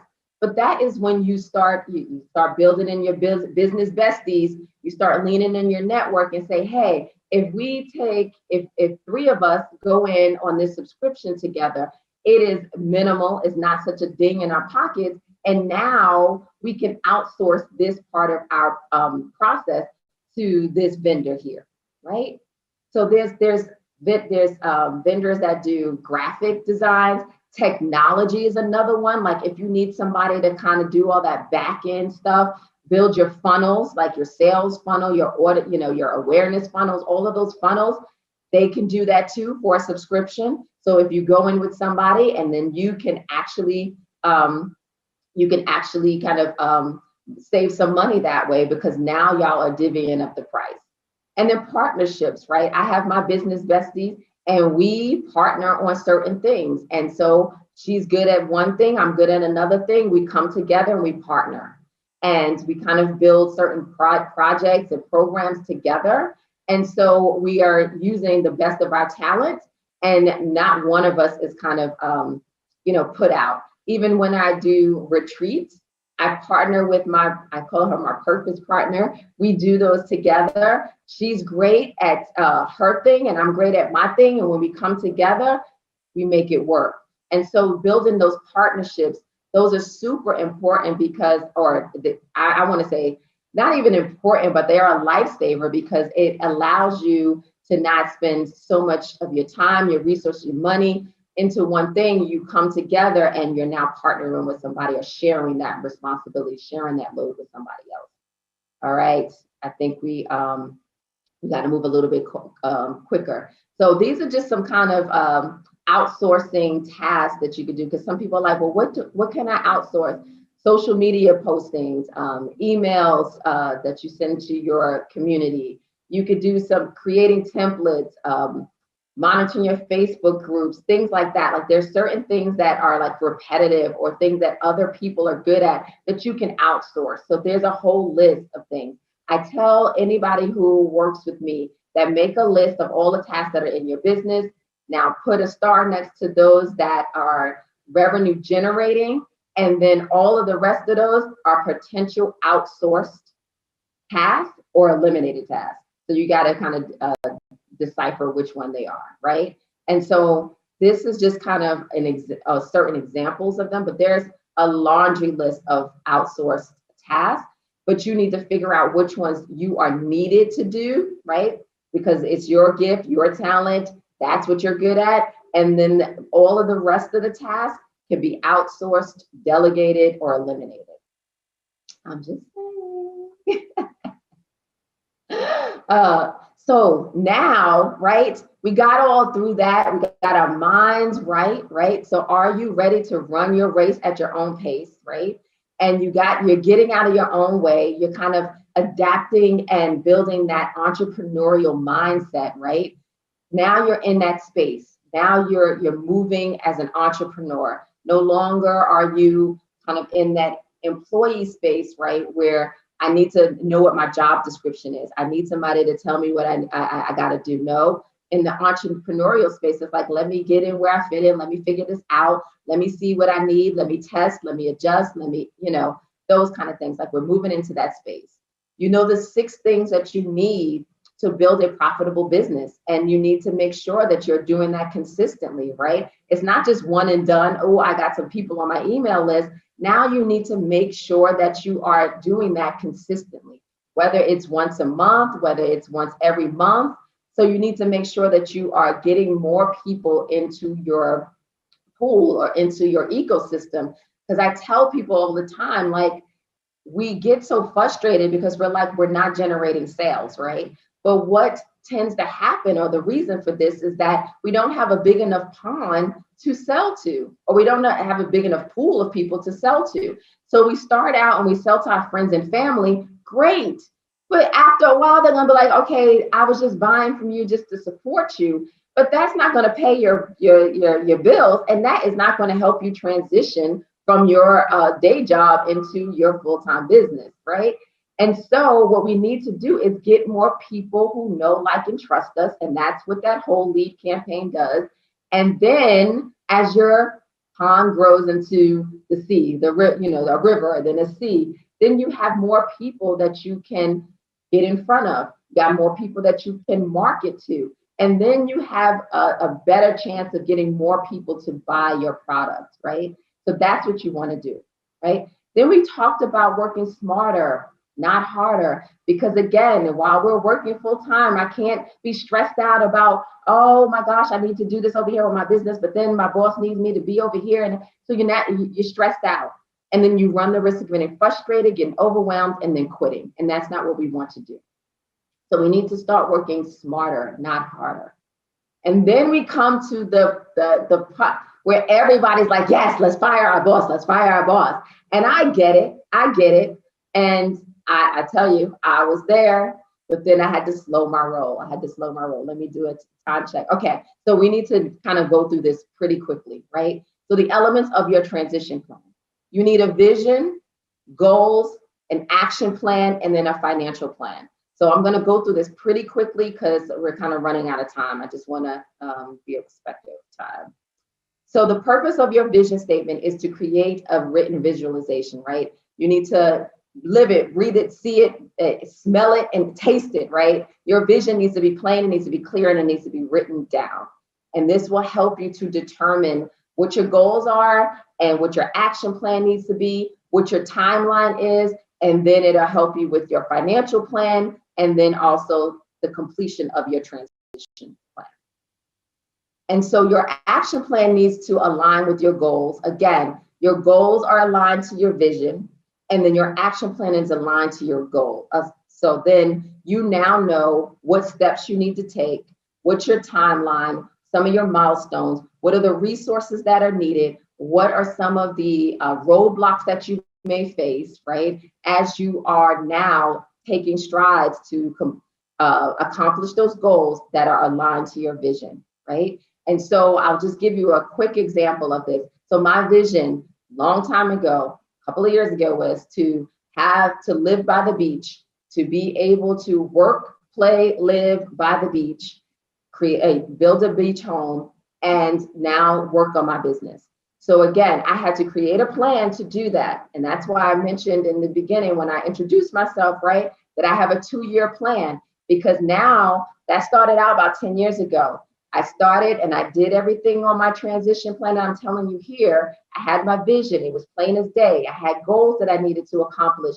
I had an action plan, and that action plan got me to where I am today, right? And that included the financials and all of that stuff. So where now I'm like, okay, 2 years from now, I'm ready. We're building the house right now. We're building our retirement funds right now. So we're doing all of the steps that I'm telling you that you need to do for your transition plan. So again, your vision, your goals, and your action plan. Everything needs to be aligned. And we're just going to go into the financial plan just for sake of time, right? So your financial plan, you need to make a list of all the expenses that you have, like your monthly expenses, and then include everything, and then determine what expenses that you can cut. Because now this is part of you saving, building a nest egg, building a reserve so that you can make this transition happen, right? Because eventually you will not have that silent investor. You will no longer have that paycheck, and you will have to fund your personal and your professional life, like your business. And that means healthcare, that means life insurance, that means the gamut. And so you want to make sure that you have a reserve. And to do that, you need to kind of cut out some things, eliminate some things, but then you also need to build a reserve. Your business P&L. And again, we don't have time to go through this. I do go and walk through this, all of this in much detail in the boss kit. But right now, just for the sake of time, just going to say for your P&L, as you look at that for your business, that's your profit and loss statement. Then that'll help you in determining some expense changes and things that you need to make as far as your expense and your revenue is concerned. So you need to always make sure that you're looking at that, and that will help you to better plan and be a better steward over the money that is flowing in and out of your business, right? And then also, as you are working full time, pay down that debt. Pay down your debt. You do not want to leave your job and then go into full-time entrepreneurship with a ton of debt. You don't want to do that. So let's pay down on our debt, right? And then build your retirement fund while you at your job. You have your 401k, you have retirement fund, you have all of these like funds and retirement plans that you can take opportunity on. And I want you to do that, because that is the time when you need to do that. So that, again, as you are moving in and transitioning to the entrepreneurial space, you can then use that retirement fund that you grew while you were working full time, and you can use that for later years, right? But I want you to make sure that you are taking full advantage of it right now. And then create your reserve for both your personal and your business. So you need they say 6 months, but if you could do 3 months, that'd be great. So build a reserve for both so that, again, when rough times come, and they will, you have that reserve. Whew, that was a lot. So I want you to consider certain things, right? Your family, I want you to make sure that, they are aligned with all of this, because you can't just be like, oh, I'm quitting my job, and they don't know about it.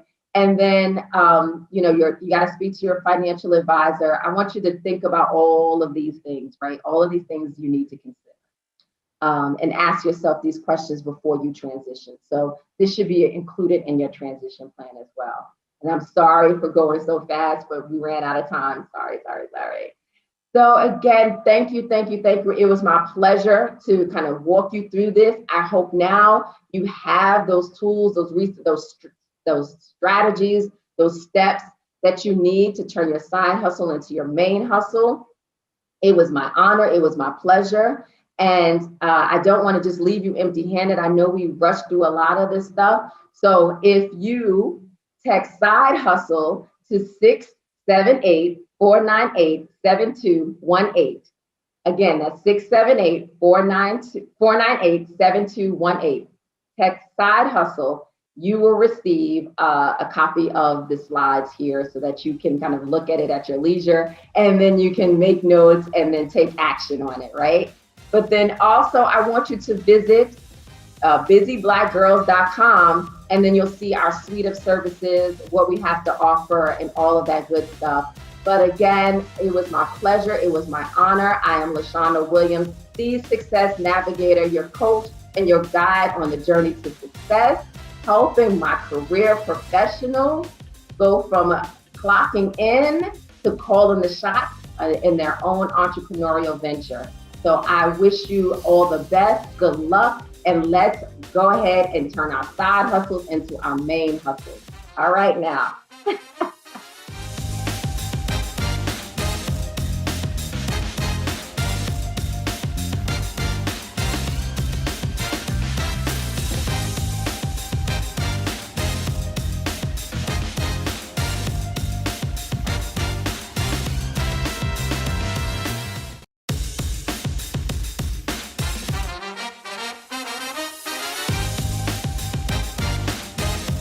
Hi, my name is Malcolm Smith, and I am the CEO of The True You.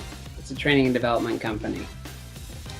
I'm glad that you chose to be part of this workshop. I think that you're going to be pleased with the tools that you get. It's an incredible tool that can make a difference in your business, which is what I'm going to be talking to you from. But if you've come here, you're not in business, I will say that whenever you hear me talk about sales, think about influence. Influence of people, influence to join your group, influence to go on a date with you, influence your kids to do their homework, clean their room, whatever it is. There's influence everywhere. I created The True You so that people had the space to be themselves. I'm assuming, since you're part of the BlackCEO conference and convention, you know what's important to you. You have products that you believe in that make a difference in the world. And this is a tool that will help you have the ability to speak to people in a way that they can hear what you have to offer. You don't change who you are, but you may need to alter your approach with them, and you'll see that in what I'm about to show you. So I'm going to share my screen here. And we are going to jump in.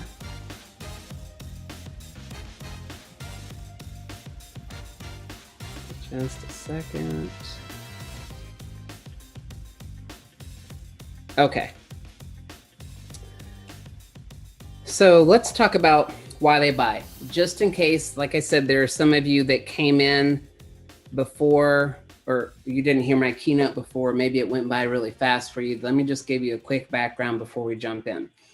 So if you're in sales, you've been told that sales is a numbers game, and that in order to get more yeses, you need to get more nos, but that doesn't make any sense. In order to get more yeses, you need to get more yeses. So there's a proven way to get more yeses, and that's with the bank code that I've talked to you about and that I'm going to elaborate on in this workshop. So sales is not a numbers game, it's a people's game. If you're in sales, then you're in the people businesses. I had said earlier, this is a methodology that dates, it's related to, and it's the cousin to a lot of different assessments that you've taken. It's the cousin of those assessments in that it comes from this Greek physician Hippocrates. He's the father of medicine. He's the one that found out that you can treat people differently based on what their temperaments are. So if you look at this screen, the people, say in the blue area, you would treat them differently to get a result than you would the people yellow, because if you treated the people in the yellow the way you treat the people in the blue, it's just not going to work out. So that's where a lot of the assessments are born, and why you see so many that have different colors. Bank is different from the perspective of we're personality based. We're the same, and then we're personality based because we're rooted in those 4 personalities that Hippocrates, the father of medicine, had talked about. We're people focused because we know that sales is not a numbers game, it's a people's game. You need to be great with people and understand people to be successful. And then it's profit driven because you can make a lot of money in whatever field you're in, or get a lot of yeses, however you want to look at it, if you're looking at the influence, by knowing how to interact with people. And if you are that person who's making a lot of money, you can make a bigger difference and donate to different causes when you make money and you're successful in your business. And you can teach other people how to do it. That's the other great thing. So bank has 4 colors. We are the blueprint, the action, the nurturing, the knowledge, which a lot of the other assessments have. The only difference is they're based in psychology. We are based out of biology, which is the science of buying behavior. So knowing and understanding that, because we don't really care if you're an introvert or an extrovert or what happened in your past. What we care about are what your values are, because those are the things that are going to trigger a yes for you. So bank has been proven to be the only methodology in the world, not just America, but the entire world, to scientifically validate and predict buying behavior in less than 90 seconds. It's used all over the world. So bank, there are 4 personality types, which if you were following along earlier, basically what that means is if you've got 4 personality types that are main personality types, you basically need 4 ways, different ways to interact with people and talk to them about whatever you're trying to talk to them about. But most of us only talk about one way, which is our way, and you may not even know that that's you. So as I'm going through these, look for not only yourself and your personalities codes, but look for what other people are as well. Because you come from one personality code, that means you have a 1 in 4 chance of getting it right because you're not talking in the other codes. And that also means that you have a 3 in 4 chance of getting it wrong. So you're basically spoon feeding your competition, because if you're giving them the information, but it's not in a way that you're going to get a yes, they're going to be convinced they need to have this product that you offer, but they're going to go to somebody else who probably matches their code or knows how to talk in their code to them to get a yes from them. So I want to give you the tools so that you can get that yes. The last thing I'm going to just review is that there was a study by the Shalley group that found that people who were not matched personality-wise were only 18% likely to say yes to whoever was selling to them, versus the people that were matched in their personality were 82 likely to say yes. And if they weren't matched, but this person who was different spoke in their language, that was 82% as well. Okay, so let's get in. The first thing that we're going to talk about is we're going to talk about the blueprints. Now, the blueprints, B stands for blueprint. This color is cool. There's a box on the left because blueprints live inside the box.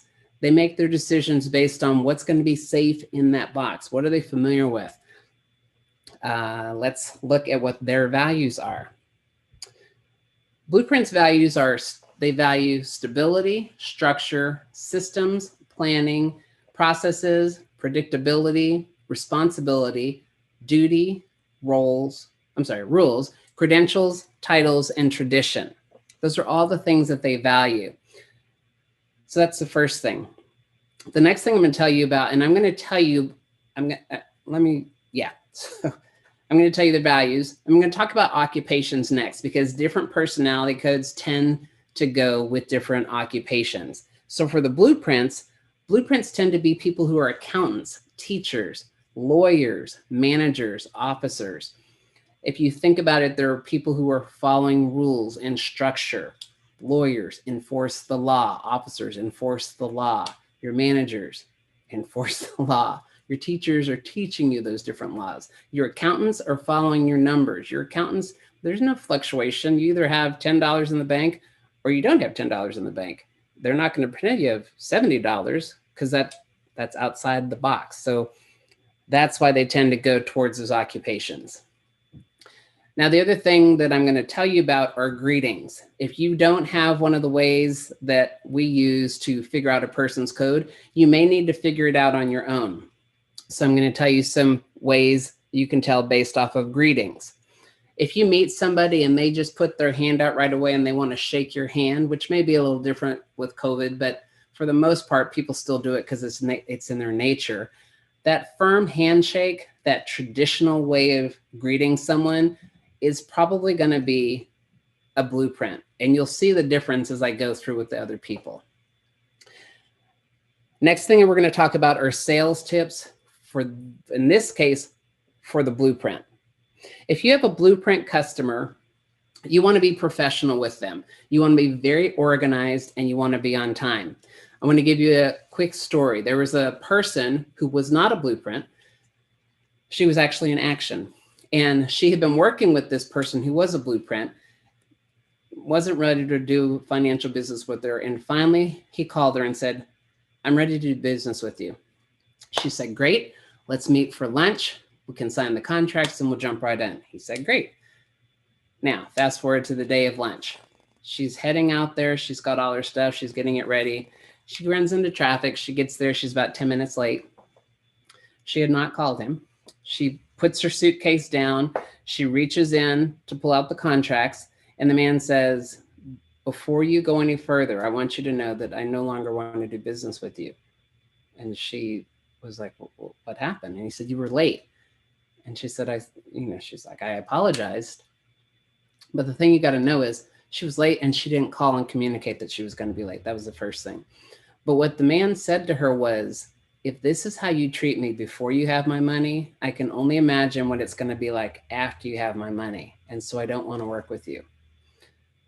Now, if she had known this gentleman was a blueprint, she would have known not to dare be late. And if she was going to be late, to call and let him know that she was going to be late the minute she knew she was going to be late. She shouldn't have been late in the first place, but not with him. The other thing is that she didn't only lose his business and the relationship that they had for all those years, she lost all the people that he would have referred to her. So she figured that that one moment of being 10 minutes late cost her millions of dollars because she was dealing in the high digits.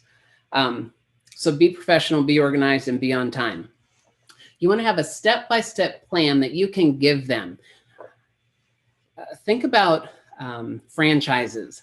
Franchises like McDonald's or I don't know, any franchise you can think of, In and Out. I'm thinking of food right now. It's getting close to dinner time for me. But franchises are boxes that says, here, if you do this, you can succeed. We've proven it this way, so all you need to do is follow that. It's a step-by-step process on how to do business, and a blueprint gravitates towards that because to them, there's less risk. They know how they can succeed. With a blueprint, you don't want to be too pushy and you don't want to exaggerate because exaggeration is hard to believe and they're going to think that you're not telling the truth and it's risky and they're not going to risk you, especially when it comes to money. You want to stay within a budget. If a blueprint tells you we have a $50,000 budget, don't go $51,000. If you went $45,000, that would be better because you're saving them $5,000 and it makes sense. So be aware that that's what you should do with them. Other sales tips are to have your facts straight or resources in place so that you can show them proof to back up your claim. You want to just show them a system for success. As I said, franchises are great for that as an example, just to keep it in your mind. And you want to minimize the risk of them getting involved with you. So let's talk about likes of a blueprint. They like accountability, budgets, talked about that already. They like commitment, consistency, directions. They like discipline. They like discounts because they're saving money. They like people who do their due diligence. They like goals. They like guarantees. They like insurance. They like integrity, lists, loyalty. Lists is a big giveaway. If you see someone who they have a list for everything, they're probably a blueprint. One of my really good friends, until I knew this system, she was a list queen. It all made sense once I realized that she was a blueprint. Loyalty. Loyalty is important to them. They're loyal to you. They want you to be loyal to them because once there's that loyalty, you're safe. There's no risk because they know what to expect from you for the most part. Organizing they like perfection. They like proven plans. They like punctuality. Again, early is on time for them. They like references because they want to know what your track record is. They like routines, savings, they like things in sequential steps, and they like track records. Now, on the flip side, there are things that they dislike. They dislike blame, not being responsible for things. They dislike carelessness and change. They don't like chaos. It stresses them out. They don't like clutter or danger. They can't stand debt. Credit cards to a blueprint or working out of the allotted amount of money is bad news with them. They don't like delays. Over-deliver and under-promise and over-deliver with them. If you say you're going to have it there in 2 weeks, get it in a week. They'll love that. If you're late, just like being late to a meeting, late and delivering with them is bad news. They don't like disorder. They don't like exaggeration. They don't like instability at all. Makes them totally nervous. They don't like interruptions or irresponsibility. They're not into jokes, very serious. Doesn't mean they can't joke because they do have other codes in them, but for the most part, not into jokes. Don't like missing deadlines, late. They don't like overspending. They don't like paying interest. It's a waste of money because you're paying more money than you should have been paying in the first place. They don't like risks. They don't like rule breakers. Their whole world is designed to keep rules. You could say rules are made to be, if you're blueprint, you said kept. If you're not a blueprint, you probably said broken or stretched or some version of that. Blueprints would not say that. They don't like surprises. They don't like tardiness. They don't like things that are unclear. They need instructions so they'll know exactly what to do and won't veer off and get lost. They don't like your unreliability, and they don't like waste.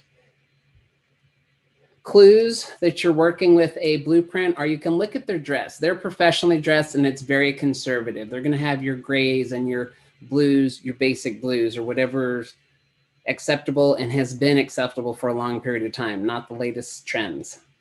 Conservative, organized, punctual. As I said, early is on time for them.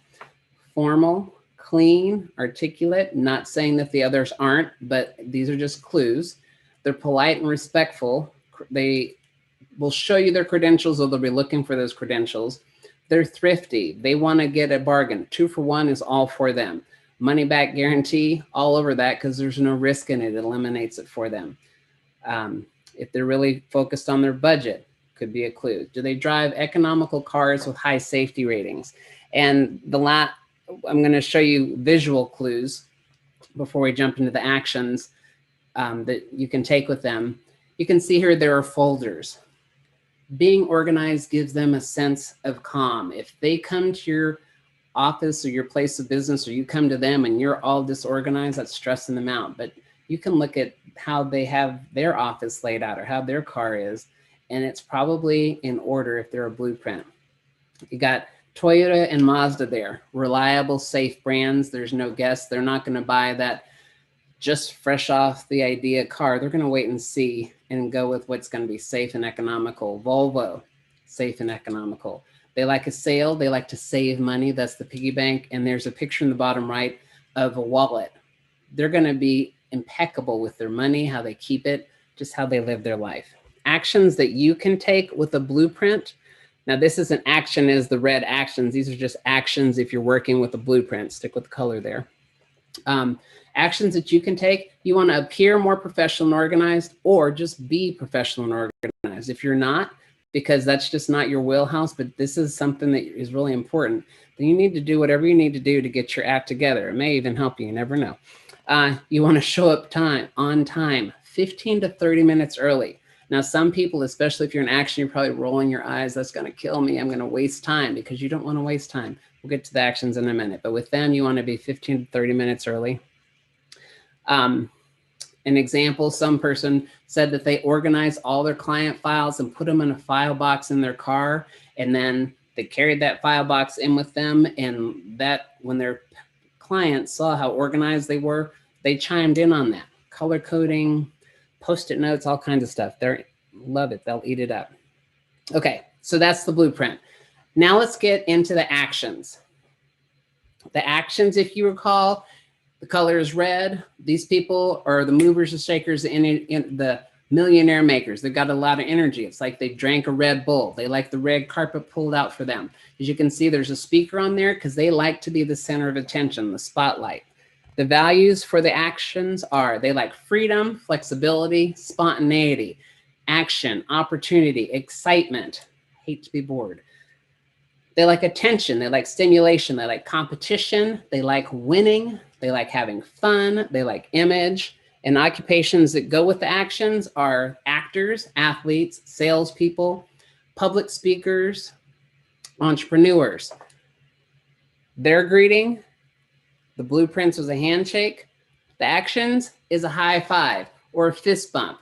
Or even now when we're not supposed to be touching, that's an elbow bump or kicking your foot. It's something that's fun. It's not that same old boring thing. It's high action. So let's look at the sales tips with the action people. You want to be cool and dressed to impress. Now, don't go out and break your bank trying to get some high-end clothing and high-end cars. That might be over the top for you, and that may not work for you. In working with people who are actions, they said, you know, I don't expect people to have the nicest things. I'm the one that has the nicest things because I care about it, but I want them to look good because I'm with them. It's you're making them look good. So you want to be cool and dressed to impress with them. You want to be excited and enthusiastic because that's how they're living. They want to be excited about products. Their whole life is about being excited and their cutting edge things and how they look and who all is involved. Skip the small talk with them. They don't want to talk about the weather. The weather is a big yawn for them. And they also don't want to chit chat. Just get to the bottom line because time is money, money is time. So movers and shakers, just going, and have a sense of urgency with them. Also, sell the sizzle, the lifestyle, and the dream. You know, this is the latest housing craze or whatever it is. I don't know what your market is, but you can pick any market you have, and I'll tell you in a minute an example in the real estate industry. You don't want to overload them with details. You just want to give them the quick ins and outs. If you have a whole long contract that they have to go through before they can work with you, you're probably going to lose them. Or you can say, look, these are the 3 bullet points on this. It says that I'm going to protect your privacy, that you're not going to steal my ideas, that if this happens, we'll do this, but we're going to have you win. Maybe saying steal their ideas is not the thing you want to highlight with them because that'll probably turn them off. But basically, just hit the high points. They're going to sign it and say, let's just get to it. I already picked you. They've chosen to work with you already. So just get through that paperwork. They don't need all the graphs and the information about whatever you're going to sell them and the history of it. They don't care about it. You want to introduce them to other successful A personalities, other actions, people who have done well. Actions like to hang out with actions. They don't like to hang out with other people. Now, what actions like? They like beauty. They like the bottom line. They like celebrity endorsements. If there's a celebrity that you can connect them with or who has used your product or has benefited from whatever you're using, let them know that. If Tiger Woods is wearing your shirt, let them know Tiger Woods wears this thing. Okay, well, definitely want to do that, whatever it may be. Confidence. They love confidence. They love credit. I don't have the money, but I want that right now. Charge it. That's all about them. They like designer brands. They like entertainment. They like expensive cars. Now, I talked about be who you are, but there are people who, knowing that they were, I'm going to give you 2 real estate examples. There was a person who was trying to sell a high-end $1 million home, more than multiple $1 million home to somebody as a real estate agent. And they went to a rental company and rented a Mercedes so they could drive their client around in a Mercedes and show them different homes. Now, that wasn't them being fake. It just went with what they were working with this patient. Again, I'm from the hospital setting, so I say patient a lot.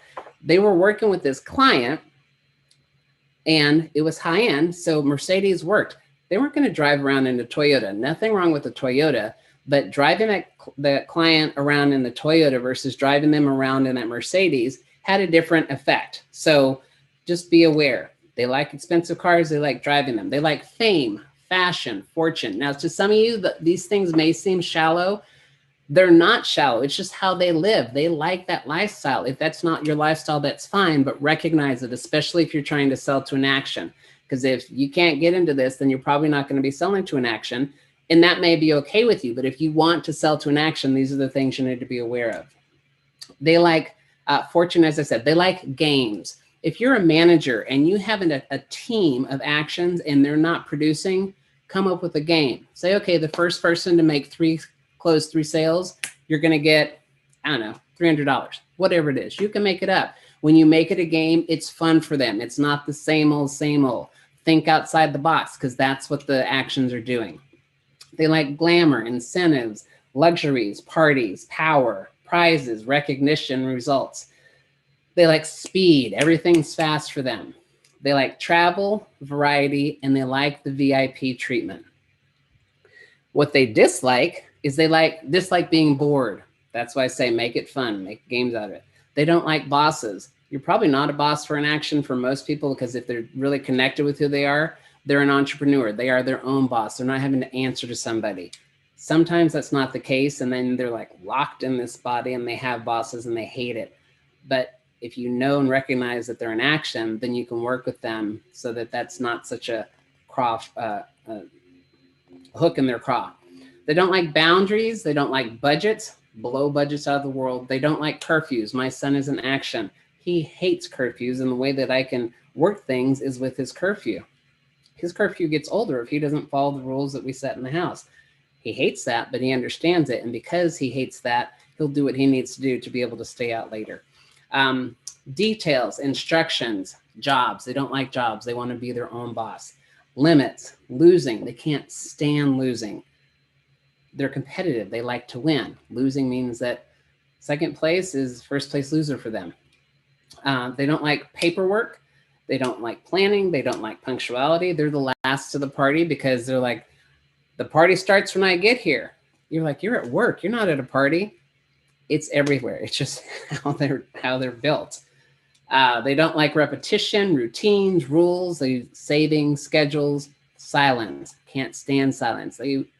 It's like deafening to them. They don't like speeding tickets, but they get them because they drive and move fast. They don't like tattletales. They don't like time clocks. They don't like unnecessary meetings. They'd rather just poke their eyes out, and they hate waiting, which is why they're the last one there, because then they don't have to wait for anybody. Clues that you're dealing with in action, they're dressed to impress. They look impeccable. Even if it's not the designer labels, they're dressed to the nines. They do like designer labels. Look for bling, flashy money, the cash. As I said, my son is an action. He wants to have the best costume at Halloween. He'll spend whatever money he has earned in his job to pay for the shoes that are going to match it so that he's the perfect. Last year it was Miles Morales for Spider-Man. So he got the best costume, which is what he wanted. He won that competition. They're animated, they're loud, they're fast, they're attention seeking. You'll know when an action walks in the door. Everybody knows an action. It's like, oh yeah, everyone knows Cedric. Cedric comes in, the room lights up, everyone's smiling around him. They love being around him.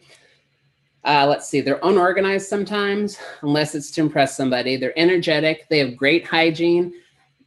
Probably have that fancy perfume or cologne that they love. You may hate it, but they love it. They smell amazing. They drive expensive cars. They love exclusivity. Okay, this is the example I was going to talk to you about real estate.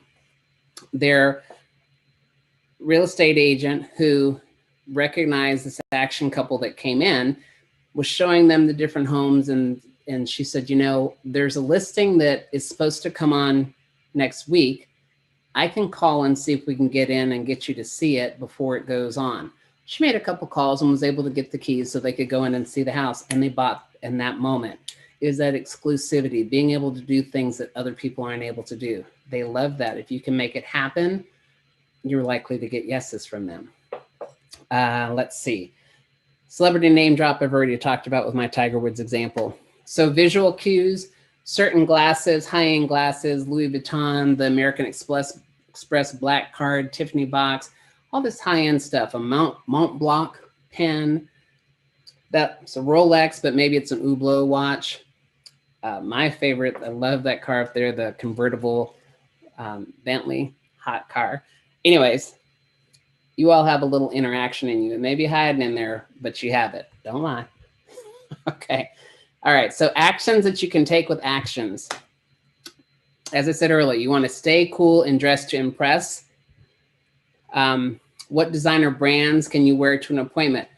Now, there are things like Ross, TJ Maxx, different places like that, Marshalls. They have high-end clothes where you can get them at, don't break your bank costs, or invest in one nice suit, and that's the suit that you're wearing when you're going to these meetings.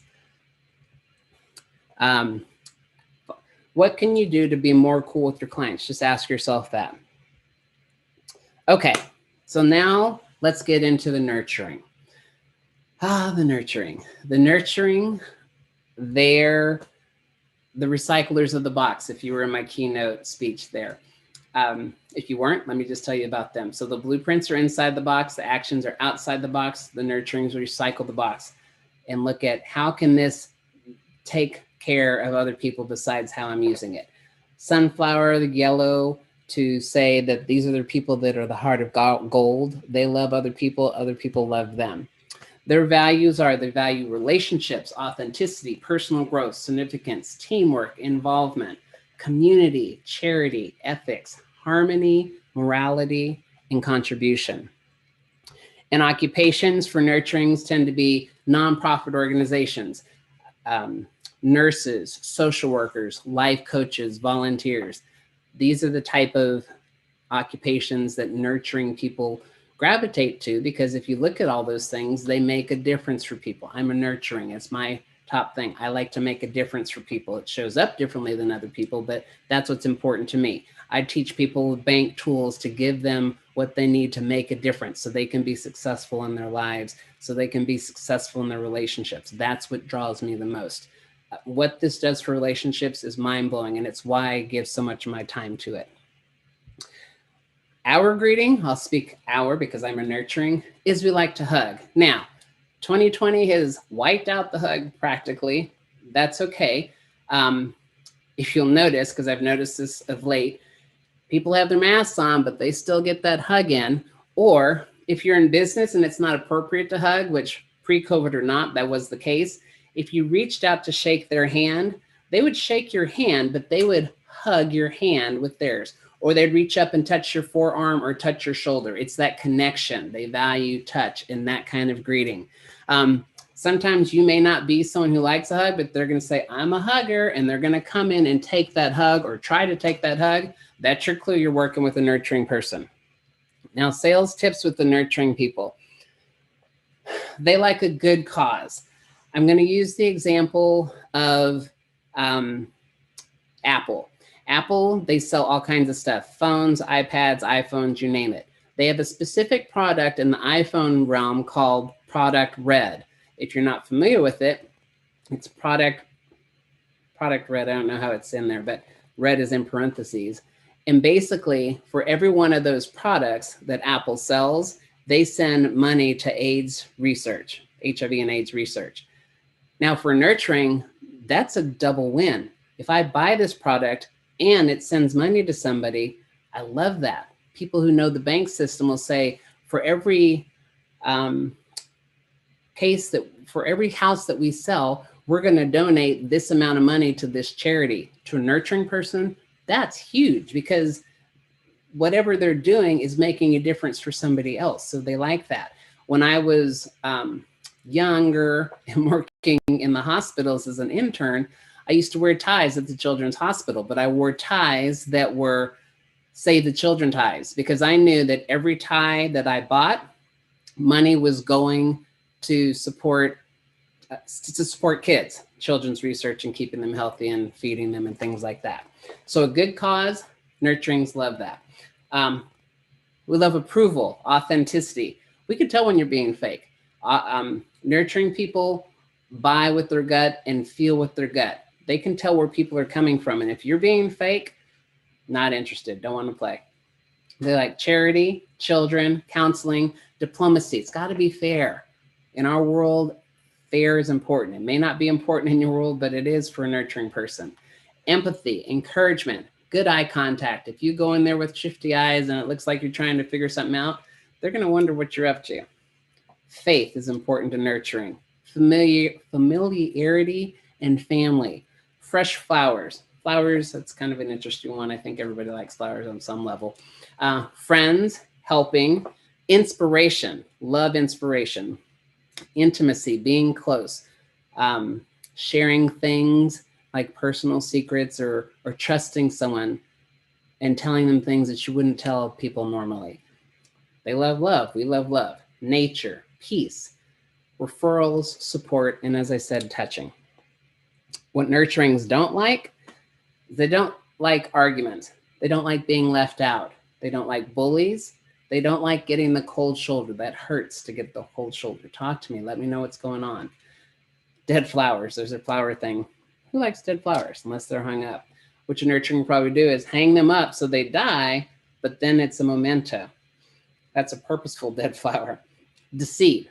Dictators can't stand it. Disagreements. Nurturing doesn't like nurturing. Now, if you're in business and you have nurturings there, be aware that they're nurturing. And then if there's something that's a conflict, you need to look at how can I make this a safe space for them to bring a potentially conflictual idea forward, because you need to know how to work with them with that. They don't like doing the wrong thing. They can't stand egos or failure. Fraud is horrible with them. They don't like greed or immorality. They don't like insincerity or lies. They don't like to be lonely, don't like manipulation or materialism. Politics, they can't stand it. They'll steer as far away from that. So sometimes you may not have nurturings in your leadership positions, but they may want to be that leader, but they're going to have to learn how to play that political game. So just be aware of it. That doesn't mean they're not politicians, because a lot of nurturings are politicians, but they don't like the politics in the bad sense. Rude behavior, selling tactics, tension, and unfair treatment are the things they dislike. Clues are they talk in loving tones. They're softer. They're not as aggressive in how they talk. Always touching your shoulder, as I said. They give hugs. They're positive and happy. They wear soft colors. They dress comfortably. They're happy. They're cheerful. They don't necessarily let you know they're having a bad day. They wear flowers or costume jewelry. Actually would not be wearing costume jewelry. I don't know that I could recognize costume jewelry unless it's big and gaudy, but if you're a jewelry person, costume jewelry is something that's going to be a clue. They're very friendly, very talkative, very helpful, thoughtful. My daughter is a nurturing. She can hear that somebody needs something and she'll run and get it before they even know that they have it. Kind of like the Steve Jobs talked about Apple wanted to give people something that they didn't even know that they need. Nurturing would be like, oh, that's so thoughtful of you to think that I'm going to need this and to think ahead for me.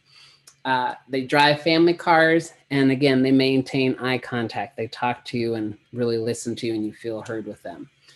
Now here, there's a piece of pie.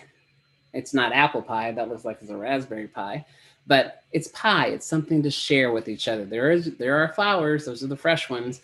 A little teddy bear, families. You got your Volkswagen, your Subaru safe family cars, or even a family wagon. You got tea. But the focus there is not the tea as much as the 4 cups. It's something for everyone to share. And then there's the Hug Me t-shirt.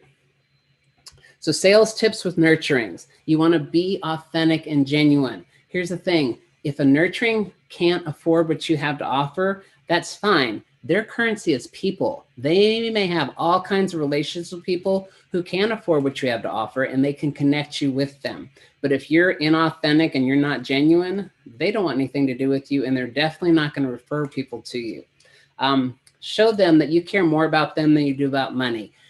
I'm going to give you another brief example. There was a man who someone was trying to sell him life insurance. And so a friend of his said, hey, I've gotten into this life insurance company. I want to sell you a policy. And he's like, I'm willing to listen. And so she connected him with her partner, and he listened and was not interested. It was actually turned off. What it was he was a nurturing, and the lady talking to him was an action. She was interested in closing the sale, wasn't really listening to him. And he was like, They scheduled a couple of meetings so he could get more information, But ultimately he was a no. And he said, not right now. This isn't the time, which is kind of like, when you hear that, it's just like, I just spent all this time just to get a no from you. Now, his friend touched base with him about 2 months later and said, hey, just wanted to touch base with you. Have you thought any more about the life insurance policy? He's like, yeah, tell me more. I wasn't really thrilled with what I heard. I don't know if I need it because I have some policy already through work. What do you have? So she sat down and she talked to him. He, as I said, had other policies, and he was going back and forth, and he took the policy that his friend had and he took it to his other agent, and then his agent came back, and then he was kind of torn. Nurturing, doesn't want to create tension. He wasn't sure what to do. So his friend said, you know what? Forget me, forget him. What's going to work for you and your family? That's what's important, which is what he needed to hear, because she, as his friend in that moment, stopped, and it wasn't about her. It was about him. She cared about him. She cared about more about him and getting what was going to work for him and his family than she did about closing the sale. So she won him in that moment, and he purchased it. So that is huge. And introduce them to your team and get them connected with others in the group. So she introduced this man to her partner, but it was the wrong partner. That partner wasn't the one to sell to him. But include them. It's part of the family. Be interested in what's going on with them. Remember what it is. I notice when I go to the dentist, I haven't been to the dentist for a while, but they remember that last time I was in there, I did X, whatever it was. Take notes. If there's a long period of time where you're not talking to your clients, or you talk to them frequently, keep notes if you can't do it up here, so you know what's going on in the world. Be interested, especially if they're nurturing. Talk about the cause that you're passionate about and how that can make a difference for them. And then if you're into it, give them a big hug. They're going to love that. Maintain good eye contact. We talked about that. And then actions to take with the nurturing are, you want to show authenticity and be genuine. Be interested in what's going on. Don't just fake it with them. Be true with them. Ask yourself, how can you be more real and authentic with them? That may be a stretch for you, but it's going to work for them. And then focus on being present with them. Put your phone away, put your emails away, just be there with them. Give them your time during your appointment and really listen to them and what's going on. All right, in our last few minutes, we're going to talk about the knowledge. Green, because of the matrix. Green, because of the Excel spreadsheets. Their values are, they like learning, intelligence, logic, self-mastery, technology, research and development, science, universal truths, expertise, competence, accuracy, and the big picture. Their occupations are their engineers, scientists, programmers, analysts, and researchers. The greeting that we jokingly say works for them is Spock. You just say, live long and prosper. Actually, what it is you could give them a business card. A business card is safe because you don't have to necessarily touch to interact with them. They don't like to touch. They don't like you to touch them, and they don't like to touch you. I had a friend who went to a Microsoft convention for 5 days. He said that he noticed that not one person shook hands. They all just handed cards. No one touched him the entire time. Room full of knowledges. So with knowledges, it's important that you are aware, you're smart, and you know your information. Don't make stuff up with them. Tell them the facts. Stick to the facts. Have resources and documentation. Give them more information than you think anybody would want, because that's what they want to know. You want to provide it to them so that they can study it, and then they can make the decision for their own. Stay logical in your approach with them, and don't get overly emotionally excited. Knowledges can't stand drama, touching, anything that's emotional. That's not them. They just want to just get the job done and learn some stuff. That's what's important to them. Be able to debate and defend your product, whatever you're offering, with your service, your business, whatever. And if you have someone who knows more than you, bring them along as an expert. They're going to appreciate that. Allow them to do their own research. Tell them where they can go and find out more information about you or your product, because they're going to go and do it. And if you tell them about it ahead of time, you beat them and they feel like you're giving them the information. The main thing is you want to give them as much information so that it's a no-brainer for them to act. And then give them time to think about it. They're going to sell themselves. You're not going to sell them. stay within a budget. They care about a budget because it makes sense to spend money, not because like the blueprint, they want to save money. They just want the logical approach to buying whatever it is that they're going to buy.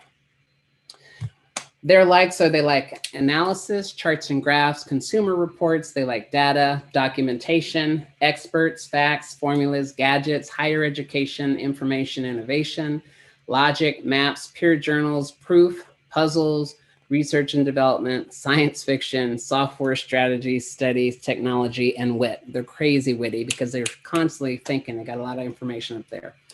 They dislike automatic recommendations. So if you buy something from Amazon and it says people who bought this also bought this, they can't stand that. Blanket statements, all of our customers are blank. They're going to poke holes in that because that's not true. It doesn't logically work for them. They don't like celebration. They don't like celebrity endorsements. They don't like chit chat. They don't like drama and emotion. They don't like excessive praise, excitement, ignorance, incompetence, lack of documentation, networking, poor listening, public speaking, recognition, role playing, shortcuts, social media buzz, social mixers, speculation, stupidity, touching, unsubstantiating evidence. They don't like any of that. And I'm rushing because we're running out of time here. Clues about them is that they're quiet, often lost in thought. They like gadgets and they have them. They do techie talk. They're wallflowers. They have complicated conversations. Technical reading. They share their expertise. They love to tell you what they know. Wardrobe malfunction. They may have polka dots or stripes because fashion is not their thing. They drive electric cars. They're always reading. They may play chess. And they'll have gadgety cars. They'll like things like that. Let me just jump in here. Actions to take with them. Come across as smart and knowledgeable. Look at what you can study to make sure you're the subject matter expert on your materials. And what are the most important talking points that you need to master them. Once you know what their code is, then you can work with them. Thank you for your time. I hope this was useful for you. Have a great convention.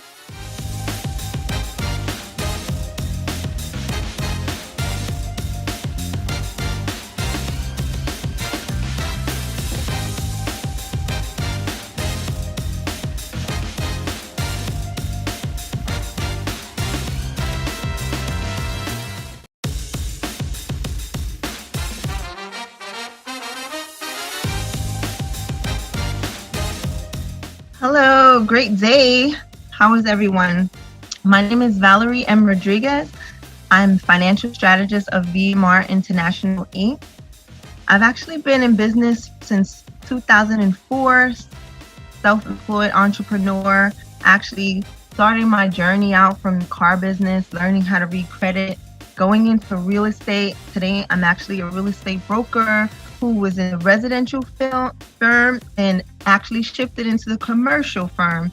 And this was something that was super powerful in 2015. As you guys know, after 2008, this crash in the market, which shook us up, was something that was so pivotal. So now, fast forward to where I'm at with teaching financial literacy, simply because I learned that there was so much money that I came into and so much money that I actually realized that I wasn't holding on to. So I had to figure out why that was. And that's the story of a lot of us. I know we all have something in common, and that is the fact that we all know how to make money. But how to keep money is a different story. So when it comes to keeping money, what I realized was that I was going to have to go back to the books, my own books, meaning, because I am a college graduate. In 2012, I graduated from John Jay College of Criminal Justice, and my major was in forensic psychology, but I actually obviously didn't pursue that. Hence why, like I said, I just understood that I had to, one, work for myself. It was something that was just ingrained in me from me out of nowhere. I don't even know where, because my mom and dad were on a whole different trajectory. My mom is a hard worker. Kudos to her. All developed women who are, single moms who are working hard, doing it like myself. I'm also a single mom. I definitely give it up to you guys, because together we are so powerful and strong. But back to where my dad was another lifestyle. He was actually a street guy who I didn't learn much of the street aspects of things from. However, it could have been beneficial. But guess what?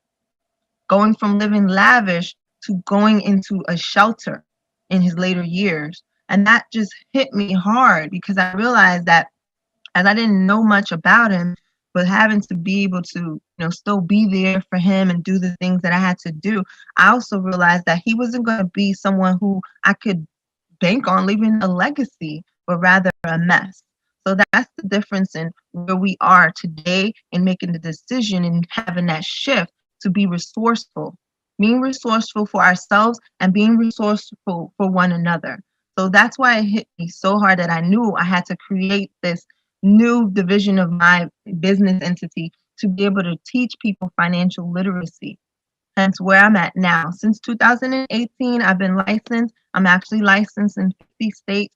And this is something that I love because I'm able to not only make the change for myself, having learned about so many different things and understanding money and how to become my own bank, was simply so that I could be able to change the trajectory for my daughter. Now, I didn't want her living the same lifestyles that I had came from. You've heard of that family curse. Exactly what it is. It's simply habits being passed down from one generation to the other. So if you know better, then you know you can do better. So simply the difference is just, like I said, becoming resourceful and understanding that we ourselves are the bank. Because think about it. What exactly is a bank? They're able to give us money, right? It's a lending institution for you to be able to borrow money from them and also obtain credit. And also what? It's nothing really that special that you couldn't do. It's just a matter of becoming resourceful and becoming able to understand how to take yourself from out of that, which is just a system that's been created for us to follow, just like any herd of sheep, right? You too can do what they do. So you have to then understand that it's just a mindset. So for me, it was that mindset shift and understanding the rules of money, and also understanding that the biggest thing was this was a game of money. And the game of money that I didn't understand until I actually read Tony Robbins' Master Money Master Game. I'm sure you guys heard of that book before. So there were so many other books that I learned, and I started to just break open my brain and change my perception and change my mindset.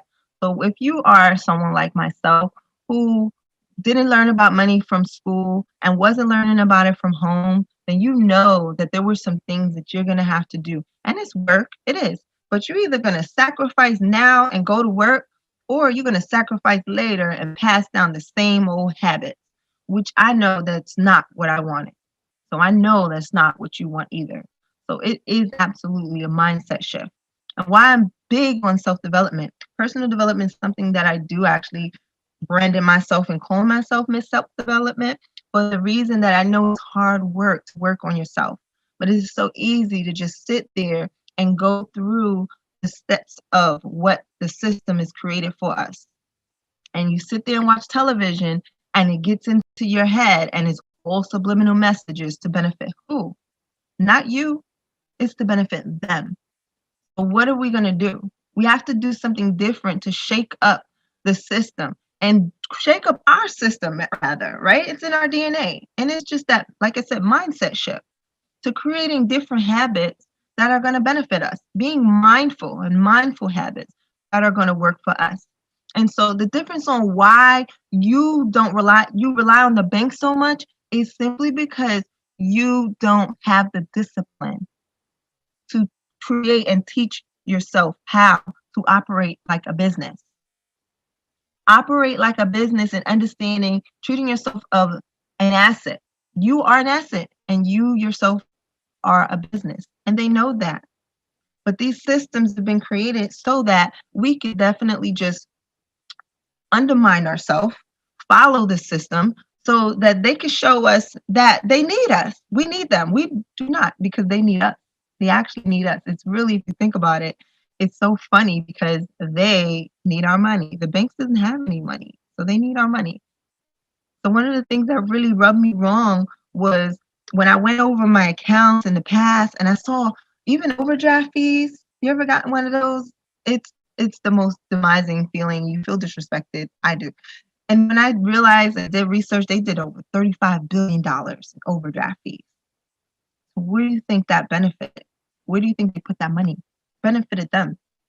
So you absolutely have to start thinking about the things and the decisions that you're making with your money and try to make that shift to understand that you yourself are a business and you are a bank. I'll tell you a funny story real quick.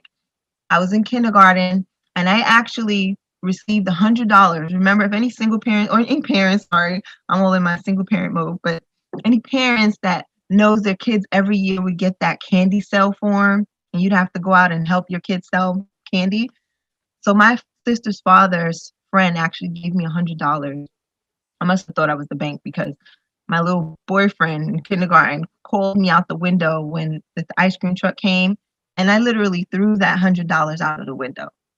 So I must have thought I was a bank, right? I know, crazy. I got in trouble, but the one thing that was so pivotal that I now can take back is thinking back on what was my mindset then and what was the perception that I took from that. I actually thought about it and I'm like, all right, one of my affirmations is that money comes to me freely and easily. I want you to say that too. Money comes to me freely and easily. If you tell yourself that, it's just a tweak, it absolutely will. So with that incident that happened and I got in trouble for, what happened was my perception with money, it didn't shift from there because I got beat, but I didn't know why I got beat. I didn't know what I did wrong. I'm thinking like, hey, money came to me freely and easily, and I have the freedom to do what I want with that money. So if I want to throw it out the window to my boyfriend, then I just do that, right? You think about it, it sounds foolish, I know. But if you fast forward it to today, how many people are just like that 5-year-old that I was, throwing money out of the window every single day? That is most of us. So it's all about what we saw when we were growing up and what we took from it, that perception that skews our thinking and following those same habits. But if we know we actually go back and think on things, we can make the shift. So it starts with the source. So I want you to ask yourself, what was your experience with money when you were growing up? What was your first experience like? And what were you taught? Were you told that money doesn't grow on trees?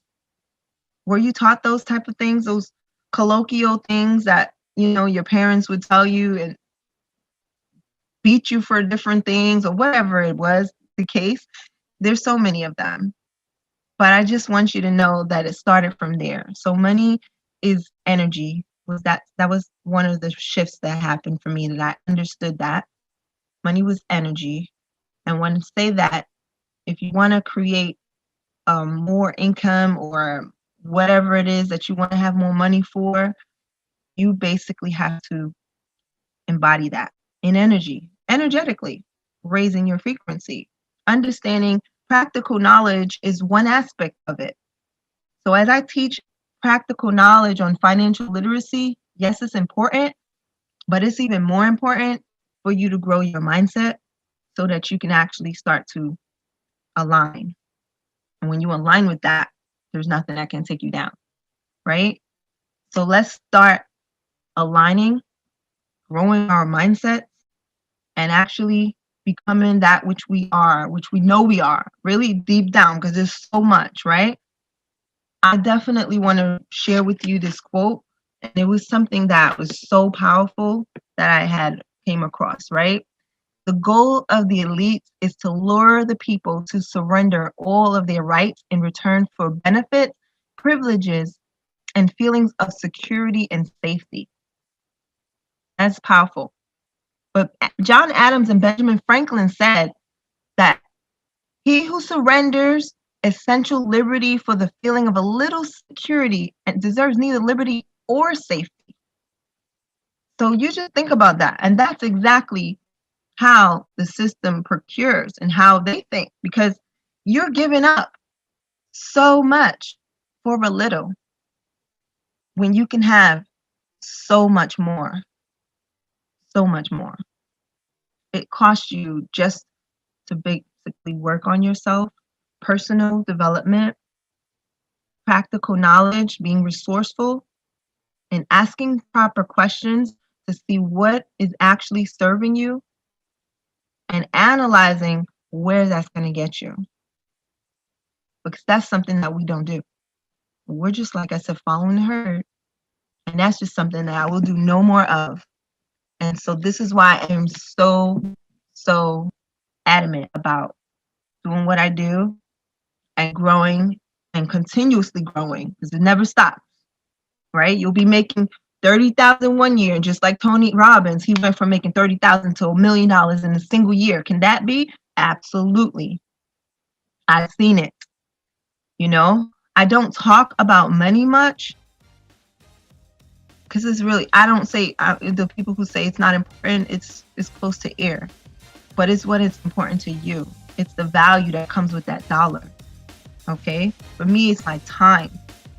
And that's why I don't like to sell my time for dollars. But I do put out time because it's a value for me to be able to educate and expand, because there's this oneness. So that's just the difference. Okay. So let's start thinking differently. Let's start creating better habits, and let's start putting our money where the banks put their money and not rely on them. And I am Valerie M. Rodriguez, and this is my message. Thank you.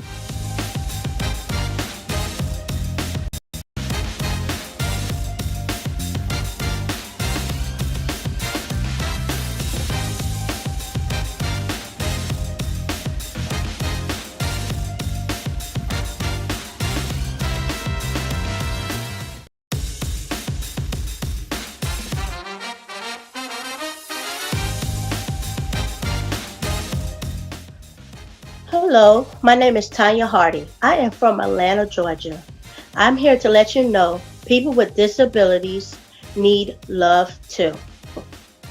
Do you know why I'm saying that? Because I have a disability. Do you know what else? I took control of my life and find success through loving myself. I was diagnosed with a learning disability as a young girl. I couldn't read very well, and my comprehension was very bad. I got teased in school and in the neighborhood. Can you imagine how a young girl would feel growing up in this situation? I know many people had experienced this too. Even though I had a learning disability, I kept going. One thing I needed most was love. At the age of 17, I was still searching for love, so I started to rebel by disrespecting myself and my body.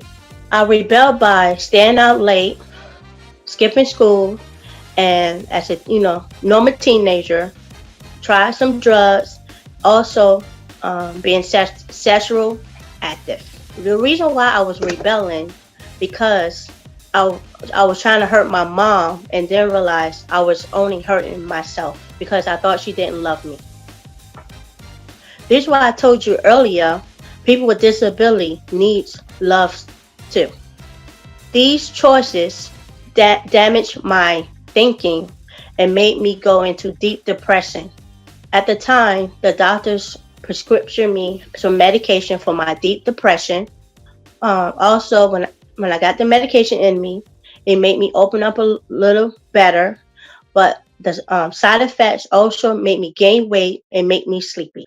The doctors at the time prescribed me medication, even though it let me open up a little better, but the side effects made me gain weight and sleepy. Can you imagine how that can affect my education? While I was in school in Atlanta, in high school, my teachers doubted me, lost confidence in me. I relocated in New York City with my grandparents. Also, the schools in New York City, the teachers doubted me, but I graduated with a Regents diploma. Despite all this setback, I was determined to make it. I knew I had to love myself first. I'd like to share with you my 5 tips to my journey to get to self-love. Tip number 1, set positive boundaries. Setting positive boundaries are: have a plan, what you want to do in your life, what you want out of life, and what you want to become. What's your purpose in life? Tip number 2, change your environment. Like I say, I changed my environment. It was the happiest thing. Change my environment helped me, guide me to love myself, because my grandparents took me in. I was stable. I was loved and they believed in me. Changing my environment helped me. It can help you because changing your environment, moving forward can help you by letting go of your setback, what was holding you back, where you were doing negative things, wasn't feeling comfortable in your inner self. Tip number 3: surround yourself with positive energy. I talk to myself positive, give me life, self talk, self affirmation. My favorite was I am beautiful, I am smart, I don't care what people say. Tip number 4: improve your circumstances. With all that, I wanted more. I over I overcame my learning disability and I own my own business. I'm a mommy entrepreneur. Find something in life to make you happy and pursue that, your dream. Tip number 5: just get started. Getting started means I didn't wait till someone to tell me I love me. I start loving myself and realizing I am more than a conqueror and I am a woman that can face anything through self by loving myself.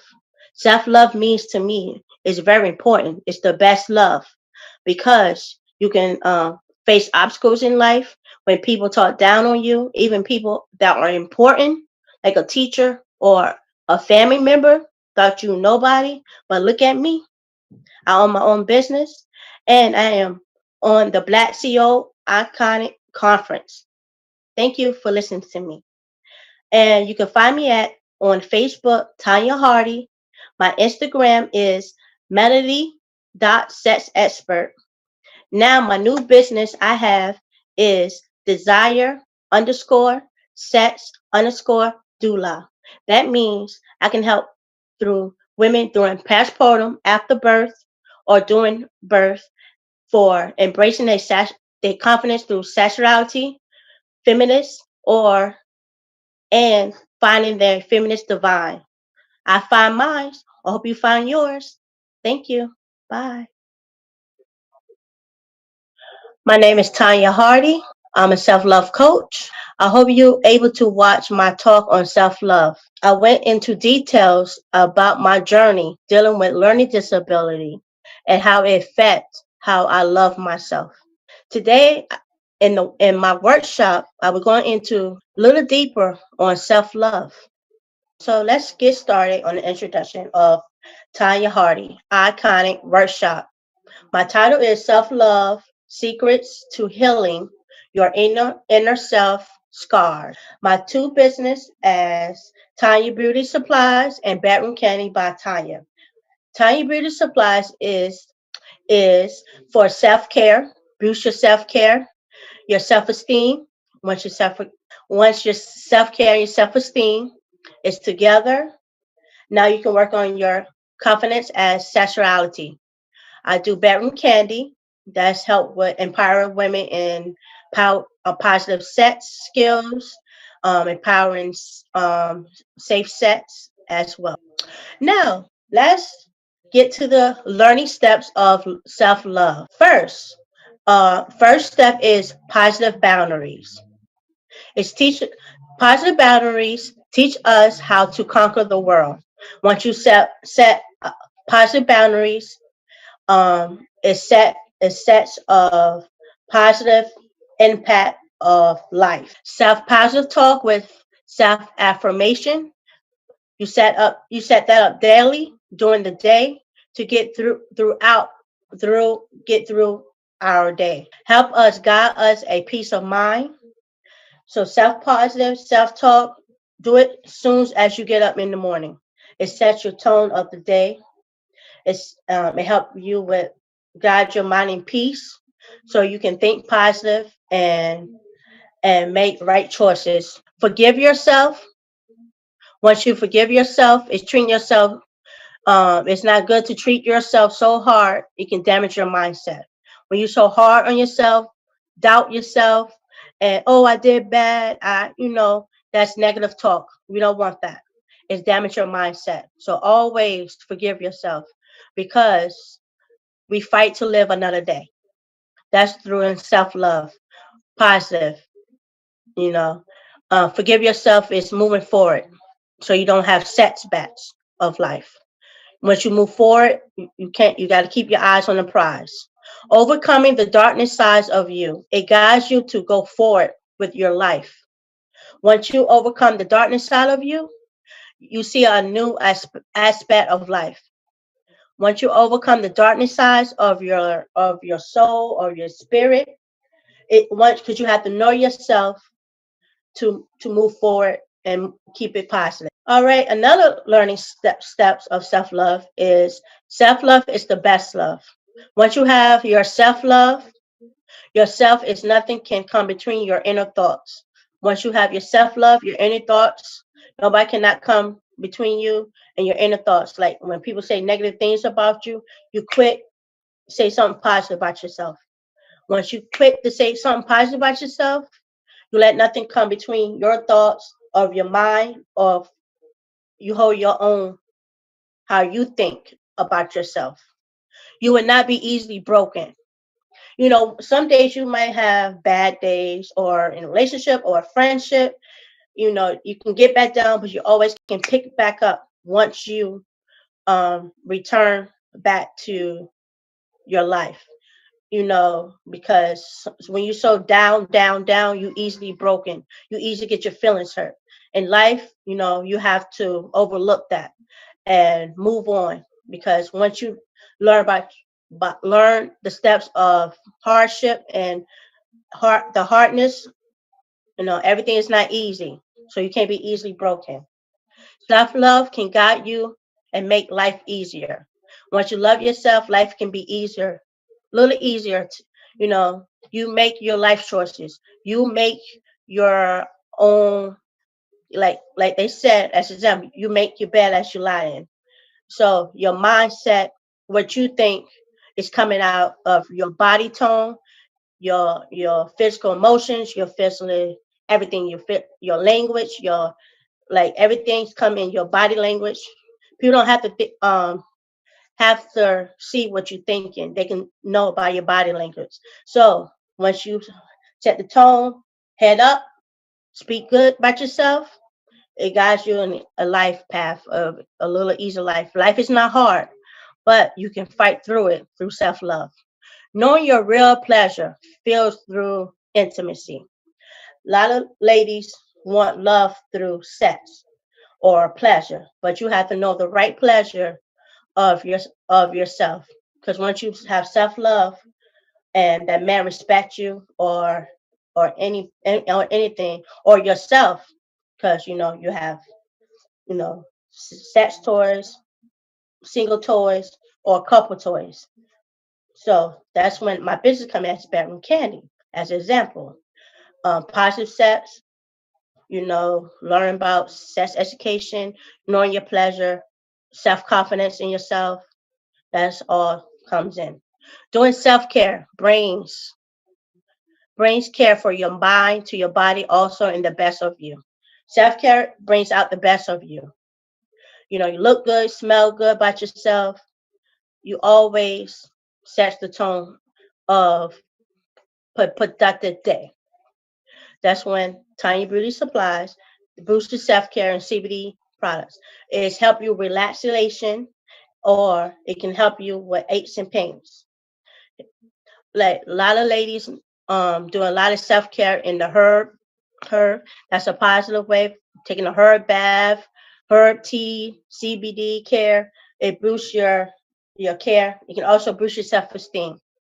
Doing facials, you know, take time out to just enjoy life, enjoy yourself. You gotta learn how to enjoy yourself to before you have company, because you will know your own self. Because sometimes you don't have to have everybody around you. Just go out, enjoy yourself, take care of yourself. Aware of your personal needs. When I say be aware of your personal needs, be aware of your sexuality, your feminine confidence. That's all through self love. Knowing your self worth. When you know all your self love, and also knowing your loving yourself, bring out the self worth out of you. Know your worth. Don't set yourself cheap or short because life is valuable, loving is valuable, and love is free. So it's worthy of yourself. Also, health self-education. You have to learn health self-education. For once, health self-education gives you the positive impact of sexuality or having sex, safe sex, positive. That's one thing, loving yourself. Like having mental partners or anything, that's not loving yourself. Learn how to wait or know when to have sex when you're in a relationship. Knowing the healthy way of sex education, it helps you knowing the proper way of intercourse. The proper way of intercourse, smoothly, relaxation, know your fantasy, not just lust. Lust is not self-love. It's not. That's not worthy of your body or your mind. Fantasy is good to have because you're doing something, fantasizing what woman's, pleasure, good, safe sex of pleasure. Knowing your sexuality and your pleasure needs. You gotta know your wants, how you want to be touched, how you want to be loved. That's why it's good to know yourself, know your body, and know everything about yourself. Sex positive is an example of loving your body. Because once you have sex positive, loving your body, it sets the tone of someone else loving you and knowing that you are loved. Like it's a lot of like they say, love is blind. That's the way love is blind. Blind is that you don't love yourself, or you think the guy's good or anything that he loves you. No, that's not it. You gotta know sex positive example. Explain of your body. Having a woman or a man orgasm by pleasing each other also helps release stress in your life. So sometimes women need a little boost, orgasm, or feeling that orgasm. And then sometimes, they used to say, as an example, men get it quicker than women. So sometimes the man has to learn how we want to be feel so we can release our stress through orgasm. That's very important. Orgasm is a part of life women needs in their life. Know how to, get that stress relief in life. Because all right, self-love activity. So now the activity is I'm gonna walk through the participates through creating a self-love vision board on Canvas. Self-love vision board brings out your vision about aspects of life. It gives you vision what love about yourself. All right.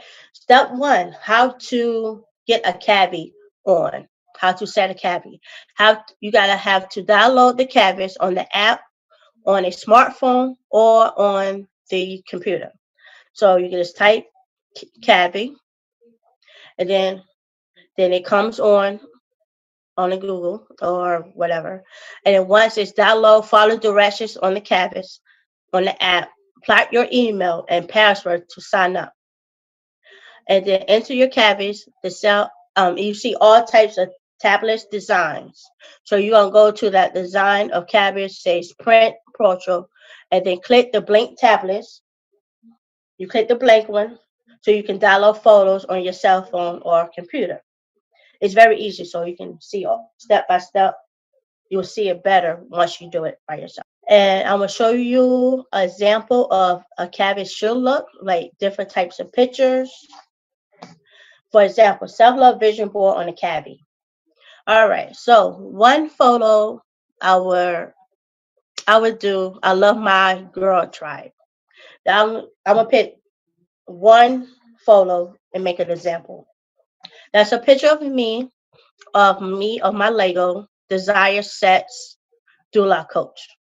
I passed it on my birthday, so I was very excited. My birthday weekend, and I learned more about my sexuality.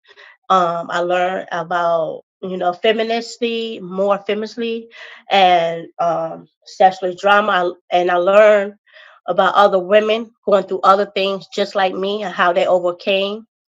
and how they want to empower other women just like me. I love my girl tribe. Yes.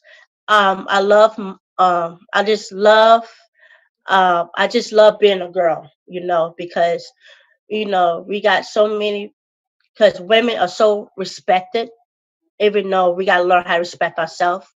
Because, women out there hustling, being blessed, doing our things, what we need to do, be independent. We give birth as a mother as well. And some women cannot have babies, but they give birth of life as well, because it's different types of girl in this world. Mother, or just being a woman. A mother, a girl, love my girl tribe. It's the tribe of just being blessed as a girl, and to have birth a daughter, birth another human as a girl in me, and that's the blessing of being a girl. Sometimes blessings being a girl is blessing to bring another girl in this world and teach them about self-love and teach them how to be a mother or how to be a woman in this world, to be respected. It goes a long way. And so the challenge I want to give you, a self-love challenge I challenge you to do a self-love photo shoot and write one word of self-affirmation about that photo. The deadline is April 30th, and you can email it to me, Tanya Hardy, TonyAHardy 88 gmail.com. So I'm a self-love coach. My name is Tanya Hardy, which I have a learning disability. I didn't let nothing stop me to love myself. I didn't let harsh judgment stop me either, to stop me. I empower women what I'm passionate about self-love. It's very important in life, because it's like giving you a second chance in life. Self-love also give you air to breathe on in life. And also I'm an entrepreneur and I'm enjoying it. I love it. I'm having fun. And now I'm ready to meet new clients that need help in that path as a self-love. I am here to help you. So enjoy the rest of your day. And you can find me on Facebook on Tanya Hardy. Please give me your feedback and send me your self-love photo shoot at my email. And I challenge you to be bold, be fierce, be self-love. Be bold, be fierce, be self-love. Thanks to BlackCEO Iconic Conference for this opportunity. Have a blessed day.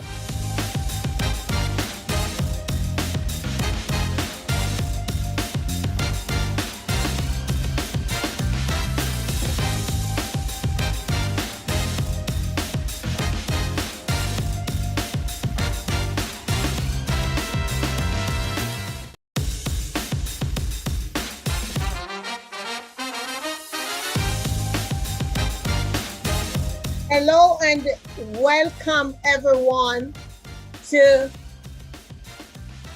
the Be Iconic Conference. I am super excited to be spending the time with you, and especially to speak to you about a topic that is dear to my heart. So my presentation today will be, I am a billionaire and so are you, accessing your universal bank account. I am glad that you have decided to join me in this workshop today. And you are probably asking, who am I? I am a soul, purpose, and why consultant and coach. And what that means, it means that I work with you to guide you to unrealized potential. As we proceed in this workshop today, you will become more clear about what it is that you were born for. So sit tight, grab your pens and paper, because I know that there will be a few golden nuggets that you will want to take note of today. Now, what do I come to the table with? My unique value is that I am gifted and talented with the freedom to deeply connect with one's inner blueprint for success. And as I mentioned in the beginning, that gives me the opportunity to guide you to unrealized potential. Now, you're probably saying to yourself, what gives her the right to be claiming this? You see, my journey started back on the sunny island of Jamaica on the 11th of December, 1947. I am the daughter of James Clark and Leonora Scarlett. There were two humble farming people in a district called Painstown. In that community, we did not have so much of material things. However, the legacy that was handed down to me by my parents, I hold dear today. You see, I'm no stranger to adversity. I lost my mother at the tender age of 13 and a half. My mother was an asthmatic, and I used to stay home to be her nurse whenever she would have an asthmatic attack. That means I missed school many times. When it was time for me to go off to high school, I was not successful in the Jamaica Common Entrance exams, and for that reason, I did not qualify to go to high school. And because I did not pass the exam, my parents did not have the money to invest for me to go to a private high school. So I remained at the Carmel Primary School where I got my education. I sat for the first, second, and third Jamaica exams. And during the times when I was the nurse for my mother, during her asthmatic attack, I would climb up on that high bed, the four-poster bed. You know them now, they are the in thing. But back then, they weren't an antique in thing, but it was a tall bed. I climbed up on the bed and I knelt in the middle. And when my mother would catch a breath of comfort, I would brace her chest against mine just so she would breathe more easily. And she would say to me, sweetie, one day you are going to be a good nurse. The only difference is going to be you'll be wearing a uniform, a cap, and you'll be getting paid. I'm sure you can remember, if you're as young as I am, you'll remember the days when nurses wore caps, apron, and white shoes. We were immaculately dressed. So, although Mama died when I was 13 and a half, the dream did not die with her. While she was still alive, the family had set aside and they were raising animals, pigs, cows, and goats that was to be sold for me to go to England to study nursing. But because of her death, I did not go to England, but the dream of nursing did not die with Mama. I was blessed to be trained as a nurse at the St. James Public Hospital in Montego Bay, Jamaica, West Indies. And up until this day, I've gone through many adversities. So from then, I have been learning the importance of my universal bank account. Even as a nurse, I knew I was different. I knew I was born for something special. Why? I love to talk. I always talk with my patients. I always want to know what's going on. To me, they were not just their diagnosis. I saw them as a human being. I saw them as a soul person where we could connect. So fast forward to today, where I am one that is walking in my why and my soul purpose. And as I proceed, you're going to learn more. So I am happy that I am able to share that little bit of my story with you. And I hope that this will trigger you to also start with your story. Everyone was born for a purpose, a special purpose. You go back to the conception and you are going to realize that the reason that you and I are blessed to be on this earth is because God our Father, the universe, had a special task that you and I were created for to solve. So I know sometimes that it might look like somebody's doing what you are supposed to do, but trust me, no one can do what you were born to do, because the reason that egg met with that sperm in your mother's uterus is because there was something special for you to solve. So I am telling you, go ahead, take a deep breath of relief, knowing that you are as unique when it comes to your purpose as you are unique with your fingerprint. So, yes, you were born for a special reason.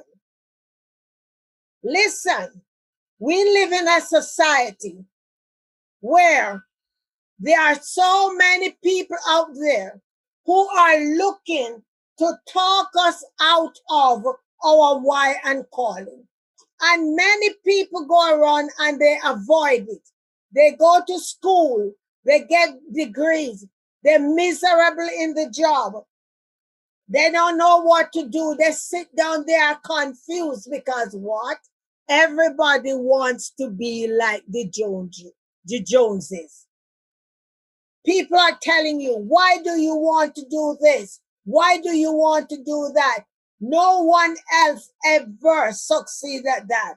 You need to be bold. You need to be unapologetic. You need to look them in their eyeball and say, guess what? I'll be the first to accomplish this. So don't let people talk you out of your calling. You might get frustrated. You might get confused, but I want you to make a commitment to yourself to say, I am going to accept my call, come hell or high water. Fear, feeling of not enough, negative self-talk, and a big one is imposter syndrome. When you think, oh no, I'm not good enough for that. You are a child of God. You are a child of the universe. You got to know that you are enough. When you came into this world, you had enough. So you are out of your state of confusion and you say, you know what? I'm going to invest in me. I am going to answer to my calling. And you said, what habits do I have to develop during this time of accepting this process?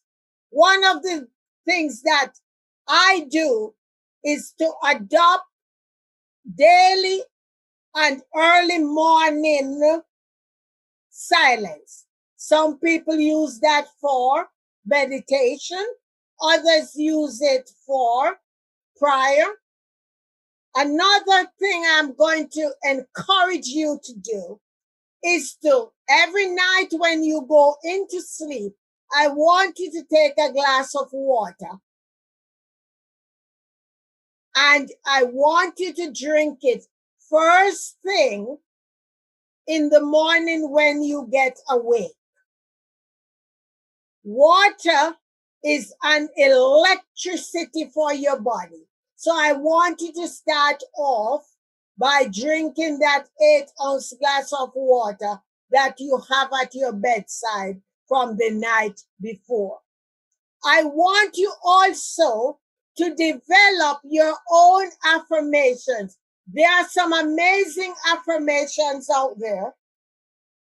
However, I am here to tell you that when you develop your own and you speak them with power, it speaks to you and you can connect with that.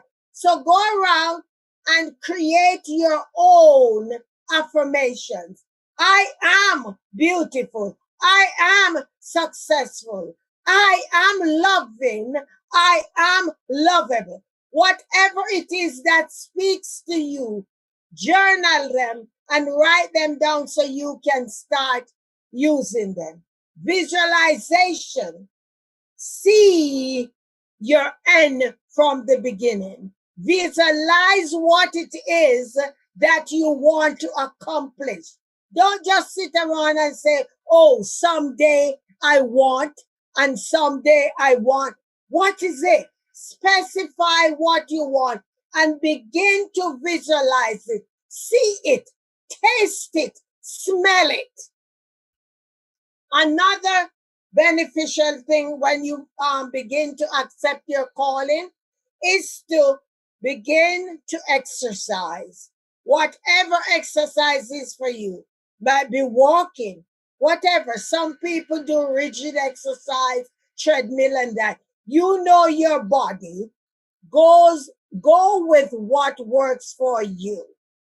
And important, read. You would be surprised to know how many people has been sitting in my chair who does not own a library card. Hello? Reading will open up many doors for you. So start. I tell you, my car is a mobile library because for every hardcover book I buy, so long as there is an audiobook, I am buying that. And why? Before this pandemic, I always travel a lot. And what I do, I don't play the radio, I am reading books. And last but not least in that category, I want to encourage you to journal. Journal. For every book that I have written, and I have written 8 books so far, I always go back to my journal, and I was always able to pull a few chapters out of my journal. Here is one little secret I want to tell you. When you journal, I want you to date and time every entry in your journal. This way, when you go back, you will be able, to see what has been repeating themselves. All right, moving right along. Here are some things that gets in the way of us answering our why and soul purpose. Doubt. Doubt is a big one. And you know why? Especially now that we are in the social media era, especially Instagram. People are on there and you look on all the other folks on there and you begin to compare yourselves with them. And you're thinking, oh, I'm not this, I'm not that. Stop it. Stop it. So instead of that, look in the mirror, look eyeball to eyeball, back at that person that is talking to you, and let that person know how adorable they are, how much you appreciate that person. Negative mindset is a big one that gets in the way. Once you accept your why and soul purpose, you got to modify your mind. Your mind holds all of the negativity and all the naysaying that people been saying to you. They get hold up in your mind. So you got to do everything and make sure your soul, your heart is overriding all of that negative saying from the naysayers. And listen to me, guys. Many of those naysayers are family members. Yes, we love them dearly, but let's call a spade a spade. Many of our family members are the biggest naysayers. So know that the minute you stepped up and you hold your hand up and you say, I am accepting my call, many of those who you think will be on your side will not be there for you. So, hey, make the decision that you are going to go it alone, because I'm here to tell you, the minute you begin to get more successful, guess what? I've heard this all the time. Oh, I always know you were going to be great. And all you do is smile and you wonder, am I really hearing right? Inferiority complex is another thing that will get in your way. Remember, you're worthy. You are unique. You're authentic. There is nobody else like you. Nobody else like you. And guess what? You decide you invest, you're getting a mentor, you getting into some groups, all of a sudden you understand what your why and soul purpose is. And what, guys, you're happy, you're excited, and you're telling yourself, listen, I am glad I did not allow anybody to talk me out of this. You are on your way to the promised land. Know that our why and soul purpose is not for everyone. It is also not for personal gain. We have to itemize how will our why and soul purpose benefit others. What's your focus and message?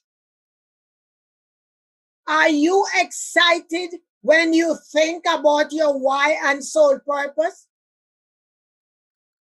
When you think of your why and soul purpose, would you do it 365 days a year, even if you didn't get a dime to do it? Know that our why and soul purpose is not for financial gain. You can't be saying, I'm doing this because it brings me a lot of money. Because as I get down further, you will know why. We have no reason to worry about the finances when we are operating in our why and soul purpose. Know the power in your why and your soul purpose. Why? Remember I mentioned about my gift and ability to connect with your inner blueprint for success? When you were born, you got that in your hand. You got the birth manual, so you did not come in this universe empty-handed. So you have your blueprint that is inside of you that nobody else has that. I have mine, you have yours. The universe handed you a birth manual that has a draft and line out of the blueprint for success. All you got to do is open it and turn those pages and continue to work on what's in that life manual. Always trust and believe your gut. Always trust and believe your gut feeling. I'm sure that you are probably leaving home one day. You are going to a certain place, and all of a sudden, you have a feeling that you shouldn't go the same route that you've been going for the past 25 years. All of a sudden, you went another direction. And when you got to your destination, somebody said to you, Dolores, did you see that big accident on 506? You said, no. Today is the first day that I did not drive that route. That's what obeying your gut feeling is all about. People will say, I don't know why, I just had a feeling. And too many people ignore that feeling. So, as of today, I want you to begin to pay more attention about that feeling. And guess what? Jot those things down in your journal. What are the principles that are governing you now? Do you know the universe has organized people for our support? We don't even have to know these people. Will you also accept that there is no need for you to contact these people? They will show up at the right time and the right moment. You'll hear people say to you, oh, you lucky. This always happen and that always happen. It's nothing. It's no luck. It's the universe allowing you to withdraw from your universal bank account. What is your commitment level? What's your commitment level? Are you living a life of gratitude? Not only for the big things, ladies and gentlemen, the little things. Start with the little things. Get up every day and be in gratitude for the breath that you breathe. Be in gratitude that your taste buds are working. Don't wait till you get your first $1 million or you have your house in Beverly Hills that you're going to begin to give thanks, or you're off on a remote island somewhere living your dreams. Start with the little things. And I am here to tell you that the minute you begin to live in gratitude for those small things, then you'll notice that those small things begin to multiply. Are you setting daily intentions? You got to set your intentions. Don't wait on anybody to say, oh, I know she wasn't going to make it. You know, set your intentions. You know what you want today. Speak it. Because that which we speak we can see. If you can believe it, you can see it. Are you willing to unlearn old habits? Lord knows we have some. Utilizing our universal bank account, we got to undo some things. We got to unlearn some old habits, boy. So that's a commitment that you have to make. You don't need anybody's permission to do that. You just have to go there and do it for yourself. Are you open to adopting new mindsets? We don't eat the same thing. You don't hang out with the same people. Your social life is not the same. You look in your life, you assess it, you analyze it, not based on what anyone else is doing, but what suits you. You are now on purpose. You are different. So you need to design that life that is going to work for you. Write things down, your goals and your plans. I grew up in an era where we were doing what we call goal posters. Now they got so sophisticated, they're called vision board. However, I now work with a vision book. And the reason I'm working with the book is because when I go to bed at night, I can take it with me. I can go through the pages. That's the last thing I see at night and the first thing I see in the morning. So write things down. If you're someone who is working with a vision board, do what suits you. I just want to know that you are writing things down, because guess what? By writing things down, they manifest. When we get things out of our head and our hearts to put them on paper, then we are opening up room for more things to happen. We need a support team. People who are willing to support us. There's always somebody out there that is willing to support us. So I have these circles. You have the inner circle, that the people who you are tight with. You have an outer circle, and then you have a bigger circle. The people in the bigger circle, I train them and groom them to move into the smaller circle. But we all need people. Take time to examine your belief system. Meet with people. Talk with people. Don't be judgmental. Change ideas. Let go of past experiences. Blame failures, disappointment. Listen to me. I want you to know that what other people think of you is really none of your business. That's their problem. Don't get hung up about what it is they say or not say about you.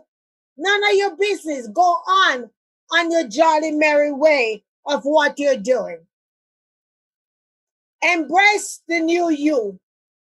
You see these people here, you network with people, change ideas. You have more confidence. You start to build in trust. You're not judgmental about other people. Invest in personal development. Read a book, buy a video, go to a webinar, do something. You start already because you're here at this conference.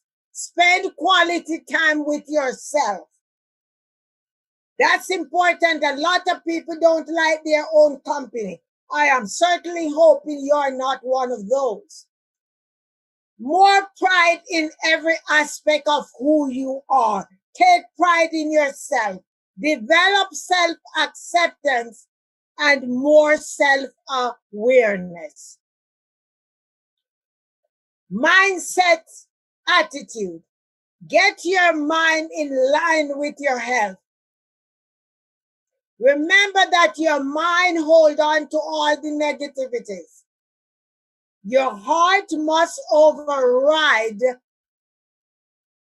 all of those negativity.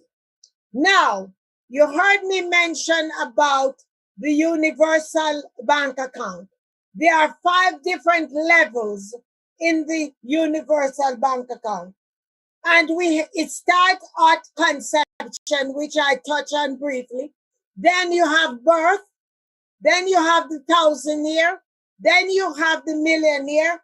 And then you have the billionaire.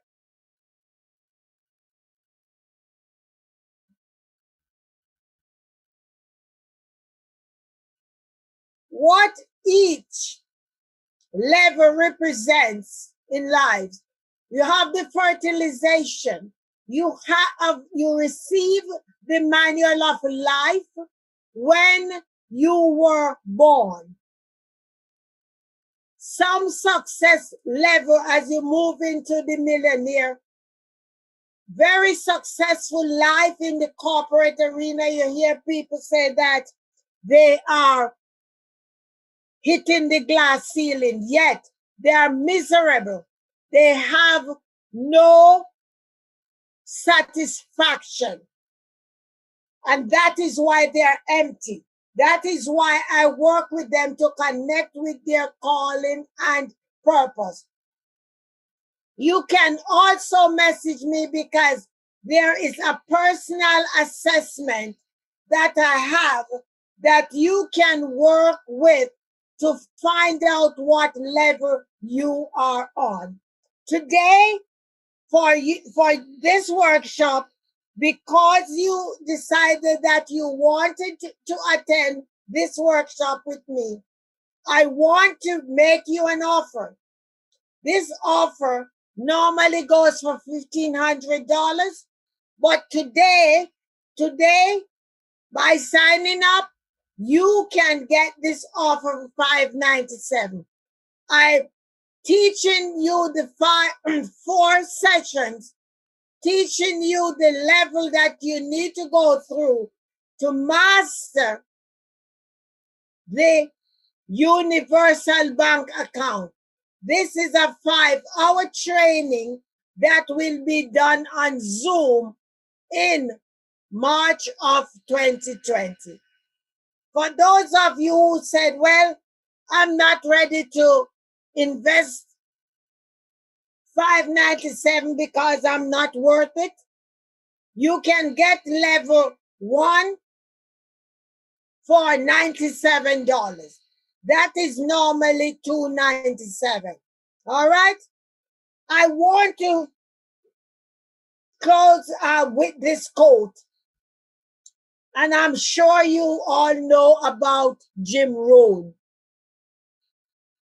And the quote says, your level of success will rarely exceed your level of personal development, because success is something you attract by the person you become.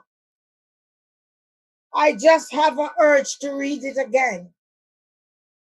Your level of success will rarely exceed your level of personal development, because success is something you attract by the person you become. So you got to think about what you do. You got to have an idea. Don't just write it and sit down. Take a look up, get somebody to look on it with you. You got to do again and again, keep doing.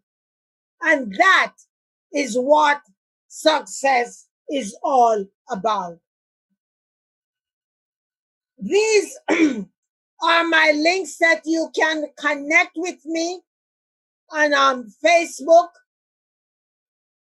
Twitter, LinkedIn,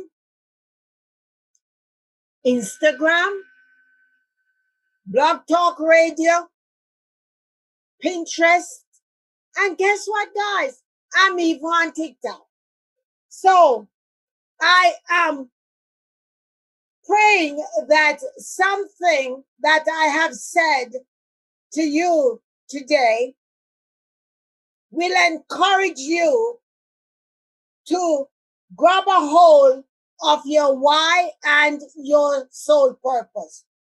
It was not by accident that you're at this workshop, because the beauty about our universal bank account is the fact that a lot of what's deposited in our universal bank account were deposited there by our ancestors. So you remember when the conception, when you were conceived, they started depositing there. They started depositing. So it is really a shame that we would die and live here without withdrawing from our universal bank account. So my prayer and intention is that you will reach out with me, to me, that you will connect with me, that I, this girl who did not go to high school, this girl who went to college in her 50s, and if I can do that, and every day I continue to withdraw from my universal bank account, if I can do it, so can you.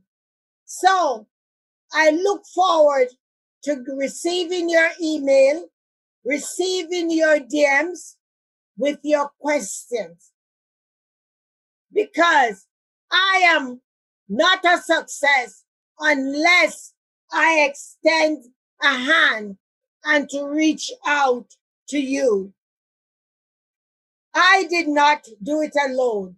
Who I am today, I owe it greatly to my coach and mentor, Dr. Miles Monroe. He believed in me when I was totally confused. I did not have any understanding about why and purpose. Because the first time I met Dr. Monroe, I was telling him about the inner turmoil that I was experiencing.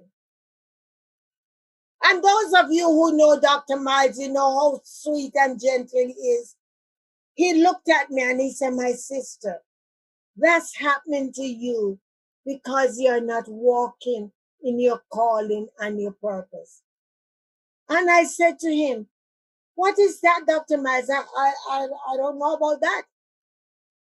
He said, listen, when I go to sell my books, if it is only one book you can buy, I want you to buy In Pursuit of Purpose. Ladies and gentlemen, that little book, it's a thin little book, but that little book has changed my life. That year when I read the book, I made sure that I bought the book for everybody that I was going to give a Christmas gift to. For many, many years, I taught that book at the church that I used to attend, In Pursuit of Purpose. This is how important it is to me. This is the reason why I can unapologetically sit here in front of you today and tell you, when you step up to your calling, when you raise your right hand and said, I am ready to walk in my calling and my soul purpose, there will be no turning back for you. No turning back whatsoever. I am going to boldly say, I am hoping that this will not be my first our last conversation with you. I am waiting to receive all your messages about the withdrawals that you have been making from your universal bank account. It is never too late. Don't let age get in your way. Age is just a number. And you know what I tell my older clients? I said, you're seasoned. You're like good wine.